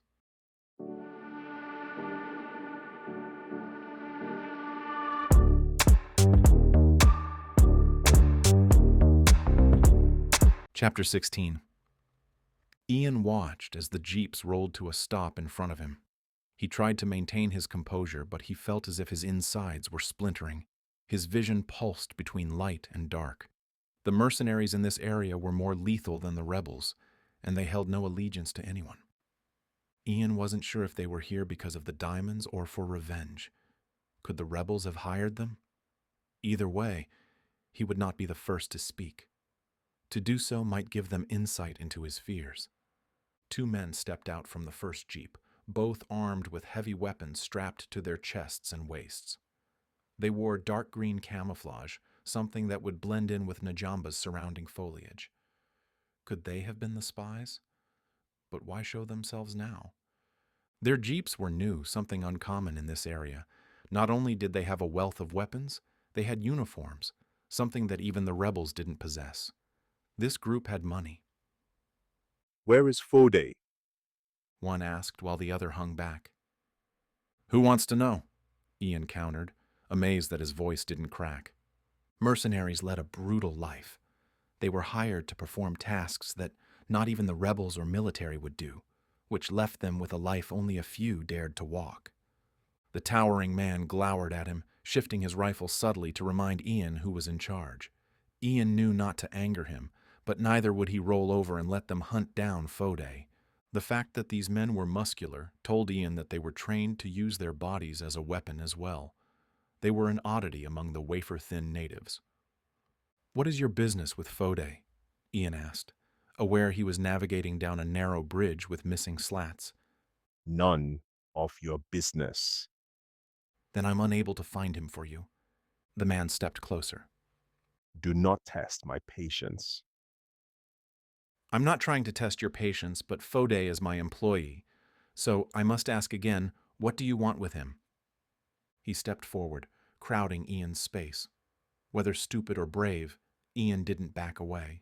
Instead, he kept eye contact with the man who looked as though he was built from solid granite.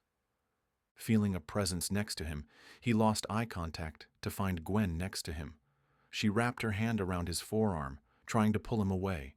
For her, he backed up a few steps. He didn't want anything to happen to her, but he couldn't allow these men to tear through the village. The man's dark lips curled at the corners, and Ian realized he had just shown his weakness. Gwen, would he ever catch a break from the cutthroats of Sierra Leone? Fode is my friend as well as employee, Ian said, trying to tuck Gwen behind him but not having any luck. She was as determined to keep him out of their reach and kept pulling out of his grasp. If he owes you money, I will pay it. U.S. currency. Ian nodded. $1 million. Ian didn't let his shock show, but he nearly buckled. Come back in 2 weeks and I'll have your money. The man eyed him suspiciously. Just like that? What do you mean? You would pay Fode's debt without question.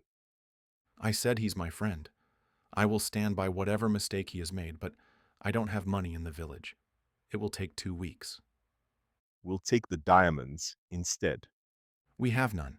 Our land is dry. That's not what Fode said. And just what did Fode say? Ian demanded. He tried to keep his voice steady and unaffected. He felt anything but that. Had it been Fode who had leaked the photo? Had he made a deal with these mercenaries? Ian heard a shout from down the road. He turned to find Saba running toward them. Saba, no! Ian called out. Saba! The man turned and a wide smile appeared. As soon as she was close, he picked her up in a hug. She laughed as he swung her around. When he finally set her back down, she said, I'm so happy to see you. Did you just get back? How long are you staying? It depends on your dad. Why does it depend on him? He called and asked for help. I had the men assemble as soon as I could. Oh, she said, sounding surprised. but why would he need the Dark Lions? Dark Lions? Ian couldn't believe Saba was speaking to a member of the Dark Lions, as if she were discussing dinner plans with Jala. Ian had known they were mercenaries, but he never suspected that they were the Dark Lions, the deadliest of them all. Ian, Saba said, turning her attention to him as if she had just realized he was there.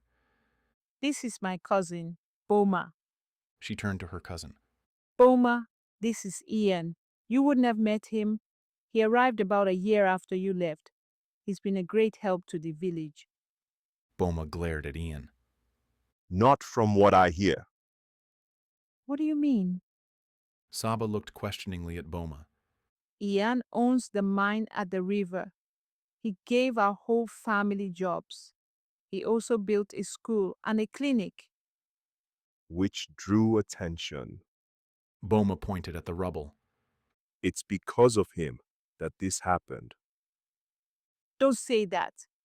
Ian has become part of the family. Everyone loves him, and he always tries to help anyone he can. Then why would Fode contact me for help if he has him? Boma snarled that last word as if it were a curse. I don't know, but instead of getting angry, we can go and ask him. He's down at the river with Gerard. Who is Gerard? Saba exhaled a weary sigh. He's the mine supervisor. Be nice to him. She started toward the river but stopped. Oh, I forgot to introduce you to Gwen. She and Ian were just married yesterday. You should have been here. We could have used an extra drum. Gwen gave a hesitant nod of acknowledgement to Boma. He returned the gesture before pulling Saba away and giving the signal to the drivers to follow. Slowly the caravan moved down the road. Once villagers recognized Boma, they came out to greet him as if he were a king returning home.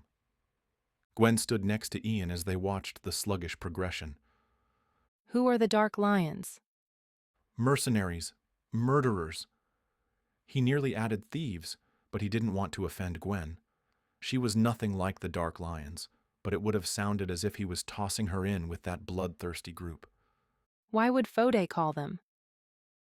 I don't know, but I intend to find out. Why don't you wait for me at the cabin? I'll meet you there in a little while. She shook her head. No, I'm staying with you. Gwen, please. I don't know what to expect from these men. They might be on friendly terms with Saba and Fode, but Boma obviously doesn't like outsiders. I don't want you to get hurt. And I don't want you to get hurt. We are in this together. Just like you want me involved with your problem with Duvine? Are we really in this together? Ian heard his defensive tone, but was powerless to stop it. Instead of being happy, she would want to stay with him and not run away screaming. He was being petty. He hated himself at that moment. Gwen reached out to touch him, but then dropped her hand. You are right. I shouldn't force my way in when you don't want my help. I'll wait for you at the cabin. Just be careful, please. She started down the road and Ian followed. What was it about her that he couldn't seem to shake? It was as if he wanted her around him night and day, but yet keep her at a distance when it mattered. He suspected she was doing the same to him. It had to stop. Gwen was strong. She was a survivor. Ian would not push her away. In fact, an idea was brewing, something similar to a thought he'd had before, but had tossed aside. Now that the Dark Lions were here, maybe things would be different. He'd have to speak to Fode first and see why he called in the mercenaries. Ian just hoped they wouldn't back him into a corner like the rebels had. Gwen looked around the table she'd sat at just outside of the canteen. All the key players were gathered at it. Ian and Gerard sat on either side of her. Fode and Boma sat across from them. And Manny sat in the middle, wondering where the food was. The rest of the Dark Lions were inside, drinking and waiting for their leader's order. At first, she had been upset that Ian didn't want her here. Why had he suddenly caved? Now she wondered if he had been right. She felt as though she were an accessory piece, something that wasn't crucial to the ensemble. Saba had brought out a round of pollo for them. Ian clenched his glass in front of him. She suspected it was to keep his hand steady. She had seen it shake for just a moment when they first sat down. Gwen stole a quick peek at Ian. He didn't seem nervous, more frustrated and apprehensive. No one spoke until the drinks were about a quarter gone. The tension steadily rose until finally Fode spoke.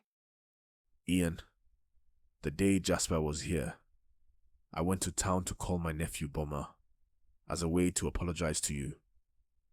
Surprised, Ian blinked. Apologize for what? You are right. Someone from the village leaked a photo. Who? Fode looked down at his hands for a moment. I'd rather not say. The person came to me and begged for my help. They had been confronted by an outsider about a month ago, and since everyone thought the mine was dry, they thought they'd get some extra money, and that the photo would turn out to be useless. But the photo generated attention. Fode nodded. Which is why I sent for Boma. We will need his protection. We were without it before, and the village was torn apart. What if they turn on the people next? Ian scrubbed his hand over his face. So far, only 2 people have come to investigate the legitimacy of the photo. Has there been word that more will come? Gwen was relieved Ian had not named her as one of the 2, but she could feel Gerard's watchful gaze on her. We've heard the rebels have been seen to the north. Boma said. They are assembling for something big. And government forces? Gerard asked. Not that I've heard. Boma said. I have men scattered around the village perimeter. But if the rebels or militia strike, we won't have time to do anything about it. Then we have to make our move now. We can't wait until tonight. Did you already have a plan? Boma leaned forward and propped his elbows on the table. Ian looked to Fode. I think it would be better if we spoke alone. You can trust Boma. He will help. Anyone you trust, I will as well. Ian looked to Boma. But can your team be trusted? I've heard things about the Dark Lions, and none of it is good. And most of it is false. Boma leaned back, unaffected. Ian raised a brow. False? You can't believe everything you hear. The only reason we are so well known is because we feed the rumors. Why would you do that? Gwen asked. He glanced at her, his lips curling. It makes our job easier. The more fear generated, the less we actually have to do when the time comes. Now we just show up, and that's enough to open doors. Those rumors wouldn't have spread so widely if there wasn't some truth to them. Boma shrugged. We don't back down. Once we're hired, we complete the job to satisfaction. Our word is our guarantee.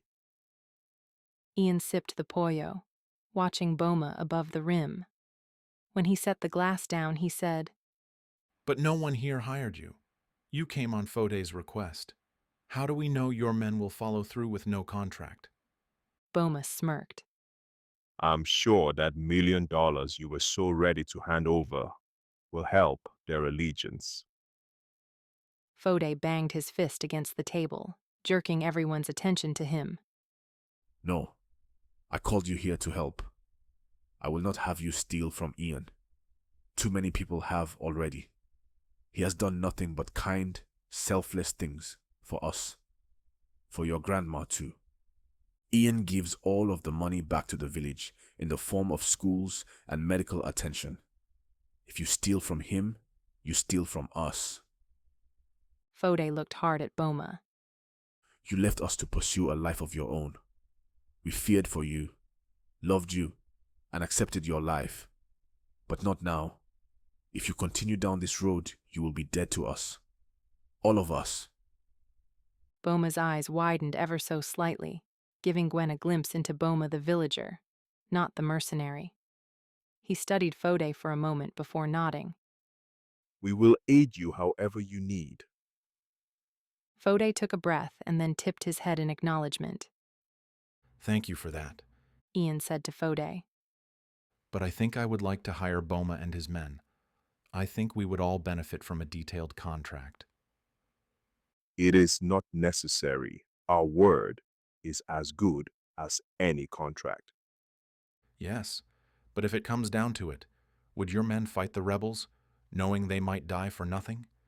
If they knew a cut of the money would be sent to their families, it would ease their minds and give them a reason to continue.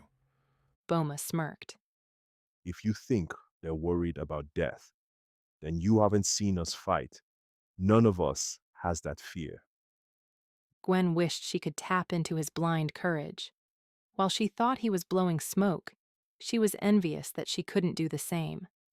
Sure, she bluffed her way through some tight spots, but she was never this fearless. There was always her father to think about, and the repercussions if she failed.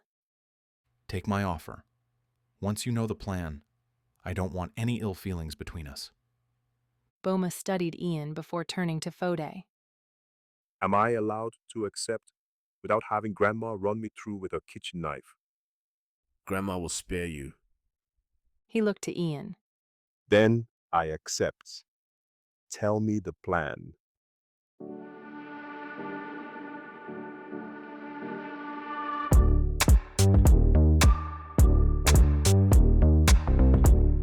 Chapter 17.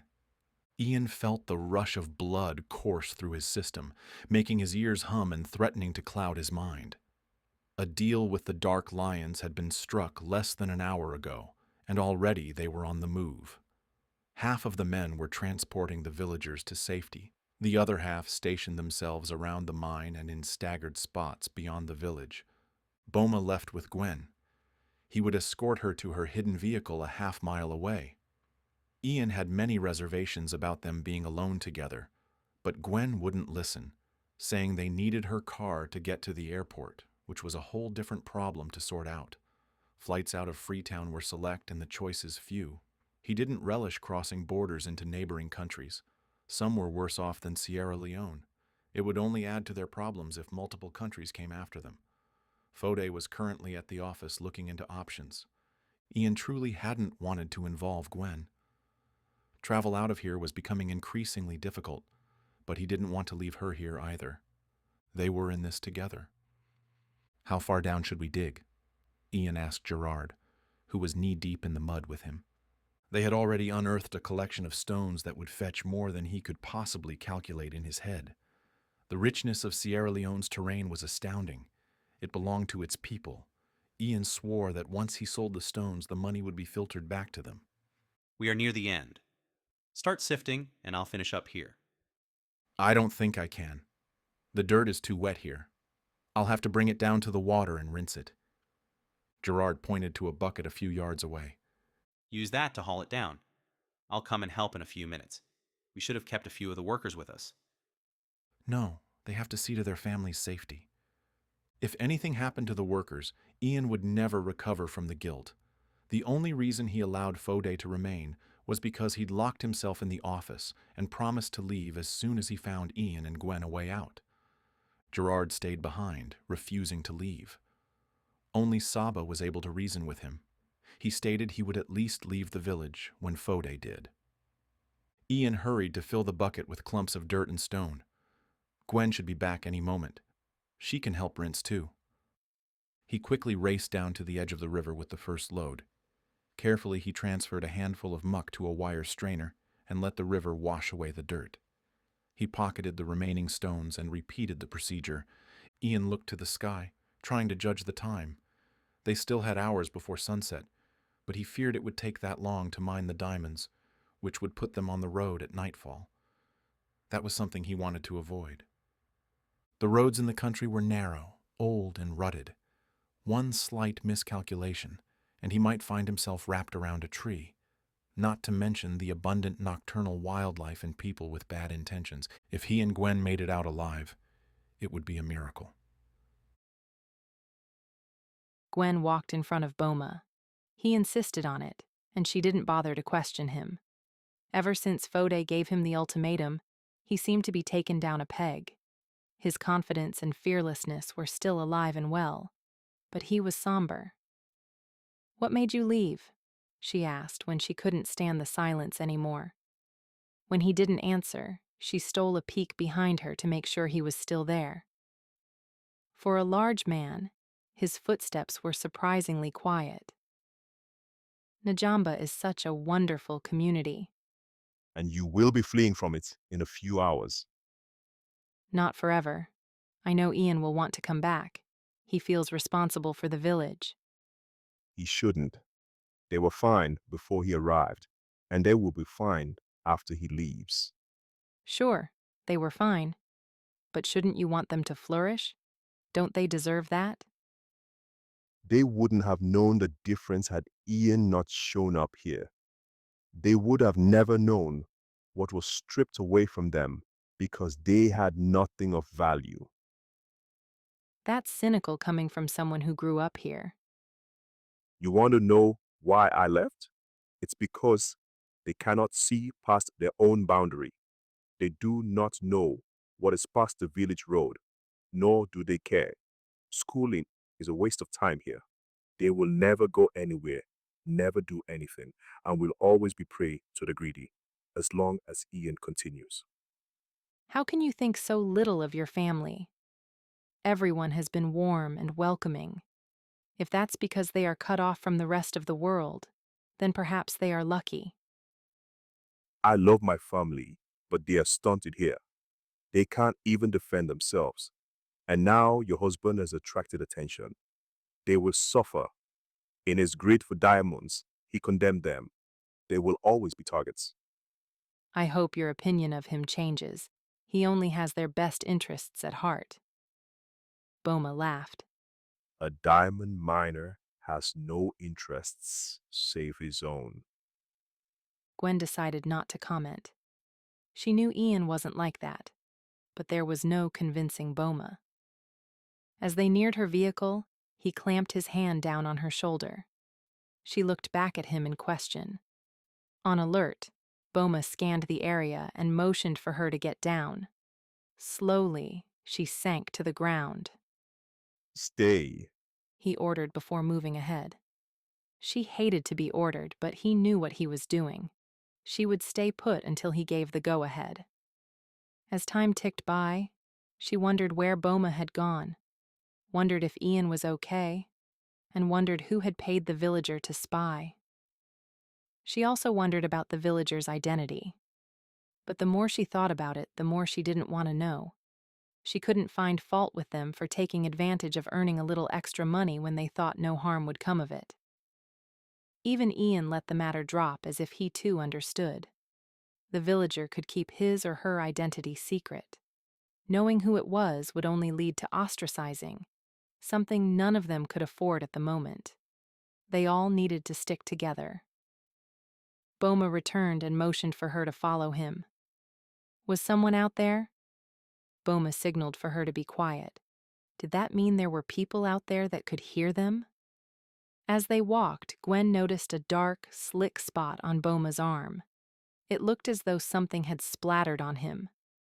Gwen hurried to get a closer peek, making sure Boma didn't notice her perusal. Upon closer inspection, she stopped him. "You're bleeding." He continued on the path. That's not my blood. "Whose is it?" Someone who will no longer bother us. "A rebel?" He didn't respond, which made her flesh tighten with tingling bumps. Who had been out here in the dense forest with them? Were there more? She strained to hear approaching footsteps, but could only hear the birds in the canopy. What had Boma heard that alerted him? Perhaps it was just years of on-the-job training that honed his hearing to nuances that she couldn't detect. Gwen would not want to be the fool to sneak up on him. When they arrived at her 4x4, she knew something was wrong. Your tires have been slashed. Unless you have spares, we'll have to abandon it. Gwen immediately turned around to head back. Then we abandon it. Something about this clawed at her. She felt surrounded, as if any moment armed men would trap them. Is this what happened to Ian? Was he trapped with no escape? She quickened her pace to a jog. Boma kept in step as they hurried back to the village. Ian and Gerard sifted through the last of the diamonds when gunfire startled them. It sounded too far away for them to be the targets, but who was firing? Where was Gwen? She should have been back by now. Split up the diamonds. We have to get out of here. No, take them. I'm staying here. It's not safe here. Didn't you hear the shots? Then I suggest you take the diamonds and get Gwen out of here. Don't worry about me. Ian wanted to argue, but there was another shot that sounded closer. He didn't have time to waste. He would trust Gerard to keep himself out of harm's way. Take enough to pay the Dark Lions, Ian insisted, handing off a handful of stones to Gerard, and make sure Fode and Saba get out. Ian stuffed his pockets full. Every space in his cargo shorts was filled to capacity. He then took off running in the direction of Gwen. He found her and Boma not far away. They had returned on foot. There were shots fired to the north, Ian said to Boma. Gwen and I will take my jeep to the south. Gerard, Fode, and Saba are still in the village near the mine. Get them out.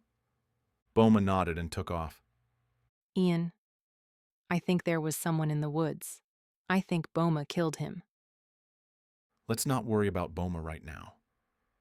But if you heard shots to the north and my car is to the west, there's a good chance we are surrounded. We'll have to be quick. Ian took her hand and raced to the only village vehicle. He had bought the used Jeep when he first opened the mine. It was old, but it ran. Get in and lie down. Ian. Her argument came to an abrupt halt when a shot was fired. It sounded close. Are they firing at us? He hoped not. However, if they weren't being shot at, then that meant Gerard, Fode, and Saba were in danger. Gwen must have read his thoughts because she said, Boma will take care of them. since it was imperative that Ian not get caught now, especially with the diamonds weighing down his pockets, some larger than robin eggs, he wrenched open the door. Did Fode find flight information? Gwen asked as she jumped into the passenger side. Get in the back and lie down. No, just drive. Ian slid in and slammed the door shut. He started the engine, ignoring the stones that jabbed into his leg. Speeding down the dirt road, he headed south. He would eventually have to cut over and head west to get to Freetown. The sooner they got to the city, the better. If they couldn't find a plane tonight, then at least they could hide. Freetown was busy and congested. It would be hard for anyone to find them, but not impossible. Ian hoped they wouldn't have to stay. The longer they stayed, the harder it would be to leave. You have your passport, right? Yes, do you? Check the glove box. I threw it in there after my last flight. After you followed me? She asked, an attempt at humor to cut away at the tension. She opened the box and pulled out his passport. After you knocked me out. I am sorry about that. You had me cornered and I was afraid. I said things out of anger. She shook her head. Let's not go down that path. We have other things to worry about now. Anyway, I take it as a compliment that you would follow me, even if it was out of anger. He returned the smile. Remember that if you ever decide to run away again? He was teasing, but it made him wonder. If she did leave, would he follow her like he did last time? Every hour he spent with her brought her closer to him. I won't. You're stuck with me. He reached over and took her hand. That's all I ever wanted. It took nearly 4 hours to reach the airport. With the dark roads and a nearly impossible search for gas, it took longer than Ian had thought it would. Thankfully, no one pursued them. As Ian and Gwen hurried through the airport, he asked, When do you have to contact Divine? No later than tomorrow, or he'll grow impatient.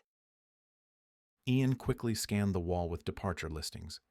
There were a few flights within the continent, but he was hoping to put an entire ocean between them and Sierra Leone. No flights were going to the U.S., but he had expected that. There's a flight to Morocco. I was hoping for something farther. He read down the list, despairing until he came upon the last flight. Frankfurt. Let's try for that flight. When they turned toward the ticketing desk, Gwen grabbed his arm. They're here. Ian searched the crowded airport. Who? I can't remember his name. Tedda, maybe. When I stole your necklace, he was the one looking for it. He came to your house with a team of agents, tied your friends and mother to the dining room chairs. Ian slid behind a sign, bringing Gwen with him. Ian had heard a little of what happened while he had been a hostage, but not this. They tied up my mother? Dear Lord, it was a wonder the man was still alive and she hadn't rained down the devil's fury upon them. Where is he? She peeked out and pointed to a man in a suit surrounded by soldiers. They were hovering near the security gate, inspecting everyone who walked by. It looks like the same men. I definitely remember the one in the suit. She ducked behind the sign again. They caught me as I was cleaning the necklace. It was a real mess since you set it into concrete. And then you swapped it for the costume set you made, he surmised. She nodded. He never thought anyone would find the Matahari necklace. He had sealed it in a concrete tile and set it at the bottom of his home pool. To an unsuspecting person, it looked like nothing more than a pretty decoration. When he realized he might need it, he sent clues to Nadia before his capture. She ended up finding it at the 11th hour. However, in the end, she came up short. The agents took the fake, and Gwen took the original. We can't stay here. They will notice us, especially me. We have no way out of Sierra Leone, he said, frustration beginning to choke him. There's always a way. While her voice held the strength he knew well, something in her eyes dimmed. He hugged her to him. This was not her problem, and yet she was here, sticking by him, risking her life for a village she barely knew. I'll figure something out. She looked at him. I know of a way, but you'd have to take a leap of faith and trust me. If you know of a way out, then let's do it. I trust you, Gwen. It might end badly for both of us. Right now I know of 3 choices, and they will all end badly. He ticked each item off on his fingers. If we try to walk through security, they will catch us. If we drive to the bordering countries, we risk not only Sierra Leone border officials, but the other desperate countries.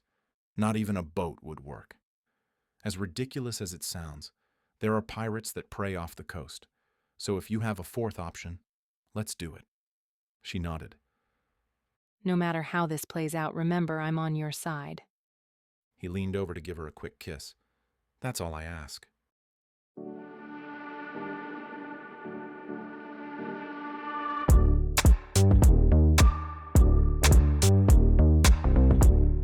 Chapter 18. Gwen turned on her cell phone. Now that they were in the city, she finally had a signal. She looked over at Ian, who sat in the driver's side of the Jeep. Do you want to know the plan? Once I make the call, I can't take it back. Who are you calling? Duvine.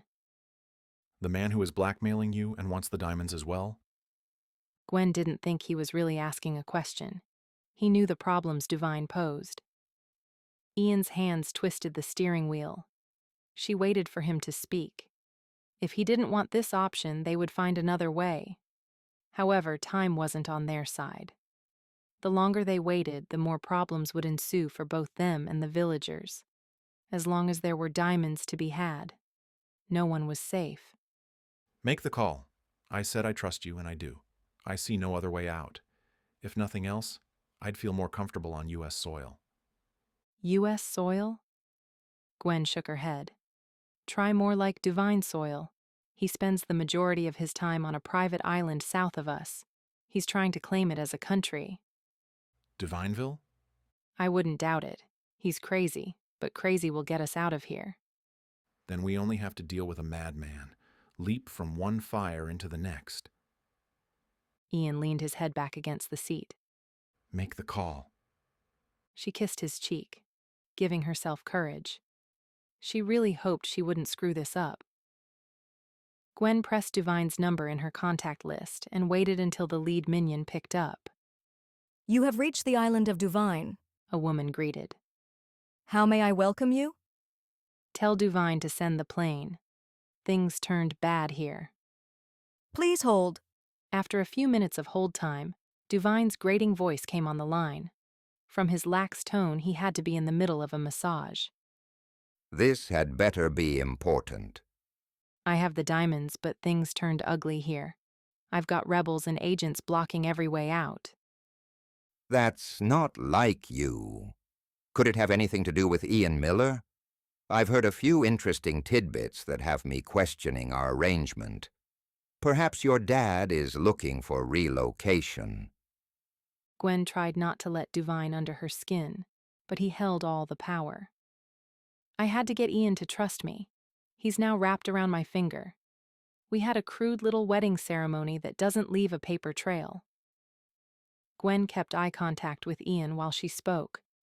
While her mouth was saying hurtful things, her eyes pleaded with him to understand. I have everything you need, but I can't get it to you unless you help. He sighed. This is going to cost you. I'll send the plane over. One of the girls will contact you with the details. Before he could disconnect, Gwen said, Ian is coming too. You know the rules. No outsiders, especially ones that you steal from. He has to come or he won't believe me. I have to keep the ruse up for a little longer. Why? He has access to another plot of land. You should see the size of some of the stones. And you can get them. I will get all of them if you play along. Duvine didn't say anything for a moment, but then finally agreed. Gwen ended the call, both relieved and nervous. Greedy bastard, she muttered. Ian didn't say anything, just stared at her as if she'd turned into a snake. I had to say what I did. He wouldn't have picked us up otherwise. He would have picked you up. You could have left. Not without you.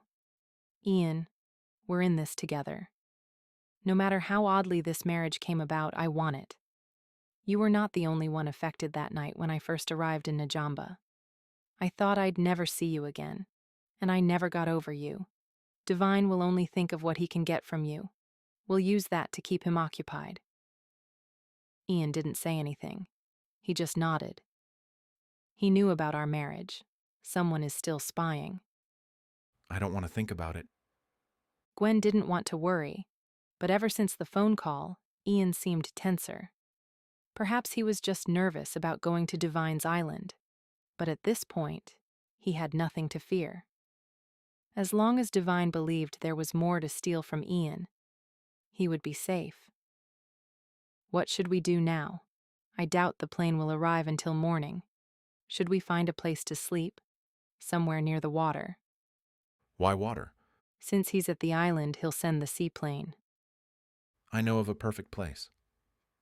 Thankfully, they hadn't attracted notice at the airport, but she feared their luck wouldn't stretch if they didn't get out of town.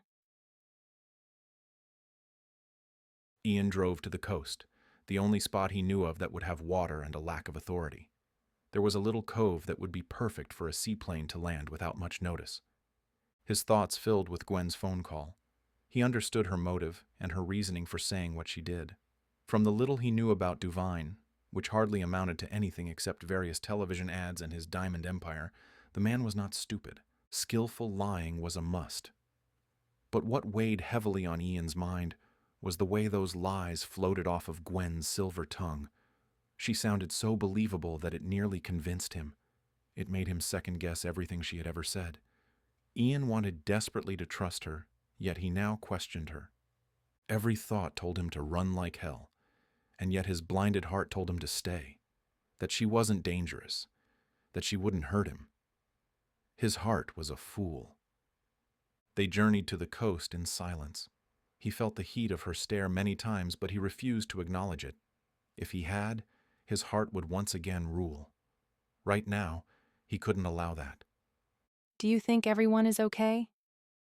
I hope so. He wished there was a way to check, but there was no communication. The last shot echoed in his thought-congested head. It had sounded so close. Where are we staying? There's a small cove ahead. No one will see us there. So, we're sleeping in the car. I was going to sleep on the beach, but you can sleep wherever you feel comfortable. I'll feel more comfortable with you. He nodded, keeping his fluctuating emotions in check. Ian, what's the matter? Ever since the phone call to Divine, you've been distant. It's nothing. The stress of the day is probably getting to me. If you want me to call Divine and cancel, just say the word. I'll make up a story why we don't need the plane. Ian shook his head. We're already committed. Nonsense. If you're uncomfortable with this, I'll just lie to Divine. He'll believe me. I'd believe you too. What do you mean? He did not want to have this conversation now, but he had to know. It was eating away at his mind. Your lies are believable. Of course they are. There's no point in lying if no one believes you. Rather defeats the purpose. I still don't see what the fuss is about. The fuss? Ian echoed. Yes. Why are you making a big deal out of this? If you were in my shoes, I'm sure you would have done the same thing. I'm not in a habit of lying. But I am. Aren't you? He said it so coolly that even to his own ears it sounded like ice. Ian pulled down a narrow dirt path and parked next to a cluster of rocks that blocked the view to the sandy cove. They should be safe here. He started to climb out, but Gwen stopped him. You didn't answer me. I'm upset. I didn't mean to take it out on you, he said, grasping at his first go-to excuse when dealing with a woman he'd angered. He should have known it wouldn't appease Gwen. And now I'm upset. Were you expecting me to tell Divine the truth? No. Then I was supposed to lie, but do so badly. No. Then what? The tension that had been building in him overflowed. He could no longer contain the frustration and doubt. When I heard you lie to Divine, it made me question everything you've ever said to me. It was so easy for you. No catch in your voice, No twitch of a muscle. I bet you could have fooled a lie detector. So I wonder how many of the things you've said to me were lies. 50%? 100? That's not fair. I have no choice but to lie, and I've been doing so for over a decade. How do you think I've managed to stay alive and out of jail all of these years? You said you trusted me. Was that a lie? It must have been. Ian clipped and jumped down from the Jeep. I must have taken cues from the best. He tossed the keys onto the driver's seat and emptied his pockets of all the diamonds that had been jabbing his thighs, tossing them in a heaped pile on the seat. That's so you don't have to steal them. He slammed the door closed and stomped down to the water's edge. Immediately he regretted his actions and words, but was still too upset to do anything but stare out at the black ocean that shimmered under the moon. Perhaps it was for the best. Gwen now had everything. She could make up her mind, and he'd know for sure one way or the other. She could easily leave him here and drive down the coast to pick up her flight. They'd never have to see each other again. There'd never be a reason, since he was completely tapped out. But it wasn't the thought of being broke that tightened his chest. It was the thought of never seeing Gwen again. He shouldn't have said those things to her. She was right. She had to lie or face the consequences. She was protecting her father. Ian wanted to go back and tell Gwen he was sorry. But would it make a difference? This would always hang between them like barbed wire. Before he could make a decision, Gwen started the Jeep and pulled away. He sunk into the sand. She was gone again, with his diamonds in tow. Whoever said third time's a charm never met Gwen.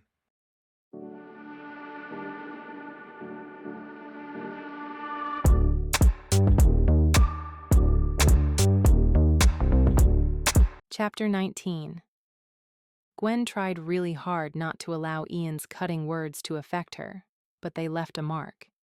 He had a good reason, 2 good reasons, not to trust her. But she had thought they'd tiptoed through that. After tonight's mess, she realized they still had a long way to go. Leaving him stranded probably didn't help matters, but she didn't want to stay. They'd both end up lashing out. After going to a small convenience store for supplies and much-needed space, Gwen returned the Jeep back to the spot by the rocks, relieved to find Ian hadn't moved. He was still there, a sitting silhouette looking out over the water. She could only imagine what was going through his mind. Unloading the supplies, she carried them over to Ian and dropped them down next to him. He looked up at her with a glazed sort of stare that pierced her heart. Why did you come back? I never really left. I remembered seeing a small store a few miles back, so I went to buy a few things. She tossed him the keys and a heavy cloth bag filled with diamonds. Gwen didn't bother trying to read his reaction. Instead, she busied herself by spreading out blankets and 2 pillows. Once that was done, she kicked off her shoes and sat down on the makeshift bed with a grocery bag. She dug out a bottle of water and tossed it to Ian. Then she took one out for herself. She drank greedily. They had been running all day, and she couldn't remember the last time they ate or drank. It must have been at breakfast. Crepes. They had crepes this morning after their wedding night, which meant that they had been married a little over 24 hours. It was no wonder they were both on edge. Within just a day they had married and were now fleeing the country, straight into Duvine's lair. Not a promising start, but one they had to deal with. Gwen fished out 2 bags of chips and tossed one to Ian. He caught it with no trouble. He had been watching her warily. They had other food there, but it looked old, and we really don't have the luxury of time to deal with food poisoning. He eyed her. One of Duvine's minions called while I was at the store. The plane will be here in the morning. I gave her the coordinates, but had to guess a little, seeing as I was 3 miles away. Why did you come back? I already told you I never left. She bit back a sigh when he looked at her, confused. Ian appeared lost, and it took all of her resilience not to walk over and hug him. She hadn't meant to hurt or worry him. They just needed space, Ian, I realize I have a lot to be sorry for, and I am. But I can only apologize so much. I also realize that you need time. You said you trust me, and yet that's not possible. Not right now. She shrugged and bit a corner of a chip. I understand, and I'm not going to push the issue. Actions speak louder than words, and I plan to show you that you weren't wrong about me. He stood, dusted off his shorts, and walked over to her. Kneeling on the blanket, he said, Thank you for coming back to me. He placed the cloth bag down beside her. They're yours. Startled, she locked eyes with him. What do you mean? Just what I said. They're yours. After tonight, I'll never trade in diamonds again. They only bring misery to too many people. Gwen felt the weight of the bag and the weight of the responsibility. They are yours. They brought me to you. I know it wasn't the best way to meet, but I'd never have met you otherwise. And anyway, you can't give me these diamonds. They belong to you and Najamba. I don't need them. And Najamba doesn't either. They only attract criminals. True, but I was thinking of a business they could start. Gwen smiled and sat up straight. I was talking to Saba this morning, and she told me she wanted to design jewelry. Ian shook his head. Bringing in gems would be the same as mining diamonds. What if she could design costume jewelry? It's how I started, and I could show her. Anyone interested could work with her. If not, I'm sure we can find other opportunities for the others. I think Saba would do well. Once she masters the craft, her pieces could generate enough to keep her and her family happy and healthy. You care about what happens to them. Of course I care. We just need to sort through one problem at a time. Once Divine and his minions... Divine has minions? I have no other words for them. You'll see. Divine and his minions can wait until tomorrow, Ian said, cupping the back of her neck with his warm hand. I have a lot of making up to do with you, Gwen. She leaned in to claim the kiss that was waiting on his lips. There's no need to make up for anything. Are you sure? I'm very good at apologizing. Are you? As he closed in, removing all space between them, she fell back against the pillow. He smiled down at her. I am. He lowered himself to sink down next to her, his arm propping his head up. I broke a promise to you, and I need you to forgive me. What did you promise? To give you the benefit of the doubt. I made that promise, and yet I didn't keep it. I'm sorry. She curled into him and wrapped her arms around his neck, pulling him close until his lips were a breath away from hers. Then I think you have a lot to make up for. Since I do too, I think we might be here all night. There's no place I'd rather be. Ian looked out over the endless ocean. Not a speck of land in sight. Nothing. Gwen told him they were close, but he still didn't see anything. The seaplane had arrived off the shore only an hour after they had woken. It was a small craft with floats to keep it bobbing on the water. Thankfully, the pilot was able to land near the shore, and they only had to wait a short way to climb aboard. Since it was a small craft, it took many stops to refuel and an exorbitantly long time to reach the island. There it is, Gwen said with the same tone she might use while discussing a painful dental procedure. Ian looked out the window at the horseshoe-shaped island. Lush green hillsides towered over the pristine sandy stretches of beach that encompassed the land. While they weren't able to discuss much since the pilot was in earshot, they were able to communicate a little, enough for Ian to know Divine probably wouldn't bother summoning them until tomorrow morning. Also, Gwen warned him not to talk to or around the minions. He doubted he would, but he wondered why Gwen kept referring to Divine's staff as minions. The plane descended, and within moments they landed alongside a pier, making their exit much easier. While Ian would rather be nearly any place than here, he was relieved to have arrived so he could stretch. The plane didn't allow for standing or leg room. Gwen led the way down the pier and past sand so fine he wanted to dig his toes into it. It dipped beneath such clear blue water that he could see colorful fish darting here and there. Ian controlled his sudden urge to dive in and take Gwen with him. Instead, they walked onto a sprawling terrace and into a white building that was more glass than structure. The front room was an atrium filled with sweet-smelling and colorful flora that could be found on the island. He had noticed some of the bright plants from the plane.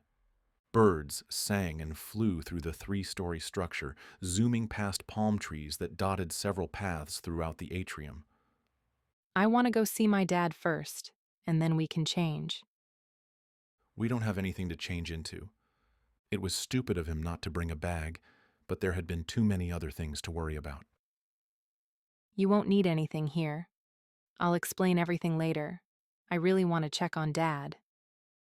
He nodded. Of course. While he knew Gwen's father was being kept here against his will, or perhaps it was only against Gwen's will, this place was hardly a harsh prison. But one never knew what happened inside the confines of walls. A blonde woman opened the main door for them. Normally he didn't notice women's hair other than if it was short or long, but hers was a short, blunt cut with bangs of the same fashion. Too severe for the youthful woman.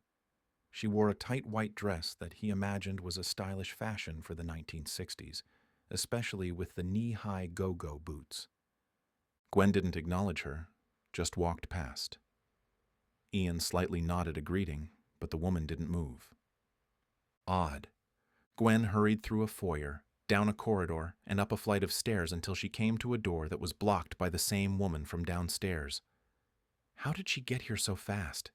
Did she have to open every door? Open! Gwen demanded. The woman obeyed, and Gwen marched through. The bite in Gwen's voice had him looking between the women. Obviously there was some bad blood. How could there not be? But this peculiar woman was not divine, and so once again Ian gave a polite nod to the woman as he walked through. Like last time, she didn't move. Gwen walked to the far end of the large bedroom, near the glass wall that looked over a mountainous hillside covered in dense greens. The landscape was ripe with wild flowers, bright in reds and yellows. A man sat in silence at the sitting area, positioned in front of the windows. Staring blankly ahead, he wore a white kimono-style robe. Dad? Gwen sat down on the couch next to him. He looked at her, though no recognition formed in his features. Ian noticed right away the similarities between father and daughter, especially the eyes. Only his weren't sharp like Gwen's. They were lost, glossy. His hair was also several shades darker than Gwen's. It's Gwen, your daughter. Do you remember me? He didn't respond, just looked at the puzzle in front of him on the coffee table. I can't find the last piece, he finally said. Gwen kneeled down to look under the table and then moved to search under the couch and 2 chairs. Ian stepped over to help. Maybe it fell in between the cushions, Ian said. He checked the chair cushions, not wanting to disturb the man on the couch. The puzzle was large enough that it could have taken him a few days to complete.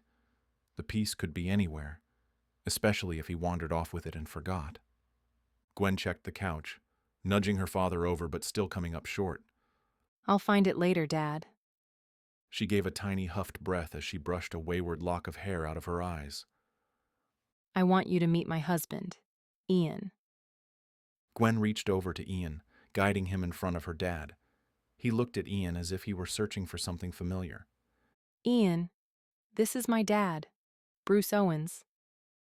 It's nice to meet you, Ian said, reaching out to shake his hand. Bruce stared at the offered hand before finally shaking it. Suddenly, Ian realized he finally knew Gwen's last name. You're Gwen Owens, he stated as if it were a grand discovery. He didn't know why he didn't know this of her, but when they first met, she wasn't generous with personal information. Now that he knew, he felt a relief that he didn't know he had needed. Gwen shook her head. No, I'm Gwen Miller. As long as you can still stand the sight of me when this is all over. You want my name? Ian hadn't expected that of her. She was so independent that he didn't even ponder her changing her name for him, but he liked it. Immensely. I'll change it once we get home. They both looked at each other. Where exactly was home? He had no idea where hers was, and his was just a house with his name on the deed, but not much more than that. He was even in the process of selling it, and he doubted she would want to live in Najamba with him. Extended vacations, sure, but forever? No, he couldn't even say the same for himself. Najamba was a place that would stay in his heart forever, but he didn't want to grow old there. We'll figure that out later. Gwen said hurriedly, obviously having similar thoughts. Let's go and change. I could really use a shower. Before leaving, she leaned over and kissed Bruce on the cheek. I'll see you later, Dad. When he didn't respond, her face fell. Ian couldn't stand the look that darkened her eyes. He took her hand and led her to the door. It was sad. The man was only in his late 50s, perhaps early 60s. He should be able to remember his daughter. Did he have any other family? Or was it just him and Gwen? Do you have any brothers or sisters? Ian asked Gwen as they walked out the door, past the woman who had opened it. None. My mom died young, and Dad never remarried. They walked up another flight of stairs and reached a landing that had views of the ocean. No other land could be seen. The same woman stood at a door near the staircase. How was that possible? He had only looked out the window for a few moments and didn't see her come up the stairs. Were there secret passages? Open! Gwen snapped. She breezed through the door and into another bedroom that looked similar to the one they'd just left. When they were alone in the room, Ian asked, "How is she getting to the doors before us?" Gwen chuckled and wandered to a door off to the side. She opened it, revealing a bathroom. It also had a full wall of glass with views to the ocean. Thankfully, there were no neighbors. Gwen began to strip, tossing her shirt and shorts onto the floor. With light footsteps, she walked over to the shower with clear glass doors and turned on the water. Eyeing Ian and the clothes he still wore, she asked, What are you waiting for? "I seem to be a bit overwhelmed by this place." I was too at first. "You didn't tell me how the woman got to the doors before us." Gwen tossed her bra at him. You're smart. You'll figure it out. But what I want to know is why you're still dressed. He laughed at her single-mindedness, which would normally be in sync with his. But this place, combined with the odd door woman and the lack of Duvine or guards' presence, had him baffled. He'd expected a much different reception. Ian shucked off his dirty clothes, thankful to be rid of them. They still smelled of musky river from yesterday's mining. Joining Gwen in the roomy shower, he was happy to find her already wet, with warm water caressing her skin. He stepped behind her, wrapping his arms around her waist and kissing her shoulder. "For a dangerous place," he murmured into her neck. "I feel safe. Too safe." He pulled her back against his chest, her body molding against his, her bum nestling against his growing need. We'll be left alone until tomorrow, she said, wiggling against him. "Then I'd hate to waste this time." He took her hands and placed them on the tiled wall in front of her, bending her slightly forward. She shifted, and he couldn't help but groan as her sweet rear pressed firmly against him. Thank God they had tonight. While he felt safe right now, experience told him a brewing storm would follow. He let his hand drift down Gwen's form. For her, he would brave anything.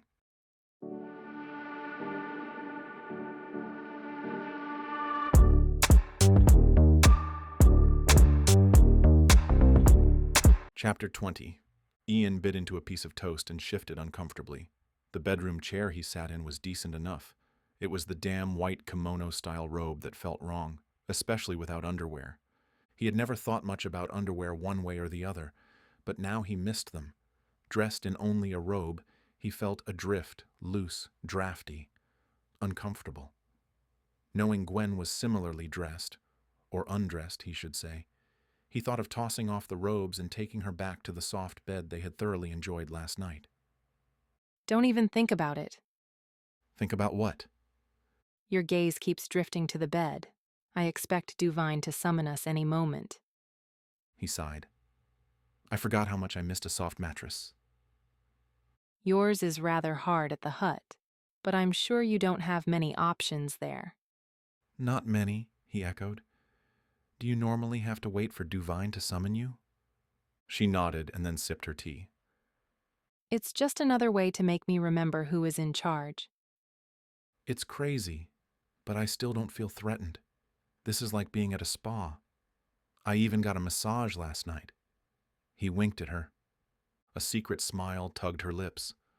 He could have sat in the cozy room with her all day, but he had to prepare himself. Duvine was smart to try to lure them into feeling safe. It was easy to lay down defenses while in a plush house with all your needs taken care of. Except underwear. Gwen wouldn't answer many questions about Duvine. When she did, she was evasive. The most he gathered was that Duvine was eccentric and off his rocker. Ian could have figured that out on his own.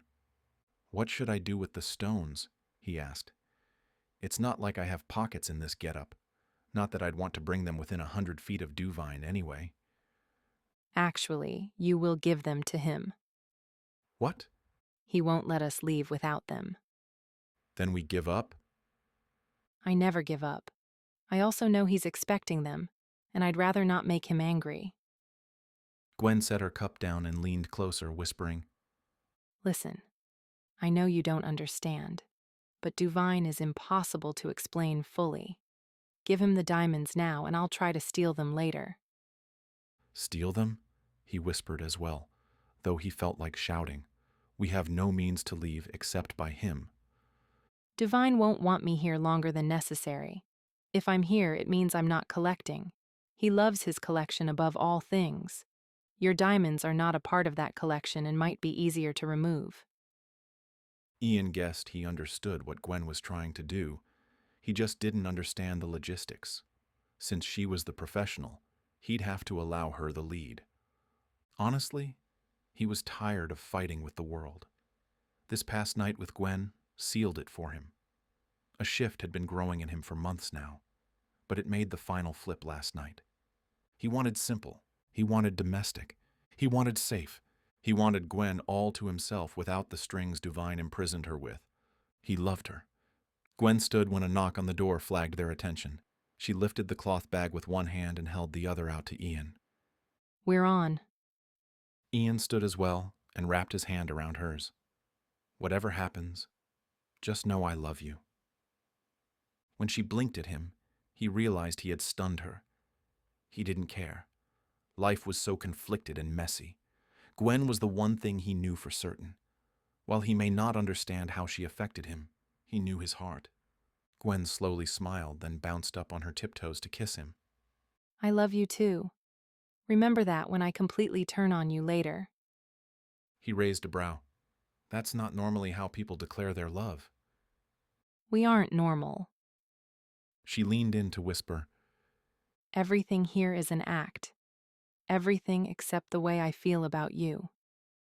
She led the way out, the cloth bag carelessly swinging in her hand. The woman from yesterday stood at the doorway dressed in the same outfit. Ian assumed it must be a uniform because he never met a woman who wore the same clothes 2 days in a row. She didn't speak, just led them to a ridiculously large conference room that was filled end to end with an equally ridiculously long table. A man sat at the far end, dressed in the same style robe that he forced everyone else to wear. It tugged on Ian's mind that Duvine might not be wearing any underwear either. He didn't know whether to be amused at the absurd situation or traumatized. Briefly, Ian wondered why the doorwoman didn't have to wear the same getup. Wait, she was standing next to Duvine. How did she get over there? She had just opened the door. Ian turned around to find there was an identical woman still there. There were two? Ian must have voiced his thoughts aloud because Gwen shook her head and whispered, There are 20 or so. I can't seem to add them up because they won't stand still. Welcome to the loony bin. Ian looked back at Duvine, noticing for the first time he held a white cat, his hand lazily petting it. Sit down, Duvine said. Ian looked to the table, noticing the small speaker that carried Duvine's voice across the room. Following Gwen's lead, Ian sat next to her in one of the chairs located at the opposite end of Duvine. Nonchalantly, Ian peeked at the floor, hoping he wasn't sitting on a panel that would drop him into a hidden shark tank. He didn't see any wires that would electrocute him either. Okay. so his mind was teetering on the edge of movie versus reality, but this didn't look like any reality he knew. One of the women, he wasn't sure which, stopped near Gwen with an empty gold tray. Without a word, Gwen dropped the cloth bag on the tray and settled back in her chair as if bored. The woman walked the tray down to Duvine. Ian swore it took her a full minute to traverse the room. Duvine took the bag and waved her away. Ian wished he could see Duvine better. All he could make out was average brown hair and a long, oval face. No facial hair. Ian tried to recall Duvine's commercials, but he had never paid much attention to them. Duvine poured the stones on a black cloth in front of him and took out his loupe, inspecting a few of the larger ones. Nice. Very nice. He removed the loupe and looked up. You've done well. Thank you. Gwen said automatically. But you also brought an outsider. We've discussed this. Will there be a problem? I already have one of your family members here. I wasn't looking for a second. Ian stays with me. Duvine collected the stones, dropping them back into the bag and handing them off to the woman with the tray. She walked away, her heeled shoes clicking with each step. Soon she disappeared through a door behind Duvine. As soon as the diamonds were out of his sight, Ian felt sick. And it wasn't just because the last of his funds were snatched from him. He felt nauseated being in the presence of someone so delusional. The fact that Gwen played along was smart on her part, but once again she played her part too well, and he had to remember that he too had a role to play. He still wasn't sure what that was, but he'd find out soon. Tell me about the new mine. Gwen looked to Ian. Darling, why don't you tell Duvine about your new purchase? Was she serious? Ian sighed. Of course she was. God, he was so lost he felt as though he were dropped into a pitch-black bouncy house. He wanted out. He'd almost rather the rebels had found him first. Almost. We haven't secured the land yet, Ian finally said, taking cues from Gwen. But it's just a technicality, and we should have access soon. It promises to be an even wealthier mine. The river that winds down the hills deposits stones at the bend. It's located just down the stream from the mine we are closing, so I'll have workers at the ready. A foggy idea emerged. However, someone leaked photos, and we had to make a run for it. Right now, it's not safe to return. Ian paused in thought. But if you were there, no one would dare to overtake us. I don't involve myself in squabbles. I am only interested in the final product. Ian nodded slowly. I see. Duvine stroked the cat. I don't think you do. You will return to Sierra Leone and mine diamonds until every last stone has been unearthed. I don't care if you have to fight a war, but you'd better deliver the results to me. Okay, Ian said warily. Return us to the mine and we'll get to work right away. Ian hoped it would be easier to lure Duvine to the mine where the warring fascists could have him, but Duvine didn't want to get his hands dirty, just like Gwen had told him.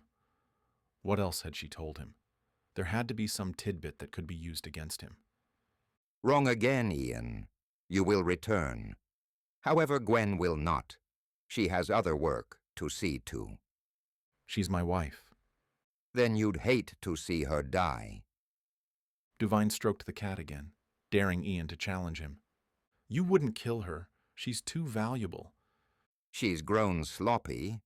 I can easily replace her. This was exactly how Gwen was ensnared. Well, maybe not exactly, but she had exposed her father as her weakness, and now Ian exposed Gwen as his. Duvine would keep them apart and blackmail them until he had every bloody diamond on Earth. This had to stop. If it wasn't them sitting in this web, then it'd be someone else. Duvine smirked. Ian clamped his hand on his knee to keep it from shaking. Gwen noticed and turned to Duvine. Surely you'll allow us a honeymoon. It'd be certain death if Ian returned to Sierra Leone right now. And I'm still gathering intel on the faith diamonds you wanted. I can do that anywhere. When Duvine didn't answer, she continued. I've been working for you for over 10 years with no break. Give us a week or two. We'll be refreshed and ready to tackle the challenges you require. No. You'll both leave with your assignments tomorrow. Permission to address you privately. she said sweetly. Granted. Gwen stood and walked down to the other end of the table.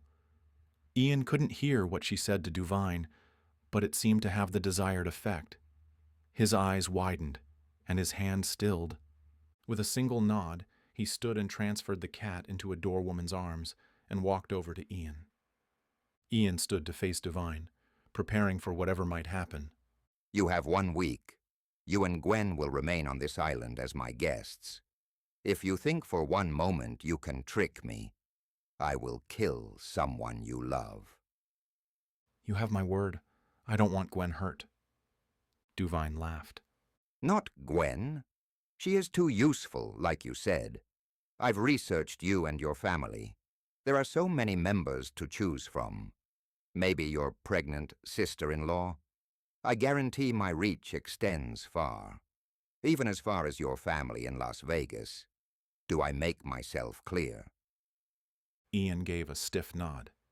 Make wise decisions and you'll be rewarded. Duvine walked out the door, his billowing robe and minions following behind him. Ian? He turned to Gwen. Now I understand why you call them minions. She stepped close to him. You wouldn't have believed any of this if I'd told you. I would have believed you, but I wouldn't have understood it. He's insane. Certifiably. What did you say to him to make him change his mind? That I needed more time with you. I had to make sure you loved me enough that you could be controlled. Good thing he doesn't know I already am. You're teasing. Stop it. I wasn't. She looked at him, and the rest of the world threatened to dissolve. Since he had to keep his wits, he said, Anyway, you bought us a week. She nodded, and he noticed she looked tired. Dark rings had made home under her eyes. Why don't we go back to the room? You look as though you've gone one too many rounds with Duvine. She waved off his concerns. I'm always a bit exhausted after dealing with him. Why does he take your word? You seem to be able to make him listen, yet he's still blackmailing you. It's hard to explain. Gwen thought for a moment. Did you ever hear stories about captives who fall in love with their captors? Yes. Ian frowned. Do not tell me you fell in love with him. Don't be absurd. Over the years, I've made it seem as though I had. However, it makes it easier for me to push for small victories. If he thinks he has me wrapped around his finger, he's more likely to give me a wider berth, and he takes better care of my dad. Then how does he feel about our marriage? From our short conversations, he probably thinks I did it just to get to your diamonds. Has he ever tried to act on your pretend feelings? No. No? Ian hated the thought of anyone other than him touching Gwen, but Duvine had a perfect opportunity. If he wanted to sleep with Gwen, it'd be easy enough to manage, especially if Gwen didn't want to blow her cover. I don't think he likes women. Oh? No, not that either. I don't think he likes anyone except for himself. He's only interested in diamonds. And that damn cat. The cat? Ian grimaced, hating that his mind went there, but it did. Gwen smacked his arm and laughed. Not that either. Ian shivered. Let's get out of here. This place freaks me out. Are there sharks under the floor? Yes, the floor opens up with a flip of a switch and Duvine drops his nemesis down into the tank. The sharks rip the victims to shreds. Ian stood motionless, dumbfounded. Gwen laughed and poked him in the ribs. I'm kidding. You watch too many movies. Ian's heart dropped back to its normal rhythm. It's hard not to connect the two. With this compound, the cat, the minions, the freakishly long table. He shrugged sheepishly. Active imagination. She took his arm, hugging him to her side, and proceeded to wander to the door. It took me a while to get used to this. Does he always stay here? Not always. He has many houses spread around the world, but he normally spends his time here and then goes back to the U.S. for business. I'm sure he'll have to go again soon to make new ads. Is there anything you can hold over him? Ian whispered, wondering if there were ears in the hall. There has to be a way to control him. He can't always maintain dominance. There has to be something that we can do to turn the tables. I've tried over the years, but he seriously doesn't care about anything other than diamonds. I even threatened to tell his wife. He has a wife? Not really. They are married, but it's just another one of his minions. All for show so he can have someone to bring with him to events. She lives in his U.S. house to maintain appearances while he's gone. It's freakish how they all look the same. How did he convince them all to become mindless drones? I have a theory, but you probably don't want to hear it. Cloning. She nodded. I have an active imagination, too. Ian groaned. My head is beginning to hurt. She smiled. Hopefully we won't have to deal with him for long. Ian agreed. He didn't want to stay in this compound any longer than he had to. You'll feel better after a swim. A dip in the ocean will be just the thing to clear your mind. Does he have swimsuits here? Let me guess. White Speedos. She laughed. Not quite. Lead the way. Ian needed a break from this craziness. He always did his best thinking when he wasn't thinking at all. And he knew just the person who could make his head blank.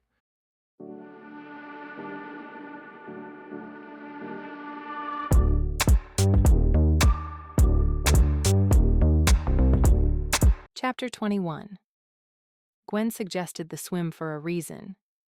When Ian had engaged with Duvine, his hand had started shaking again. Always his right hand. She knew right away Ian was overwhelmed. It was easy to get sucked into Duvine's madness. Thankfully, Duvine was somewhat pliable today and believed Gwen's story. It bought them time, but not much. Gwen touched the turquoise water with her toe and smiled. It was cool enough to be refreshing, but not enough to chill. Perfect. She tossed off her robe and waded in. Skinny dipping? Ian questioned. Gwen turned to find him still on the shore. You aren't a prude, are you? No, but... He looked back at the building with the wall of windows facing them. Duvine won't even bother to look out the windows, and neither will his minions. Dad is on the other side still looking for his puzzle piece. Poor Dad. They had stopped by his room on the way down to the beach. For someone who couldn't remember his own daughter, he was insistent about that piece. Gwen thought about making a substitute for him just so he could move on. That was a project for later. Right now, she wanted to swim. Ian shook his head as if clearing it and then muttered something under his breath. You don't have to swim if you don't want to. It's not that. He dropped his robe next to Gwen's and waded in after her. We are swimming naked while a madman is plotting world diamond domination with an army of minions and go-go boots. Nothing makes sense. Think of Duvine as a civilized devil. She wrapped her arms around Ian's neck as they bobbed in the water. And I don't want to think about him right now. Later tonight, I'll tell you about a thought I had. Right now, I think I need a kiss. That I can do. He bundled her up tight against him and dropped his mouth to hers. The salty water kept them afloat as they played throughout the afternoon, forgetting about lunch and the problems that existed on the island only 100 yards away. Back in the room, Ian paced between the window and the door. He wasn't sure if he'd like to fling himself through the glass or barrel out of the door. One thing he was certain of, however, was that he'd like to cut off his hand. It shook uncontrollably. While this was a best-case scenario prison, it was still a prison. After having a copious amount of pleasurable time in the water, life sobered again. They were back to square one. There was no escape, and Duvine held all the cards. Your hand is shaking again, Gwen said softly, watching him from the couch. It's fine. He clenched his hand and then stretched it. That sometimes relieved the tension. It didn't help this time. What happened before? I'd rather not talk about it. I told you everything about my situation because you said you would do the same. We promised. He stopped at the window. He had promised, and was being unfair. But he couldn't get over the feeling she would look at him differently. He wouldn't survive that. Give me more time, please. She hesitantly nodded. Okay. Thank you. It's your story to share, Ian. If you need time, that's fine. Just remember you can't keep it to yourself forever. He sat down next to her and took her hand, relieved to find his hand stopped convulsing while touching hers. I'm worried, he whispered. I know we talked about finding his collection. But even if we did, and we convinced the authorities of the location, he could still turn the tables and say that we placed the items there for him to get caught. That's true, which is why he needs to get caught in the act. How would that happen? I'd have to steal one more time and hand it off to him in a public place. Once he takes them. Even if that worked, he would name you as an accomplice. I already knew we'd both go down together. She squeezed his hand. But do me a favor and make sure my dad goes to a good home. No, Ian stood.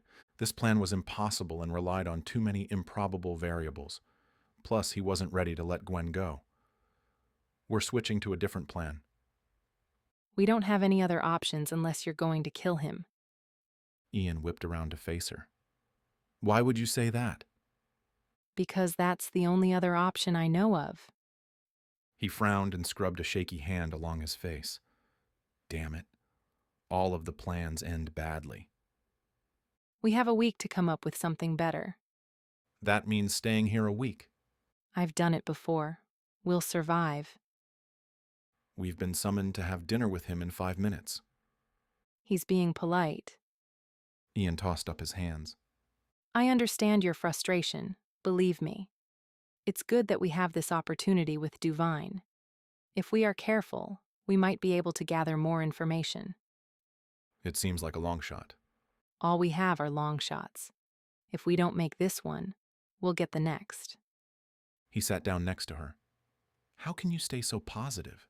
You've been dealing with this for so long. Yes, but I never before had someone to stand with me. Think about it. 2 heads are better than 1. Plus we have the Dark Lions. We could use them somehow. All we have to do is wait for the right time. The Dark Lions. Does your cell phone work here? No, but there are phone lines. She pointed to a phone on a small table across the room. He allows calls out. I'm pretty sure the phones are monitored, but yes. Ian scanned the room. I can't help but think he is listening to us right now. I'm fairly sure this room isn't bugged since I'm normally the only one in it. We just need to keep our voices down. If it's not a bug, then it's a minion. There was a knock on the door and Gwen stood. Ready? Since I have no other choice, yes. Did you ever suck up to a parent to get something you wanted? Maybe butter them up a bit for a future request? Doesn't every kid? Pretend you're that kid now. It will help. She started to walk to the door but stopped. Also, act as if you are very besotted with me. That I can do. Gwen grinned and shook her head slightly. I don't know what I did right to deserve you. We can discuss that in detail tonight. He winked. I wouldn't mind another massage. She laughed. But once the door was opened, she was quick to don her mask. Ian cut his asparagus into tiny pieces, anything to keep his hands busy. How are you enjoying the honeymoon so far? They had lobbied back and forth with inane conversations. Ian didn't want to talk, especially over a mile of table. But he did anyway. Your place is quite beautiful, Ian said, jabbing his fork into a green stick. The seclusion is relaxing. That was a lie. However, he did have to concede the bed and beach were to his liking. I hate to bring up business while eating, but do you have news of Najamba? I assume you still have a contact there? I haven't heard anything, but I can make inquiries. Ian hated not being able to see Duvine's expressions. His voice gave away nothing. I fear the government will seize the land, Ian said as he rolled the green sticks around on his plate. Someone with your clout probably wouldn't have a problem. No one would dare encroach on you. But me? He shrugged. They've already taken over once. Gwen raised a secret brow at him. While she had told him to suck up, she never told him to appear weak. Ian was sure she questioned him. As they had walked through the barren halls to dinner, a thought had consumed Ian. If every scenario ended badly, why not play the game everyone else seemed to be in on? If Duvine goes to jail, Gwen goes with. If Ian returns to Najamba, forced to mine on land he didn't yet possess, he will bring nothing but grief. They were stuck in the middle. Shouldn't the war now brew between the diamond mongers? Let them fight. Now all Ian had to do was to somehow remove himself and Gwen from the equation. That's where the process became fuzzy. How do you deal with your minds? Ian asked. I'm assuming with your vast diamond empire that you have a few. I don't deal with the working part of the industry. I'm only looking for the final product. I stay clear of squabbles. Ian twirled his fork. Would you have any security staff that you could lend to the mine? You do have a stake in the profits, after all.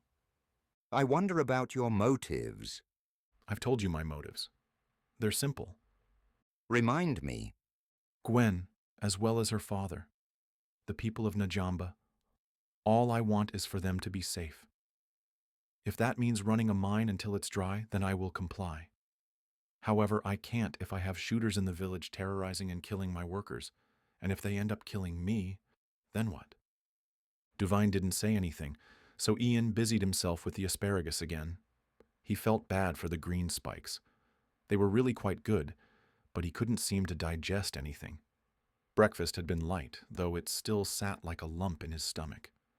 I will check on Najamba for you. We will discuss this further when I have news. Thank you. Duvine stood, and 2 minions hurried to flank him. I bid you both good night.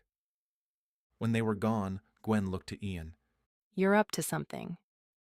Ian smiled as he stood, offering a chivalrous arm to Gwen. I believe your father needs help with a puzzle. She returned the smile and didn't question further, but she probably didn't need to. Gwen was smart and knew what he was about. There was no need to speak and risk being overheard. The next morning, Ian and Gwen were summoned by Duvine. They sat at another long table, but this time in a sunlit room surrounded by a bird aviary.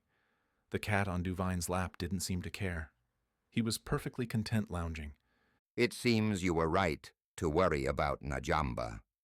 It has been occupied by the military. They are holding the rebels at bay. Ian straightened. Is there word of the villagers? He had hoped once he left, they would be left alone.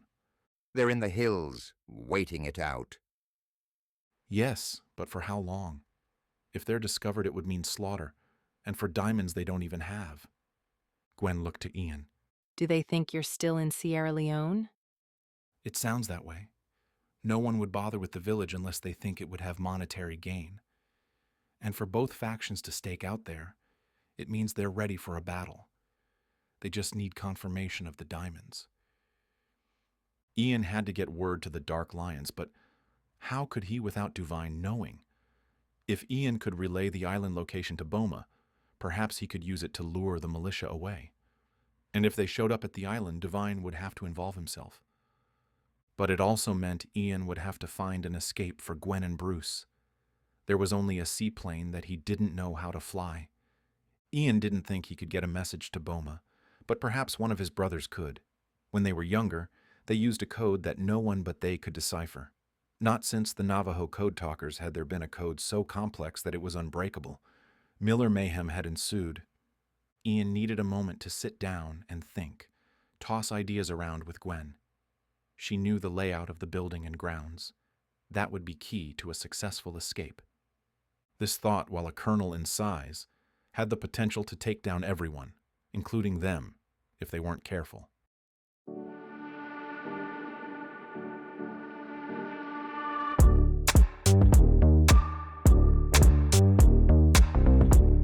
Chapter 22.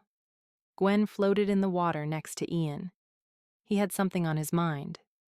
Ian had asked Duvine too many exploratory questions for it not to be the case.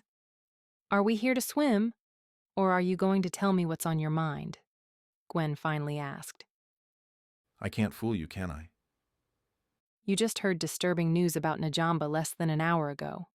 I doubt you'd want to take a dip unless you wanted to talk without being overheard. We seem to be in the middle of a war that doesn't belong to us.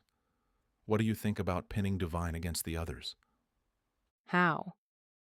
From what Duvine said, it sounds as if everyone thinks the diamonds are still in Sierra Leone. They'll make life intolerable for Najamba until they find me or the diamonds. Why don't we let them know where they can find both? They'll come here. Yes. There'd be no escape. I was thinking of calling in a favor. You can't make a call. Duvine will know. I'm pretty sure he doesn't speak Millerese. Millerese? You're making that up.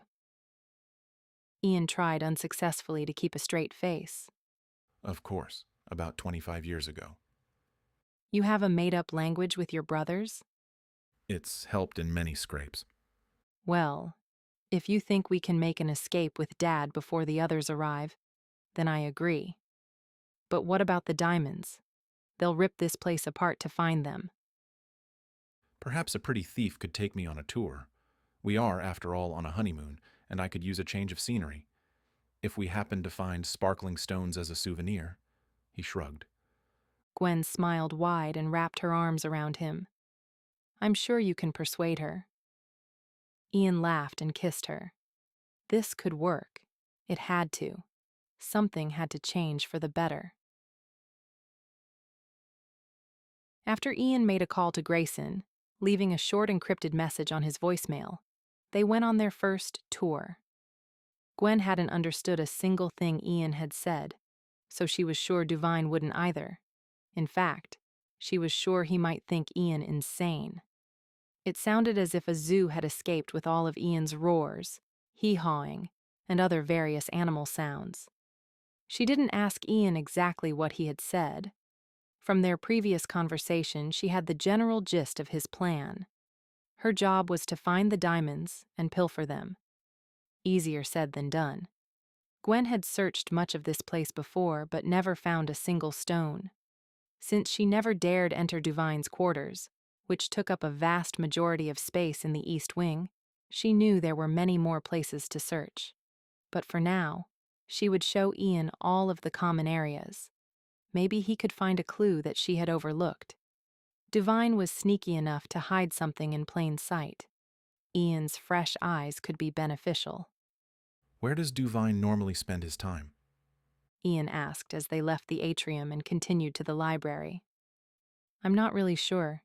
He tends to stick to the East Wing. I've never been to that side. Too many minions. Do they stop you? No, but they watch as if on guard. Any rooms in particular? I don't know. I was so creeped out I left right away. I figured we could try again together. Perhaps you can ask Duvine for a tour tonight after dinner. I doubt he'll agree. He might. He's narcissistic enough to want to prove his superiority. I believe he has other collections as well, but I don't know that for certain. It's just a hunch I have from being here. I'll see if I can twist his arm. Before dinner, I need to make another call to Grayson. I told him I'd ring at about 5 our time. I hate to tell you, but I've never heard a more ridiculous language. Millerese? More like Zooese. What do you expect from 3 boys under the age of 10? Something more than bull snorting and wolf howls. He leaned over, his lips next to her ear. Shall I teach you a few words later tonight? I guarantee there are a few that will make you howl. She shivered at the soft words that held intriguing promises. Maybe 1 or 2 words. When his smile turned wolfish, she wished they could finish this search, forget dinner, and have a Millerese conversation right on the plush library carpet. He was a pro at muddling her mind and causing havoc in her body. The dinner started out quiet. Whenever Ian asked Duvine a question, it was answered in 3 words or less. He wondered if his phone calls had anything to do with Duvine's current mood. Grayson hadn't answered the call again, so Ian left another message during which Gwen tried unsuccessfully to hold back laughter. There had been a reason the brothers abandoned the code later in life. It was too embarrassing once they were older, but he doubted Grayson had forgotten it, even after all this time. You are very quiet tonight, Duvine. I hope there are no problems in Sierra Leone. Sierra Leone? Devine looked up from his plate. No, I haven't heard. Gwen let the subject drop, but Ian wasn't willing to give up so easily. If Devine kept his silence, it'd be harder to invite themselves into his quarters later. And if he wasn't keeping abreast of the situation in Sierra Leone, what was occupying his mind? It had to be the phone calls. It was the only explanation for Devine's sudden mood change. Ian hoped this wouldn't affect any of their plans. "I want to thank you for allowing me to use your phone," Ian said. "My brother keeps my dog at his house. I normally call him once a day, or he'll whine. The dog, not Grayson. But if I don't call, Grayson will get on me too. He only took the dog because I said I was going on vacation." Ian smiled good-naturedly. That was over 5 years ago, and he hasn't forgiven me yet. And what do you say to your dog? You'll think it's silly, and I admit it's rather embarrassing if anyone overhears, but I speak animal language. All animals. For whatever reason, he loves it. And you do this every day? I try to. Ian shrugged. It's only a few seconds of my time, and it spares my brother a headache. He couldn't believe the lies he was spouting. It was becoming easier to manipulate words and shape them into a false reality. It made him feel like a colossal jerk for coming down hard on Gwen when he was doing the exact same thing. "Do you have any other pets here besides the birds and the cat? The creepy cat? Or did you have any as a child?" When Devine didn't answer, Ian wondered if he saw through the lies. It was obvious that something was bothering him. Devine is probably too busy with work to bother with a menagerie of pets. Gwen broke in. It takes a lot to run his empire with such smooth efficiency. I'm sure he doesn't even have time for hobbies. Thankful to Gwen for keeping the conversation moving, Ian added, "My hobby used to be traveling. I haven't had a chance to do any traveling for pleasure in a long time. Well, except for now." He winked at Gwen, who blushed. He hadn't ever remembered her blushing before. Did she fake it? If so, Ian was impressed. "Gwen has been showing me your lovely home. The library is amazing. We were even able to play a game of billiards in the—" He looked to Gwen. "What was that room again?" Gwen pressed her lips together to keep a smile at bay. The game room. "Oh yes, of course. It was the game room. Such a great place." 2 minions took away their plates and replaced them with dessert. Devine waved away his and stood. Ian scrambled to stand as well, wondering what was about to happen. Devine motioned for him to sit again. Please enjoy dessert. I just have to check on a few things. Good evening. Ian sank back down in the chair and poked at the chocolate mousse until Devine disappeared through the door on the opposite side of the room. It was the same door through which the minion had taken the bag of diamonds. Ian flicked his eyes at the door, silently questioning Gwen. She looked at the door and then at the minion standing at it. She cleared her throat and stood, picking up her mousse. Would you like to finish dessert on the terrace? I'd love to. Anything to get out of here. He still wasn't positive the floor wouldn't open and drop them into a shark tank. Gwen settled at the table on the wide terrace that overlooked the ocean and glanced around her. She couldn't see anyone else, but that didn't mean anything. There were still ways for them to be overheard. "Why don't we eat dessert and then go on a walk on the beach?" Gwen suggested, dipping her spoon into the whipped chocolate. "It's such a lovely night." I'd love to. The weather here has been a nice break from Najamba. It is nice, but you probably haven't noticed the heat as much since we're either in air conditioning or the water. True.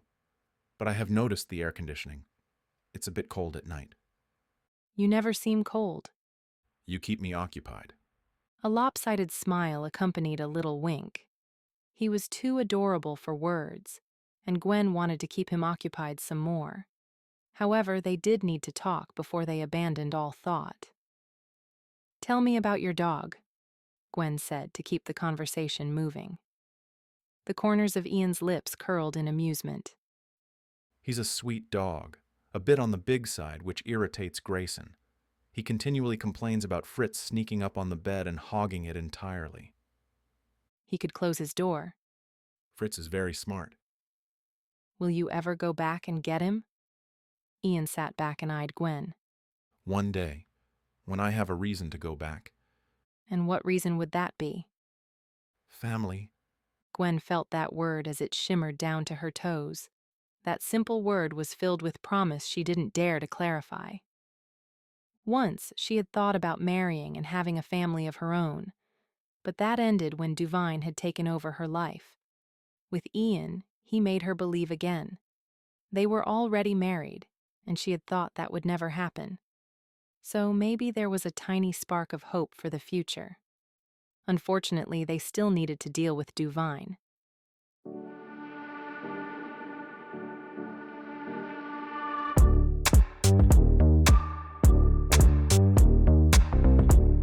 Chapter 23. Ian and Gwen had spoken at length last night on the beach. They both agreed Duvine must be suspicious, and therefore had indeed listened into the Millery's voicemail Ian had left Grayson. While they doubted Duvine could have cracked the code with 2 very brief voicemails, Ian was hesitant to call Grayson again, especially since he hadn't yet answered. Since they agreed to try one more time, Ian picked up the phone and then set it back down. Ian, go ahead and call Grayson, she said from the couch, the mid-morning light causing her hair to shimmer with flecks of gold. If he were anywhere else, he would have been tempted to take her back into bed. But after last night's conversation with Duvine, their situation had changed, though he wasn't quite sure how. I thought Duvine would have contacted us this morning. Try one more time. Fritz needs you. Ian took a breath and picked up the phone, dialing Grayson. Hello? Ian let out his held breath in a whoosh of relief. He wanted to reach through the phone and kiss Grayson for finally answering. Instead, he instantly started speaking in code, fearing anything he or Grayson said in English could be used by Duvine. Where have you been? Ian asked, ending on a moo sound. Jenna and I took a few days to celebrate our engagement. We were out of cell phone range. He rattled off in Millerese, ending with a hiss oink. You're engaged? Congratulations. Bark, roar, chirp. Thank you, but she's looking at me oddly, so can we hurry this along? I heard your other messages. Tell me exactly what you need. Ribbit croak caw. It took a few minutes to explain and translate everything, but when Ian finally finished, Grayson was still on the line and hadn't hung up. Why didn't you call David? He's better at handling these situations. Meow, howl, hoot. He has a baby on the way. I don't want either of you to involve yourselves. Just get the message out. That should be enough. Snort, bellow, cheep. And if it's not? I'll deal with it. Give my love to Jenna. I hope to meet her soon. Ian disconnected, feeling both relieved and extremely nervous. Grayson would follow through. He was not one to let anything fall by the wayside, which meant their plans were in motion. Well? Gwen stood next to him, wrapping her arms around his waist. It sounded like the zoo had a conference. How is Fritz? He's good. All is well. Gwen squeezed him and then let go. Then how about another tour? Sounds great. They left the room to search out spots they hadn't been to before, but without access to the East Wing it seemed pointless. And without an invitation, they didn't have many options. Now that Grayson would relay messages, they had 2 days at the most. Ian doubted anyone would be able to organize a strike this far away without at least a day or 2 lead time. That gave them a limited window to find the jewels and get off the island before diamond mongers brought a war down on the compound. Why don't we go visit your dad first? Ian suggested. I'd like that. Thank you. When they found Bruce in his room, he was still searching for the missing puzzle piece. Dad, we put the puzzle away. Why did you put it back together? He looked at her as if he didn't understand the question. Or maybe he just didn't remember reassembling the puzzle. Bruce was worse off than Ian had originally thought. His care here was inadequate for his needs. Ian, we put the puzzle back in the game room. He must have wandered from his room. What if he walks out to the pier and accidentally falls in the water? Let's speak to Duvine. Bruce needs a nurse to care for him around the clock. Gwen nodded, biting her lip hesitantly. I just don't understand how this one lost puzzle piece is lodged in his memory. I don't know. I've never had experience with dementia. As soon as we get out of here, we'll get him the help he needs. Gwen swung open the door to address the minion. Do you normally stay at this door? She didn't answer, just stood staring blankly ahead. Gwen let out a frustrated breath. Tell Divine I want to see him immediately. She snapped the door closed, not bothering to see if the woman had obeyed. Why don't we all look in the game room for the missing piece? Ian suggested. If Bruce went there for the puzzle, the piece might be there. Gwen nodded. Anything. Just get me out of here. She walked over to her father, who still sat at the couch. Would you like to go to the game room, Dad? We can look for your missing piece there. He stood, his body still in good shape, not needing support of any kind. When they opened the door again, the woman was not there. It became apparent to Ian that even if the woman didn't respond, she was at least capable of following instructions. He wondered where they came from, why they all looked exactly the same and acted like drones. As they made their way to the game room, Bruce was able to navigate the halls and stairs. It was only when they reached the room that Bruce continued ahead, passing the game room completely. Dad, we're here. Gwen opened the door, showing him. Bruce didn't respond, just continued on his path. Dad? Ian touched her arm. We wanted to explore anyway. Let's let him lead the way. She sighed. I guess it wouldn't hurt. It'd be good for him to stretch his legs. They weaved through the house, always keeping Bruce in sight but hanging back a bit, just so they could whisper back and forth. It wasn't until they followed him into a room they had never been inside before that they both stopped cold. Glass showcases filled the room, all with the most stunning collection of jewelry Ian had ever seen. Strategically placed lights made them sparkle, some lit like fire, and others like blue ice.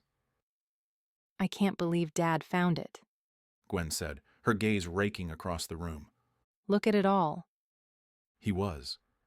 Ian couldn't drag his eyes away. All of this was from Gwen. His own Matahari necklace that she had stolen was in a case to the far side of the room.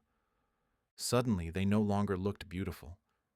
They were ugly chains that bound them both to a life they didn't want. Gwen must have had a similar thought because unshed tears welled in her eyes. I wasn't paying attention, Ian said, hoping to distract Gwen, but we must have crossed into the east wing. We should leave. If Divine finds us here, he'll punish us all. She looked at her dad. Do you think he's been here before? He must have been. He seemed to know exactly where he wanted to go. She watched her father as he skimmed through the room, not looking at the cases but at the floor. Was he still searching for the damn puzzle piece? Dad, it's time to go. We shouldn't be here. A woman appeared at the door. She looked exactly like the others, but she dressed in black instead of white. Her eyes also appeared sharp, not dull and lifeless like the others. As soon as Gwen noticed the other woman, she snapped straight. Her eyes narrowed. Divine requires your presence. The woman said, Please follow me. Let me escort my father back to his room first. That will not be necessary. You are all required. Gwen flinched. Dad, we have to go see Divine. I'll help you find your puzzle piece after. She walked over to take his hand and then nodded for the woman to proceed. Ian followed behind, at a loss. Did Divine want to speak to them because they found his collection? Or because of something else? It didn't take long to reach Divine, making Ian suspect they had indeed wandered way too far. The woman opened a door leading to a vast room with a dozen minions standing behind Divine. But it wasn't Divine or the waiting minions that put Ian on edge. It was the cement floor that angled at a slight pitch. Gwen's gaze darted around the room. She must have never been here before. That was not a good sign. I believe you had wanted to know my hobbies. Divine said to Ian. I have 3, actually.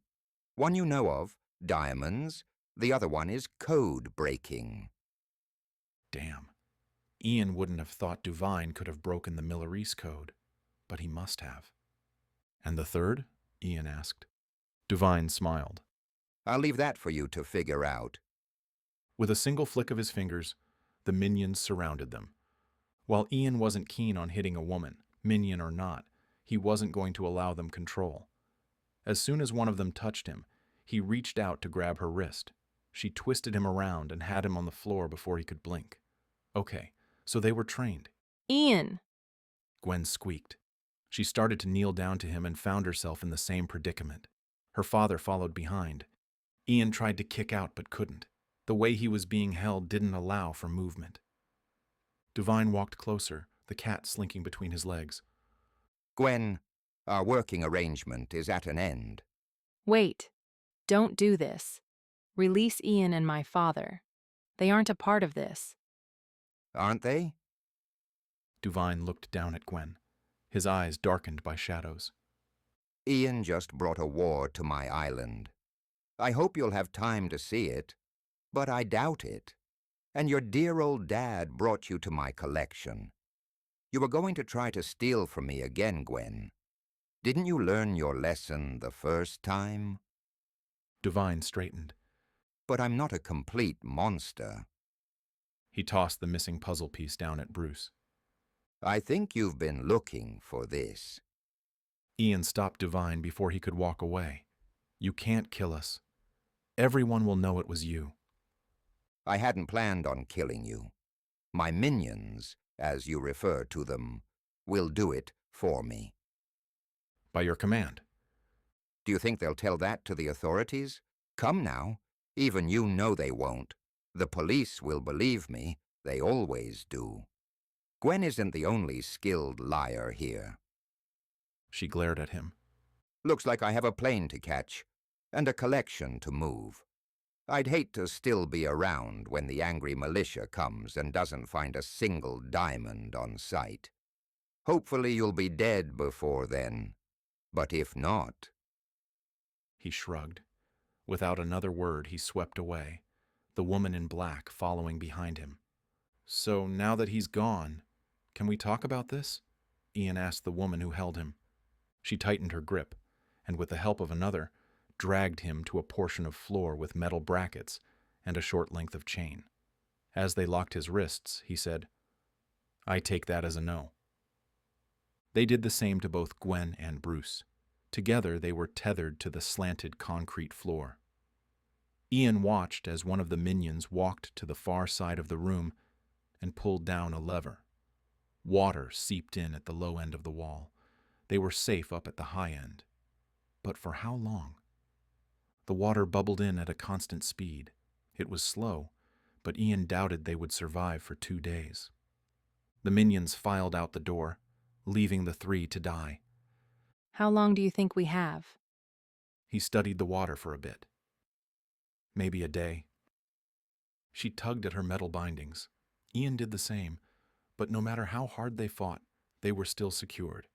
However, the bindings were only on their wrists, not their ankles. They were free to at least sit up, which would gain them another day. Hopefully, someone would find them before the water passed their necks. The only concern added to the mix was, who? Would it be the military, the rebels, or the Dark Lions?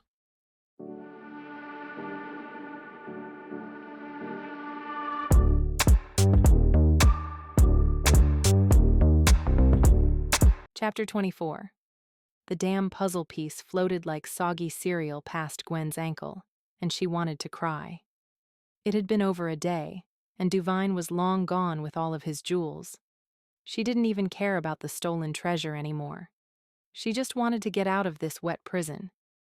They had moved as far back as possible, gaining only a few precious inches. It was enough to keep them out of harm's way, but not for very much longer. Gwen? She turned to find her father looking at her as if he hadn't seen her in years. He actually said her name. She hadn't heard him say it for so long. Dad? Where are we? In Divine's island house. Do you remember when he locked us in here? No, He shook his head. I don't remember anything. When did you get here? Gwen tried to think back. Since she'd been in this room with no outside light, it was hard to figure out. Other than the water level, time was irrelevant here. 3 days, I think. Why didn't you come to see me? I did. Both Ian and I came to see you several times. You were looking for a puzzle piece. We tried to help you, but we ended up here instead. Ian? Ian leaned forward so Bruce could see him as Gwen was a block between the two men. I'm Ian Miller. It's nice to meet you. Sorry it couldn't be under better circumstances. Bruce looked at her questioningly. He's my husband. We married not that long ago. Was I there? No, you were here. I'm sorry about that, but... She looked at Ian hopefully. I thought we'd have a bigger wedding when we get home. Of course, when we get home. There was that word again. Home. It had sat between them before, and now it reappeared. And it was the last thing they had to worry about. Right now they just had to stay alive. Still, it felt good to hear him agree with her. It would be nice to have a wedding where they'd actually share vows. And even if it was just a dream, she would hold on to it until the very end. Do you remember much of this place? Ian asked Bruce. Not much. You seem well today. I wonder what is making the difference. Gwen wondered the same thing. Yes, you seem like the same man you were over a decade ago. My head feels a bit foggy, like waking from a long dream. Ian's eyes narrowed a bit. Did they ever give you medication? Bruce shrugged. I can't remember. You don't think... Gwen stopped to look her father in the eyes, inspecting his face. Is it possible? Did you know Divine before Gwen started working for him? Bruce took a moment to ponder. Yes, but I can't quite remember how. But I do know that I gave him Gwen's resume. You did? He nodded. You were looking for a job. Gwen pressed her fingers to her lips. You don't think... Ian touched her arm gently. Let's give Bruce time to allow any memories to return. But what if he relapses? Gwen looked to Bruce. It was as if he were slowly breaking through the cobwebs of his mind. This was Duvine's doing. All of it. Somehow Duvine had orchestrated all of this. I don't want to get your hopes up, but I have a feeling Bruce will make a full recovery. But how? The doctor confirmed that he had dementia. Who was the doctor? Could he have been paid off by Duvine? Gwen's mouth parted in shock. It's possible. She turned to her dad. Why did you go to that doctor? He wasn't our normal family doctor. Duvine said he was an expert in the field. How did you know Duvine? Did you owe him money? No, I stopped gambling. You know that. But then you had started up again. You owed more money than I could have paid back in a lifetime. He frowned. I never played that deep. I might have lost 1 or 2 cars, but never in the amount you are talking about. That night you made me promise to stop gambling, I did. I never sat down at a table again. Then how do you know Duvine? Give him a moment. Gwen took a breath and nodded. It doesn't matter now anyway. We're stuck here, and Duvine is gone. He manipulated us all. It makes me wonder about the minions.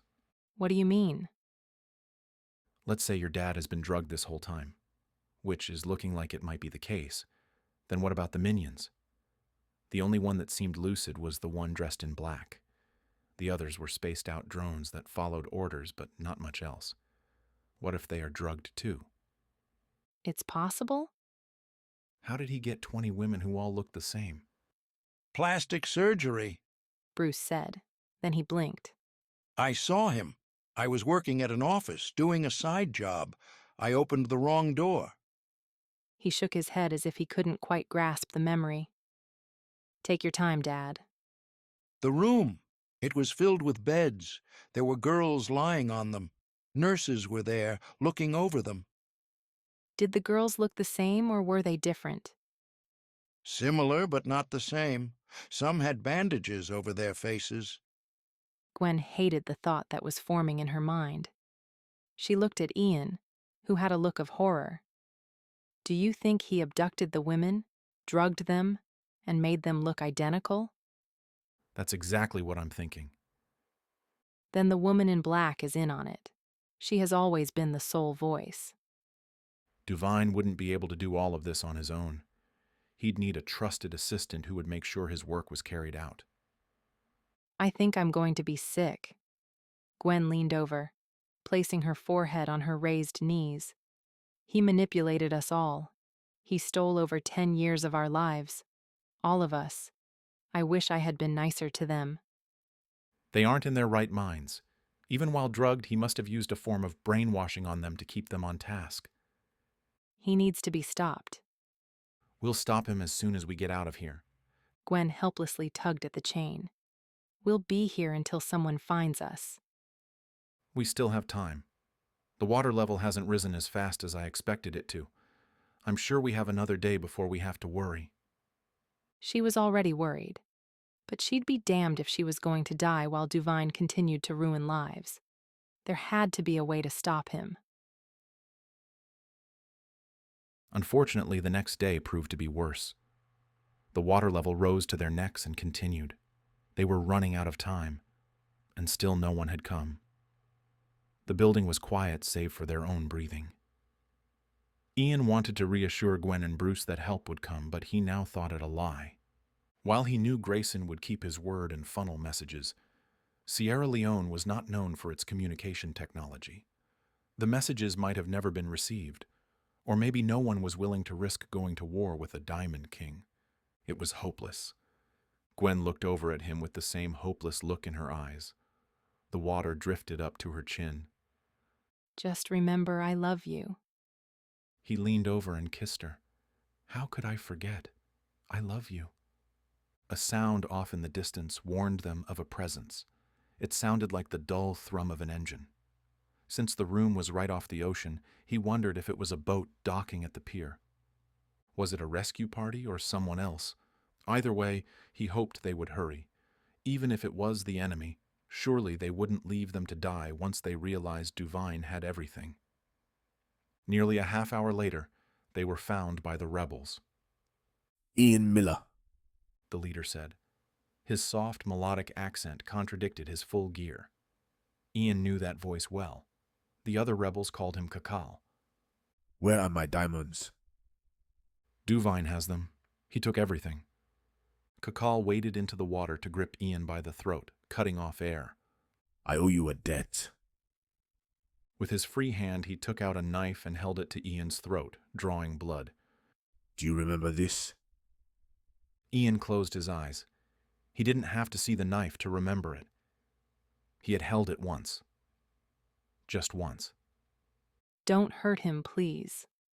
She should have known her words fell on deaf ears. Had it been anyone else, they might have been able to beg and plead for their lives. But not with this group, and definitely not with this leader. You are next, Cacal told Gwen, his smile revealing a row of rotten teeth.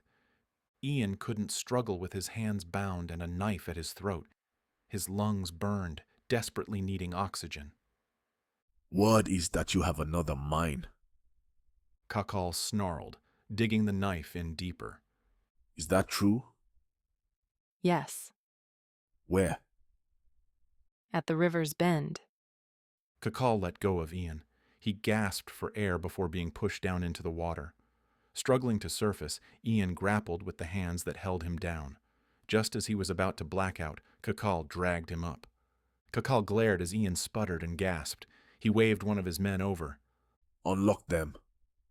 The man lowered his gun toward Ian's chains, but his aim was way off mark. Ian couldn't move away, and the bullet lodged in one thigh followed by the other. Ian bellowed a string of curses as his legs screamed, stinging from both the shredding bullets and salt water. The man fired another shot, and Ian's chains fell away, though he could do nothing but crumple in pain. The water surrounding him swirled red. Ian! Gwen cried, struggling with her restraints. Cacal gave the order to free Gwen next. Better aim this time. The man's shot was true, and Gwen was freed without injury. She struggled with her wet robe to scramble to Ian's side. Another shot was fired, and Bruce was free as well. Ian, stay with me, Gwen said. Ian tried to stay with her, wanted to, but the pain was too much. When she clamped down on his wounds to stop the blood, he passed out.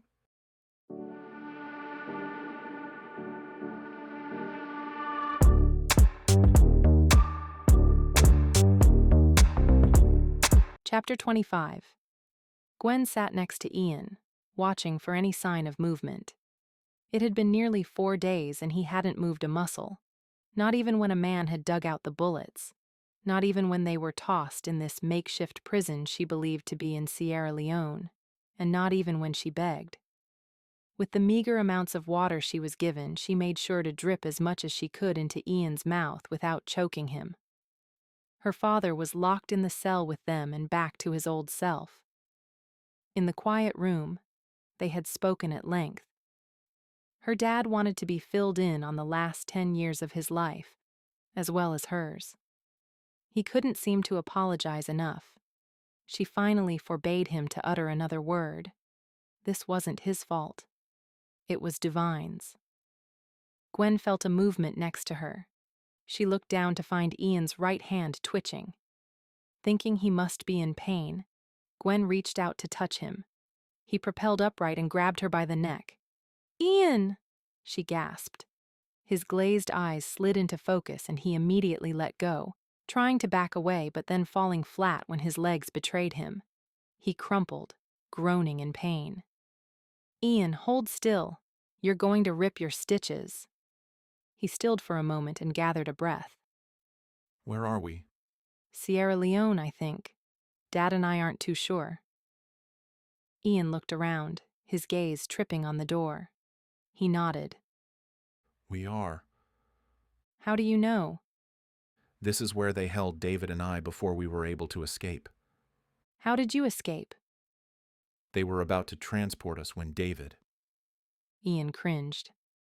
Let's just say David is better equipped to handle these situations.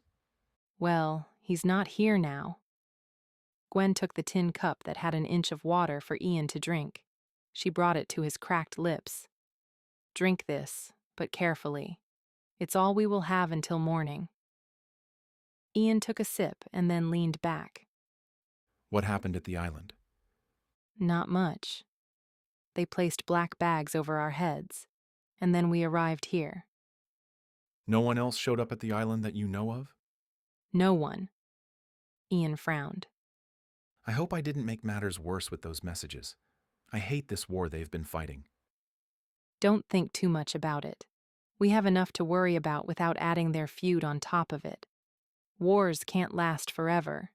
Someday there will be a person to step up and stop this insanity, but it won't be outsiders. Ian reached for her hand. I hope you are right. She leaned over and kissed his forehead. Get some sleep. You still look tired. I love you. Before Gwen could respond, he was out. His heavy eyelids closed, sweeping black lashes on his cheek. He looked so tired. And why shouldn't he be? He carried everyone's burden on his shoulders, was shot twice, and was held by the rebels twice. Ian didn't belong in this world, and yet he stayed for those who needed him. She stood and paced the room. Now that he had woken, she felt better about the situation. Ian had a good chance of recovery, but he needed a real doctor and clean dressings. They had to get out of here, but she doubted he could walk. So, what happened now? Her only hope was that the Dark Lions would find them, but could they fight off the entire rebel army? There were too many variables, and they were stuck inside a dank cell with no windows. She was fairly certain one of their walls was an exterior one. She had heard noises coming from beyond it a couple of times, but no voices that she could call out to. Thankfully, no one stood guard over them. The door was secured enough that there was no way they could break out. Even Cacal didn't bother with them. Gwen had thought for sure he would, especially if he thought Ian had the rights to the land at the river's bend. Maybe he was double-checking to make sure Ian hadn't lied to him. If that was the case, they were running out of time. Gwen listened at the exterior wall, wondering what she was hearing. It wasn't voices, just a sort of grinding and grumbling that machines might make. Where were they? She would have tried to notice their location had they not been blinded while transported. Dad, what is this sound? He pressed his ear against the wall and listened. She wasn't sure if the wall was tin or perhaps aluminum, but it looked as though it might have been a repurposed roof. I don't know. It sounds like a machine, but I'm not sure what kind. But it is an exterior wall, right? I think so. Can we break through it? He tapped on the wall, listening for density. No, but we could probably bend it. Gwen perked. Really? Bruce kicked at the bottom of the wall. It's sitting on top of the dirt. There's nothing holding it down except for a few 2x4s. He skimmed his hand over the vertical row of nails. See here? And here? If we could pop off a few nails and pry the metal up, then we might be able to slip through the bottom. Gwen scanned the room. We don't have much to work with. Bruce did the same until he settled on the tin cup. That could work for the nails. Bring it on over. Gwen took the cup from Ian's side, frowning when she realized he hadn't finished the water. Drink it, Gwen. There will be more later. She downed the last sip and handed the cup to her dad. He patted her on the shoulder. We'll get him out of here. She nodded. Taking the handle of the cup, he wedged it under a nail and began to wiggle it free. This might work. They nailed these in here by hand, and not by a steady hand either. As he worked each nail free, Gwen stole glances at Ian. Even if they were able to break out of here, what would they do with Ian? She didn't think he'd be able to walk. He'd nearly passed out earlier after just a bit of struggle. When 6 nails had been worked free, Bruce bent down to see if he could move the metal. It bent slightly, but he couldn't get enough leverage with the cup. Gwen kneeled next to him and took the cup. Maybe if she was able to dig away some of the dirt, they could use their hands to pry the metal. That would give them plenty of space to crawl under. They'd have to pull Ian through, which would probably knock him out again from the intense pain. But, at this point, they really didn't have a choice. She worked, scraping the dirt away. Several times she had to stop and wipe the sweat from her brow. It was so damn hot in the small cell. Let me do it for a little while. I'm almost done. I think I can squeeze my fingers through. After a few minutes, she was able to fit her fingers under the wall. The metal groaned. She immediately let go, not wanting to draw attention. I'll dig a little bit farther. Then we can both lift at the same time. We'll need to have Ian next to us when we do. The sound will carry, and we won't have much time. Bruce stood and walked over to the prison door, inspecting it. It's solid, but we might be able to wedge the cup handle under the door. It'd take longer for the guards to open. Gwen looked over at him. If we get caught, we are as good as dead. Do you think we can make it? He frowned, and Gwen knew right away her plan was useless. She tossed down the cup and sat back. We'll find a different way. I don't think there is another way. In the last few days, you filled me in on everything that has happened. I doubt we'll get another chance. And even if the rebels allowed us to walk free, do you really think they will extend that courtesy to Ian? She looked at Ian. I wish he would have told me what happened here last time, but he seemed afraid to. Some things are better left unsaid. She nodded, but the question remained in her thoughts. It always would. He kneeled down next to her. Taking the cup in his hand, he began to dig. You don't think we'll make it out alive? Why do this? He stopped for a moment to look at her. Would you be able to leave here without Ian? No. Then it's either this or none of us leaves.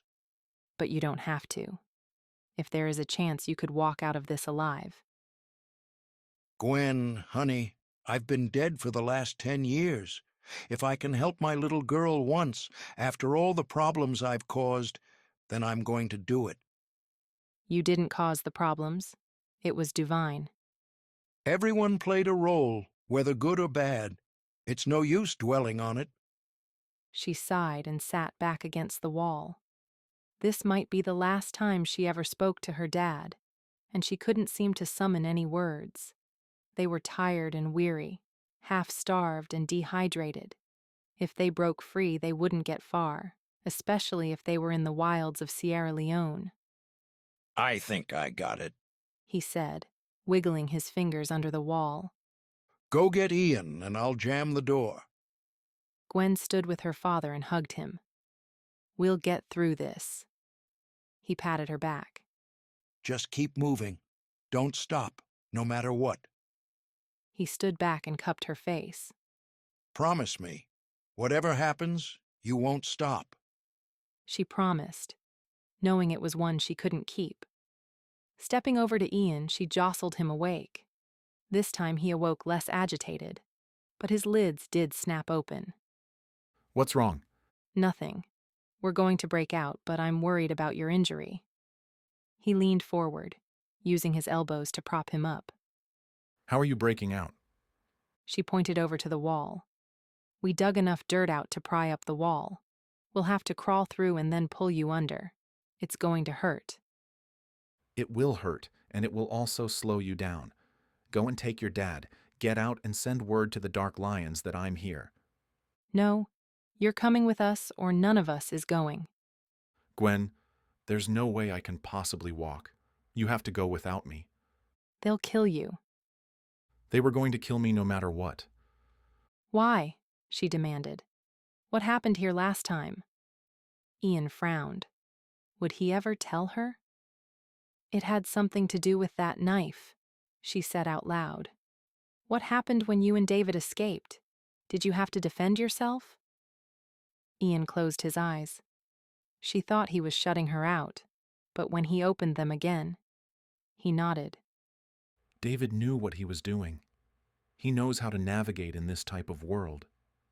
But I didn't. In fact, I did such a bad job of escaping. David was caught trying to help me. He would have been long gone had it not been for me dragging him down. One of the guards was about to shoot him. Ian looked at her, as if willing her to understand what he didn't want to say. But both of you are alive, so you must have done something to help David. He looked down at his right hand, clenching and unclenching it as if testing it. I did. I don't even know how it happened. It was bizarre, really. The guard was so focused on David that he didn't see me. The next thing I knew, I took the guard's knife from his side and dragged it across his throat. He stood there for a moment, not moving at all, and then he fell, nearly taking me down with him. He looked into her eyes, searching. I killed him as though it were nothing. The blade slid so fast and smooth.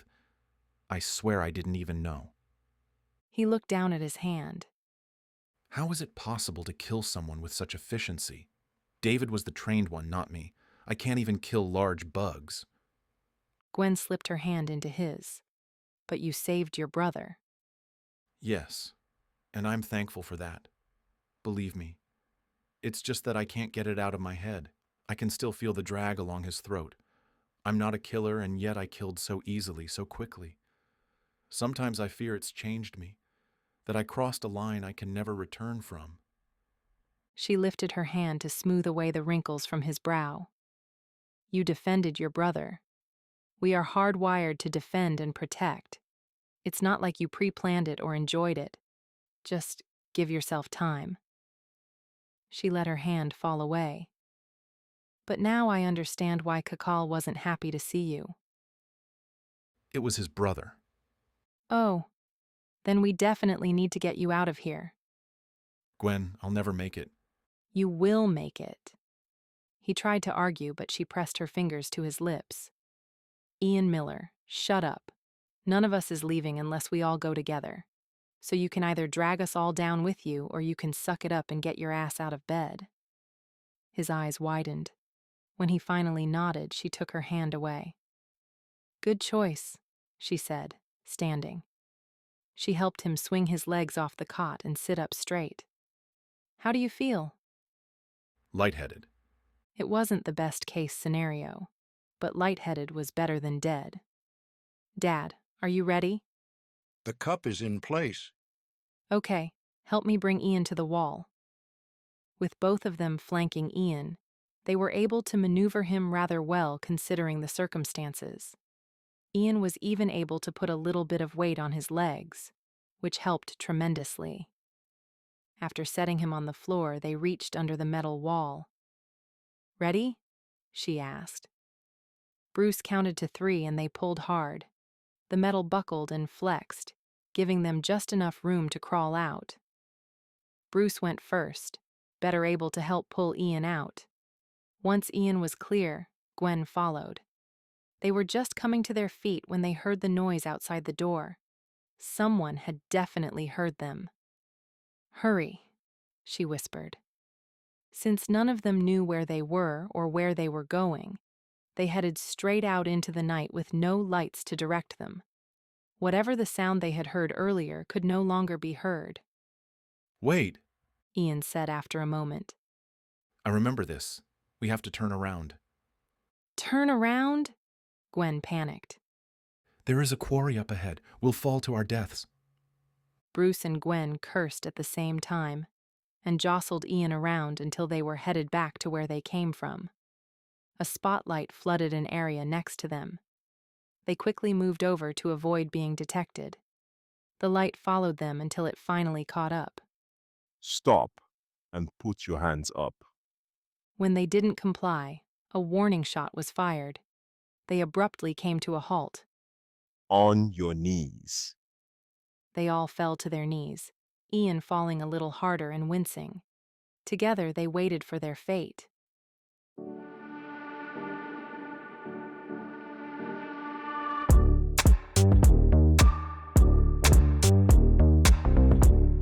Chapter 26. Another shot was fired, but it wasn't aimed at them. Ian didn't think he could stay kneeling much longer before his legs gave way. The pain that pulsed through them was excruciating. He held silent, but longed to fall over with a groan. More rounds of fire, but none directed at them. "What's going on?" Help me up, Ian said. I think the base is under attack. They all scrambled to stand and darted out of the beam of light. When no one ordered them to stop, Ian motioned for them to follow along the wall until they could get around to the other side. They would have to proceed with caution since he was pretty sure the attackers would have come from that side as well.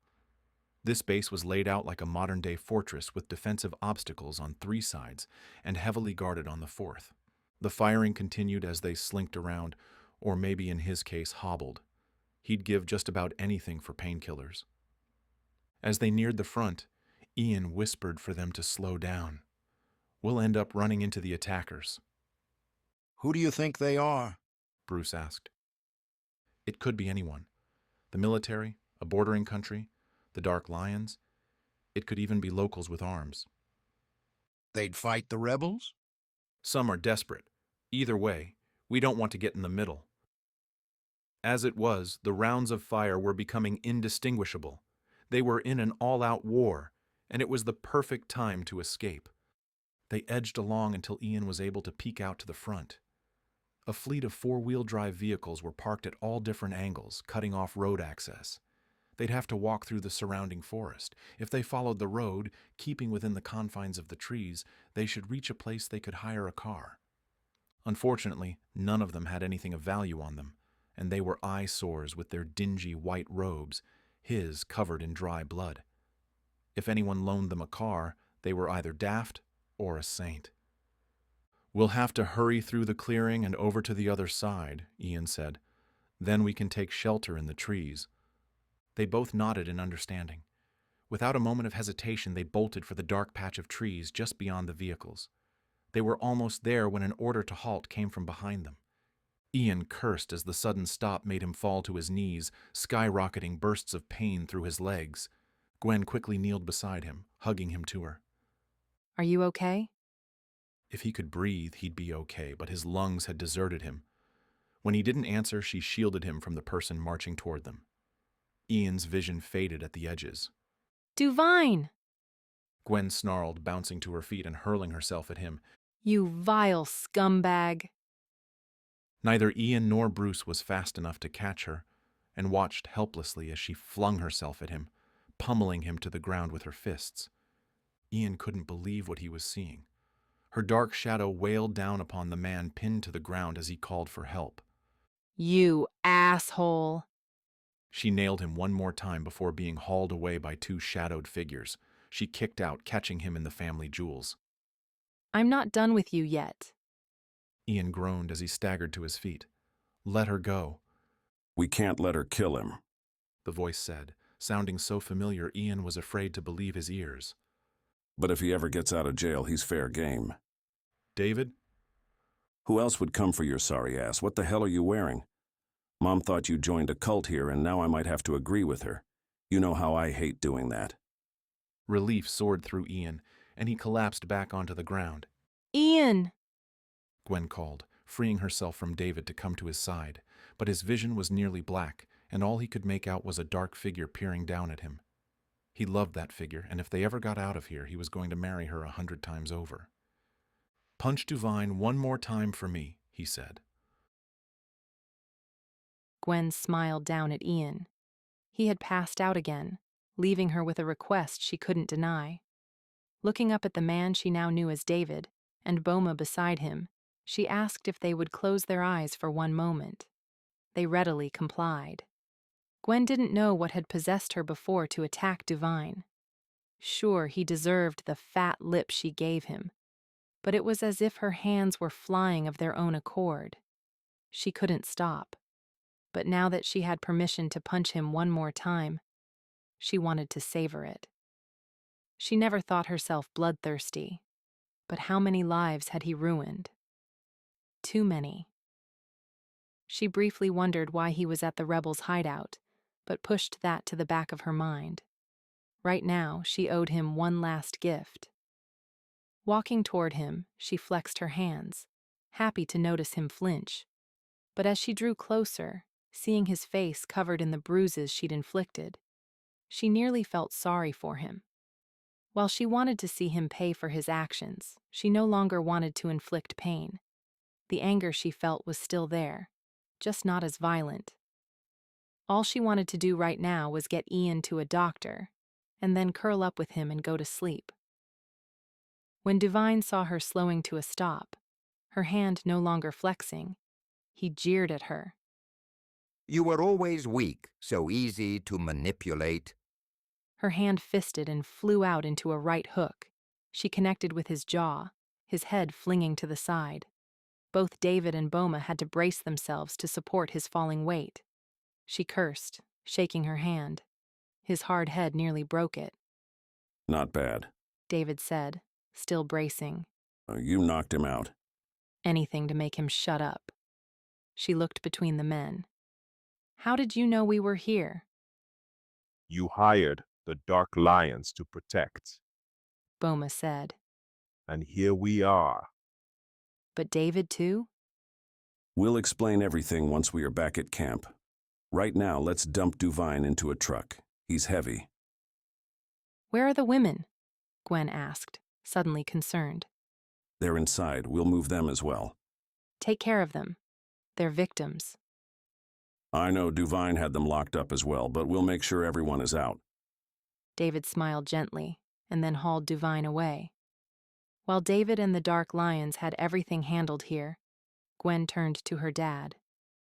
Well, do you want to help me move Ian to one of the cars? He nodded.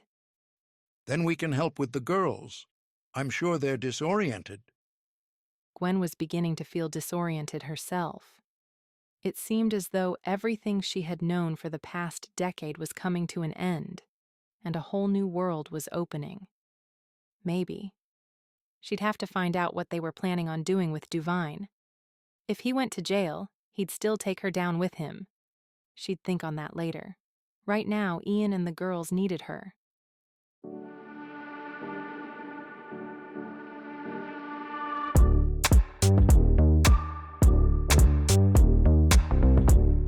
Chapter 27.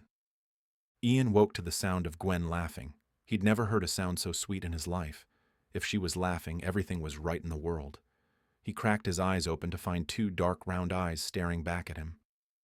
Manny? He's been waiting all morning for you to wake up. Gerard said. How is everyone? Ian asked immediately.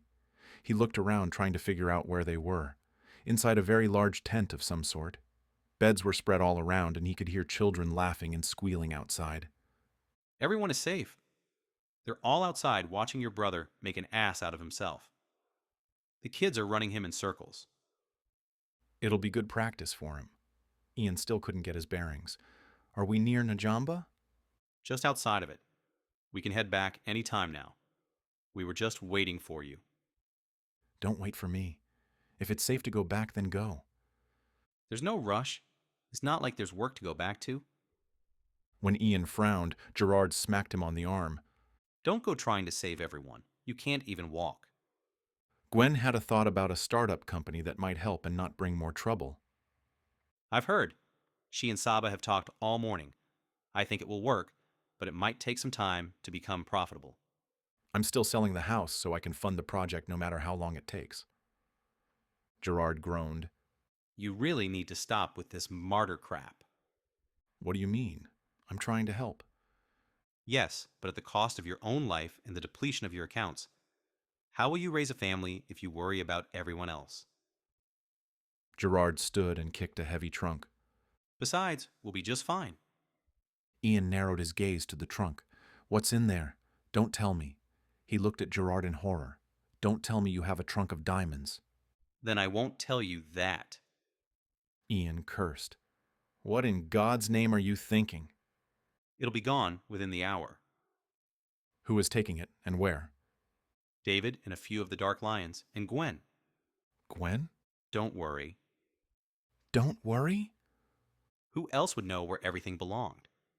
But it has to be this way. She's the one who stole it all. If the items aren't returned, she could go to jail for a long time. David and Boma knocked enough sense into Duvine last night that I doubt he'd speak one word against her, but he might not stay silent forever. But don't you want the stolen jewels to go back to the rightful owners? Yes, but... But what? Not her. She'll be gone 2 weeks, tops, and she'll have a Dark Lion with her at all times. That doesn't make me feel better. In fact, it made him feel worse. Here he was, unable to walk, and she was about to globe-trot for 2 weeks with another man. The tent flap opened and David walked in, followed by Gwen. When she saw him awake, she bounced on her toes and scrambled over to hug him, pushing David out of her way. Ian laughed and she bent over, raining kisses all over his face. She was so full of life. The weight of heavy burdens lifted off her shoulders. He always thought her beautiful, but today she was devastating to his heart. He had to let her go. If unburdening herself meant that she had to return necklaces and other jewelry, he wouldn't stop her. Because to see her so happy, even over something so simple as him being awake, was magical. She looked down at him, smiling. How do you feel? Good. I might even join David later with the kids. I know you're lying, but I'm glad you feel good enough to tease. He reached up and played with a lock of her hair, pulling it down toward him. Gerard told me your plan. Oh. She frowned, shooting Gerard a daggered glance. He said it might take 2 weeks. She nodded. I know where everyone is. I have a permanent map in my head. We were going to leave soon, but I was afraid to go before you woke up. I didn't want you to think I'd left again. He smiled. You know I'll hunt you down if you do. You won't have to. She kissed him and leaned down to whisper in his ear. Meet me in Las Vegas in 2 weeks. I will. That's exactly what I want you to say when we get there. He raised a brow and then laughed. I promise. It was hell seeing her walk out the door, another man beside her, carrying the large trunk. But he promised he would see her in 2 weeks, and he would. And in that time, he would make Duvine pay for his crimes, see Najamba restored, and... Damn it, Manny! Ian shifted the monkey off of his head and onto Gerard's lap. Tell him I don't have fleas! Gerard raised a brow. Have you smelled yourself lately? You probably do. David laughed and took Gerard's seat as he left to find Manny a different diversion. Seriously, how are you feeling? David asked. Do your wounds feel hot at all? I'm fine. Ian tried to scoot up into a sitting position, but couldn't without help. David stood and assisted. Thank you for everything. I didn't mean for you to have to come back to Sierra Leone. In fact, I thought Maya made you promise never to leave her side.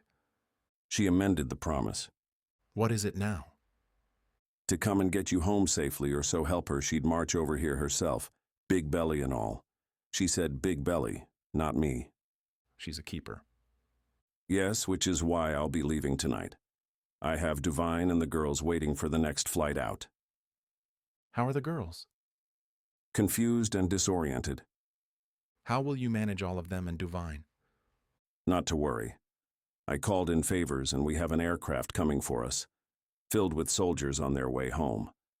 Duvine will receive an escort to jail as soon as we land. Why was he at the rebel base? He had them on his payroll and thought it would be a good place to dump the girls. He was furious when he found out they took you as well as the girls. Thank you for coming for us. He shrugged. What are big brothers for? Saving my butt, apparently. You never did learn. Always tried to be different. You're still doing it. What are you talking about? You were shot in the legs. Grayson and I were both shot in the shoulders. What? When did this happen? You've been gone too long. David pulled off his shirt to show off his twin scars, one on each shoulder. How did that happen? Long story that involved Remy. Ian remembered Remy quite well. He was Grayson's bodyguard, an American version of Boma. How did Grayson get shot? Ian questioned, hoping it didn't involve Remy. Or Ian might have second thoughts of meeting Gwen in Las Vegas where they all resided. Lie. He would meet Gwen in Vegas even if it meant facing a firing squad. Do you remember his crazy assistant that wouldn't let you see him? Ian nodded. She shot him with a nail gun several times in the shoulder, but you? Nope. Next time I get shot, I'll request the shoulders, Ian stated sarcastically. That's all I ask. Ian could finally stand, and just in time too. While he couldn't dance around the fire like the rest of the dancers, he still wanted to be part of the action. Tonight was for celebrating. It was confirmed that Duvine was in jail, Gwen was still safe, Najamba residents were back in their homes, and, the best part of the evening, Gerard and Saba were getting married. He wasn't sure when it had all happened. Ian had thought maybe there was a small bit of attraction between the two before, but he didn't think Gerard would actually take the plunge, not when he was dealing with demons of his own. But for whatever reason, something had shifted between the two, and Ian noticed the difference in Gerard right away. This past week, he didn't drink. Not a single drop. Even tonight, he didn't have anything. And the light that blazed in his eyes when he saw Saba dressed in a white ceremonial wrap was probably as dopey looking as when Ian had seen Gwen. However it happened, Ian couldn't be happier for the two. They looked good together, and neither could stop smiling. Ian couldn't stop smiling either. Not only was his friend happy, it meant Gerard was staying in Najamba. Sure, he had always said that, but Ian never truly believed it. And Ian never wanted to leave Najamba all alone. The villagers would survive with or without him, but it was also like home. He wanted it to stay safe. Gerard would be there to make sure, and Ian, while not abandoning Najamba, could at least leave without feeling guilty. And he was going to leave, at least for a little while. He had his wife to meet in Vegas, after all. Later that night, as the celebration wound down, Saba left her husband's side to sit next to Ian. I am thankful you are here with us. I am too. You look beautiful. She dipped her head. Thank you. Keep him in line for me. She smiled. He will be happy. I know he will. How could he not be with you as his wife? Her smile dimmed. Ian, I have a confession. It's about those pictures. I didn't know. Ian had nearly forgotten about the leaked photos. He did not want to know who had taken them, especially if it was Saba. Whatever happened in the past, Saba, let it remain there. No one could have known, not even me. But I should have never. There are many things I should have never done, and yet I did. We are full of mistakes. It's best just to move on and learn from them. I'll always think of you as my sister. Nothing will change that. He touched her chin, lifting her eyes to him. Nothing. She hugged him until Gerard caught notice and dragged her away. I'm starting to feel left out. She transferred the hug to Gerard. He's not mad. She said tearfully into his shoulder. I told you he wouldn't be. He said, kissing the top of her head.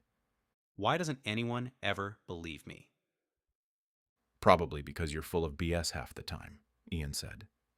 Gerard smiled over Saba's shoulder and then whisked her away down the path to their newly built hut.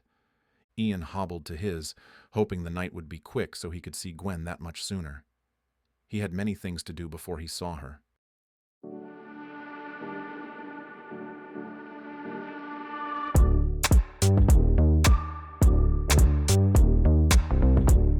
Chapter 28. Gwen dashed off the airplane as fast as she could. She couldn't wait to see Ian. It had felt like forever, traveling all over to return items anonymously.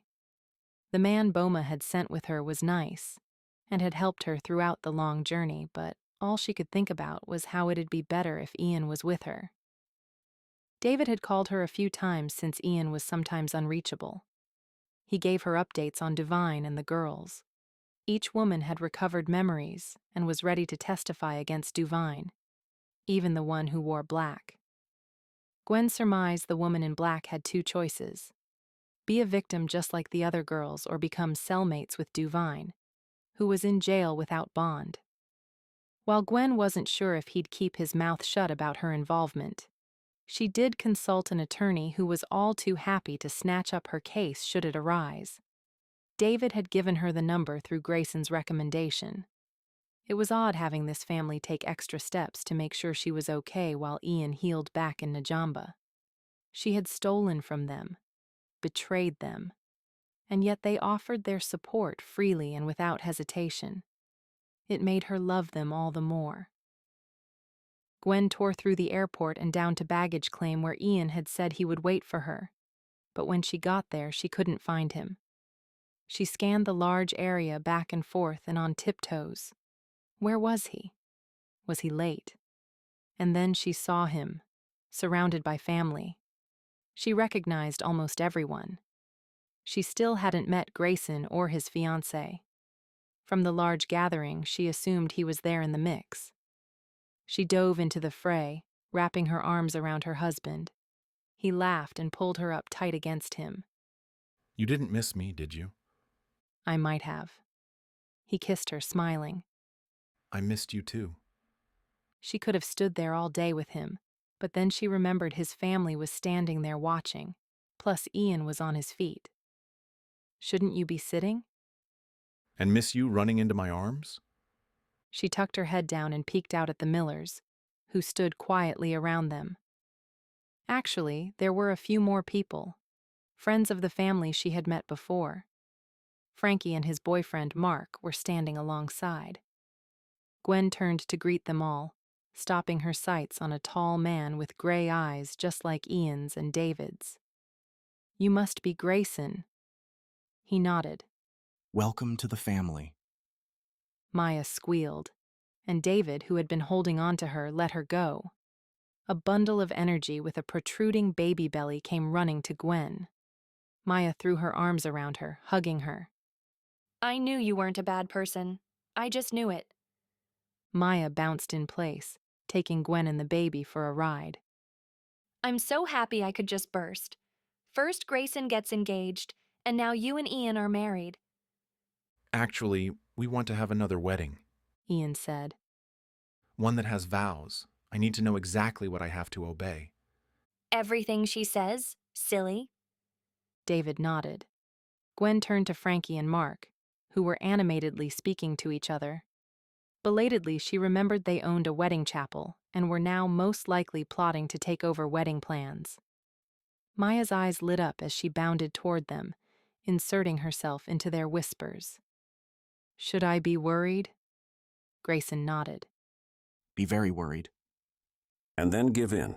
David said. If you don't, you'll only give yourself a headache. Nothing you do will sway those three once they have an idea in their heads. You should see the baby's room after they decorated it. Gwen looked to Ian. He smiled. Maya's tastes mellow out Frankie's and Mark's. She'll make sure we have a special day. He leaned in to whisper, Plus, I plan to keep you all to myself for a long time. You'll have no time for wedding planning. She laughed. And here I was going to keep you all to myself. Good thing we're married. Good thing. I don't suppose you have a home here that you can take me to. He handed her keys. Recently purchased. If you don't like the place, we can find another. She raised a brow. How did you get the money? I sold my other house. Plus, David seems to have sticky fingers as well. He found the bag of diamonds and brought them home. I told him where he could sell them, and he wired the money into my account. I already placed some aside for Najamba. I hope you don't mind. Mind? I think it's wonderful, but now my present seems insignificant. Your present? She nodded, opening her collar just enough for him to see a necklace. His necklace. I'm returning everything to their rightful owners. You are the last on my list. His finger edged her neckline. I like this on you. Perhaps I don't want it back. Then what would you like? You on our bed with nothing on but this necklace. His low whisper tickled her senses. She smiled and jingled the keys in front of him. Then I suggest we say our goodbyes. As long as it's not to you. She shook her head. You'd find me anyway. A promise is a promise. She smiled and whispered a promise into his ear that had him coughing and bustling her away with quick farewells to his family. But what about her suitcase? Someone asked as Ian hurried her out the door, whisked her into a car and stepped full on the gas until they reached a cottage-style house that had a beautiful fenced-in yard. It would be perfect for a dog. For Fritz? She teased. He winked at her. Come and see. Intrigued, she followed him inside the house that still needed furniture but was so pretty, she could hardly believe her eyes. It was such a simple house, yet it had something whimsical about it. The circular stained glass windows and charming hearth had her believing that fairies could live here. And then she saw him. A little brown and white puppy came bounding toward her, his overly large ears flopping every which way as he clambered to a stop at her feet. Fritz? She asked him. If you want him to be... Oh, I do. She picked up the puppy, nuzzling him. And those are the words I want to hear. At the wedding? No, in bed, now. He took the puppy from her hands and settled him on top of a fluffy dog bed with a toy and a treat. But... Not another word except yes, or I will, or I do, he said, scooting her to the stairs. You're becoming a very bossy husband. You made a very naughty promise to me at the airport. I stole you away like a lovesick buffoon. My brothers will tease me relentlessly for years. I think you owe me. He ushered her into a bedroom that still needed a few touches, but a soft, inviting bed was there, calling to her. She sat down, smiling up at him. You don't look like a lovesick buffoon. But I am. Lovesick? Ever since I met you, I've been lovesick, he said, pulling her shirt over her head, marveling at the necklace that sat heavy against her. His fingers lightly touched the diamonds. I thought I would hate them after all this, but on you, they're perfect. Well, get your fill of them tonight because tomorrow we're selling them. We are? I was hoping to start another account, one for the girls. They'll need help and a new start. She looked at him. You don't mind, do you? He smiled down at her. When I don't think I could love you anymore, you go and prove me a liar. Do you intend to talk all day and forget the promise I made at the airport? He yanked off his clothes and joined her in bed, the soft bedding enveloping them. A promise is a promise, after all. He kissed her, threatening to dash all thought from her head. Yet there were so many promises what whirled around in her mind. But one stood out among the rest. One that she would never forget no matter how many times he kissed her. She would always love Ian.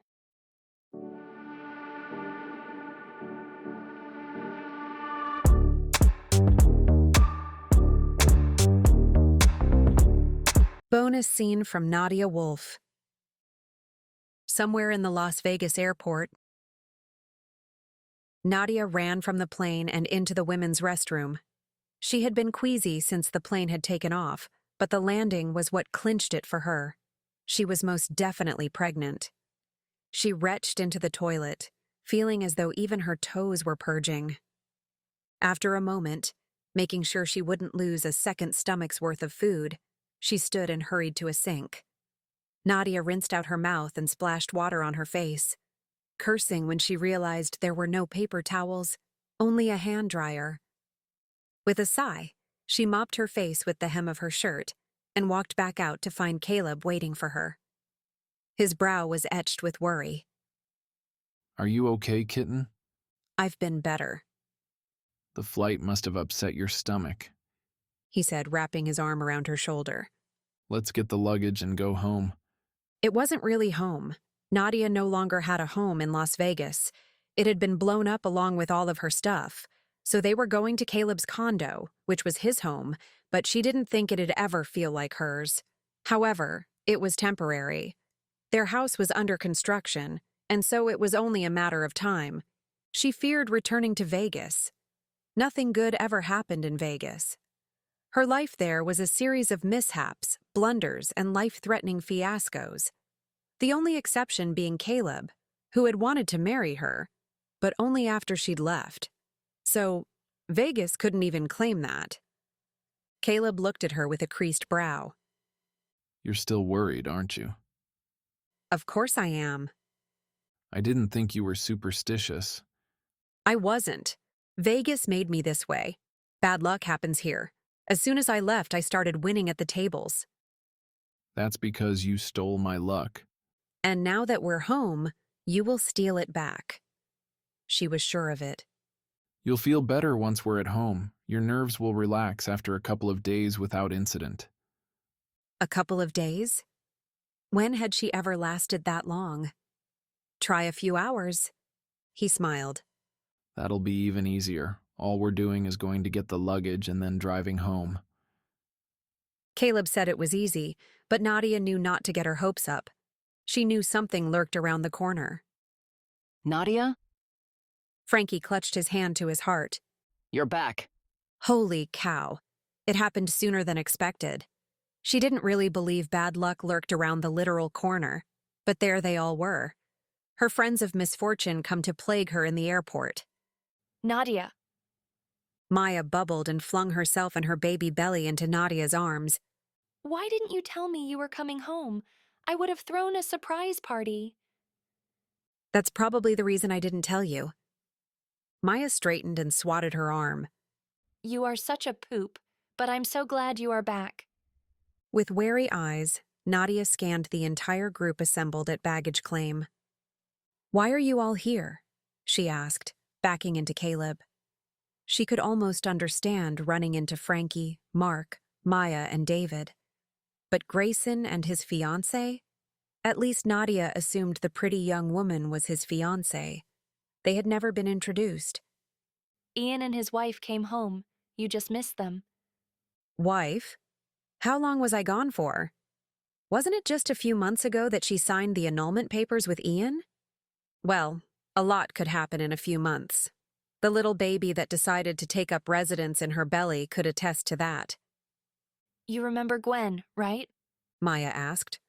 When Nadia nodded, Maya smiled. They got married. I'm so confused. David laughed. We were all confused at first, but they seem happy. Maya nodded. They're going to get remarried here and... Maya squealed. She turned to Frankie and Mark, who also began squealing. What's happening? Nadia asked, trying to back up farther. I think you and Caleb have been added to the wedding list. David said. Wedding list? Nadia could only seem to parrot. Suddenly, a wave of nausea swept over her, and she reached inside her purse to grab a lollipop. They seemed to bring a small amount of relief in a pinch, and someone had definitely pinched her. She popped it into her mouth, willing her already emptied stomach to behave. With a bit of relief, Nadia realized she was being rude. She stretched out her hand to the woman at Grayson's side. "I don't think we've met. I'm Nadia." "Jenna." "It's nice to meet you. Congratulations to you both." "And to you too. Not only are you engaged, but you won a few tournaments." "Oh, thank you. I didn't realize you followed poker." "I don't. Maya keeps me updated." Nadia could feel her eyes widening in horror. While Grayson and Nadia had never been in a serious relationship, Jenna wouldn't want to know about her. Jenna smiled.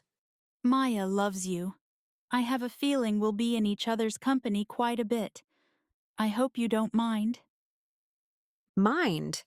While she really didn't want to be in anyone's company, except for Caleb's, Jenna would probably cause the least amount of woes.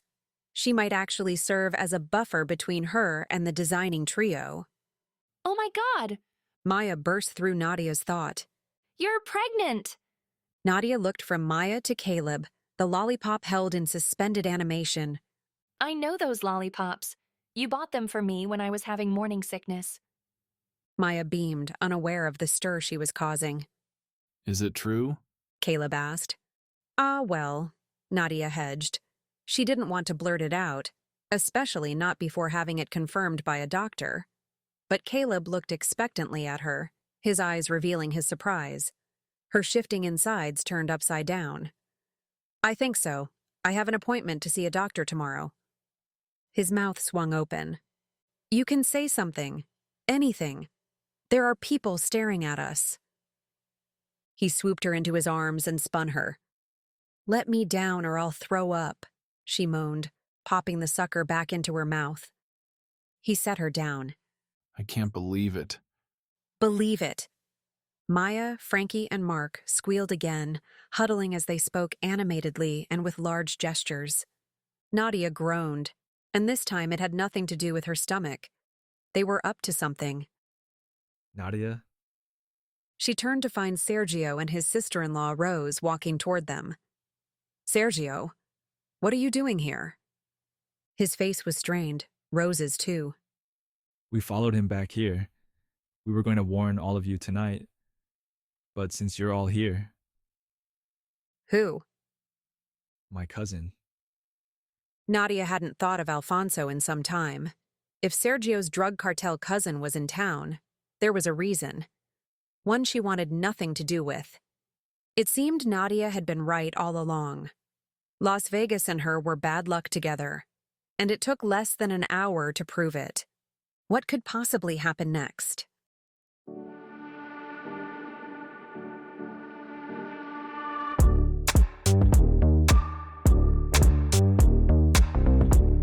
This has been Pocketful of Diamonds, written by Nicolette Pierce. Digitally narrated with full cast of voices. Copyright 2016 by Nicolette Pierce. Production copyright 2025 by Pierced Heart Publishing.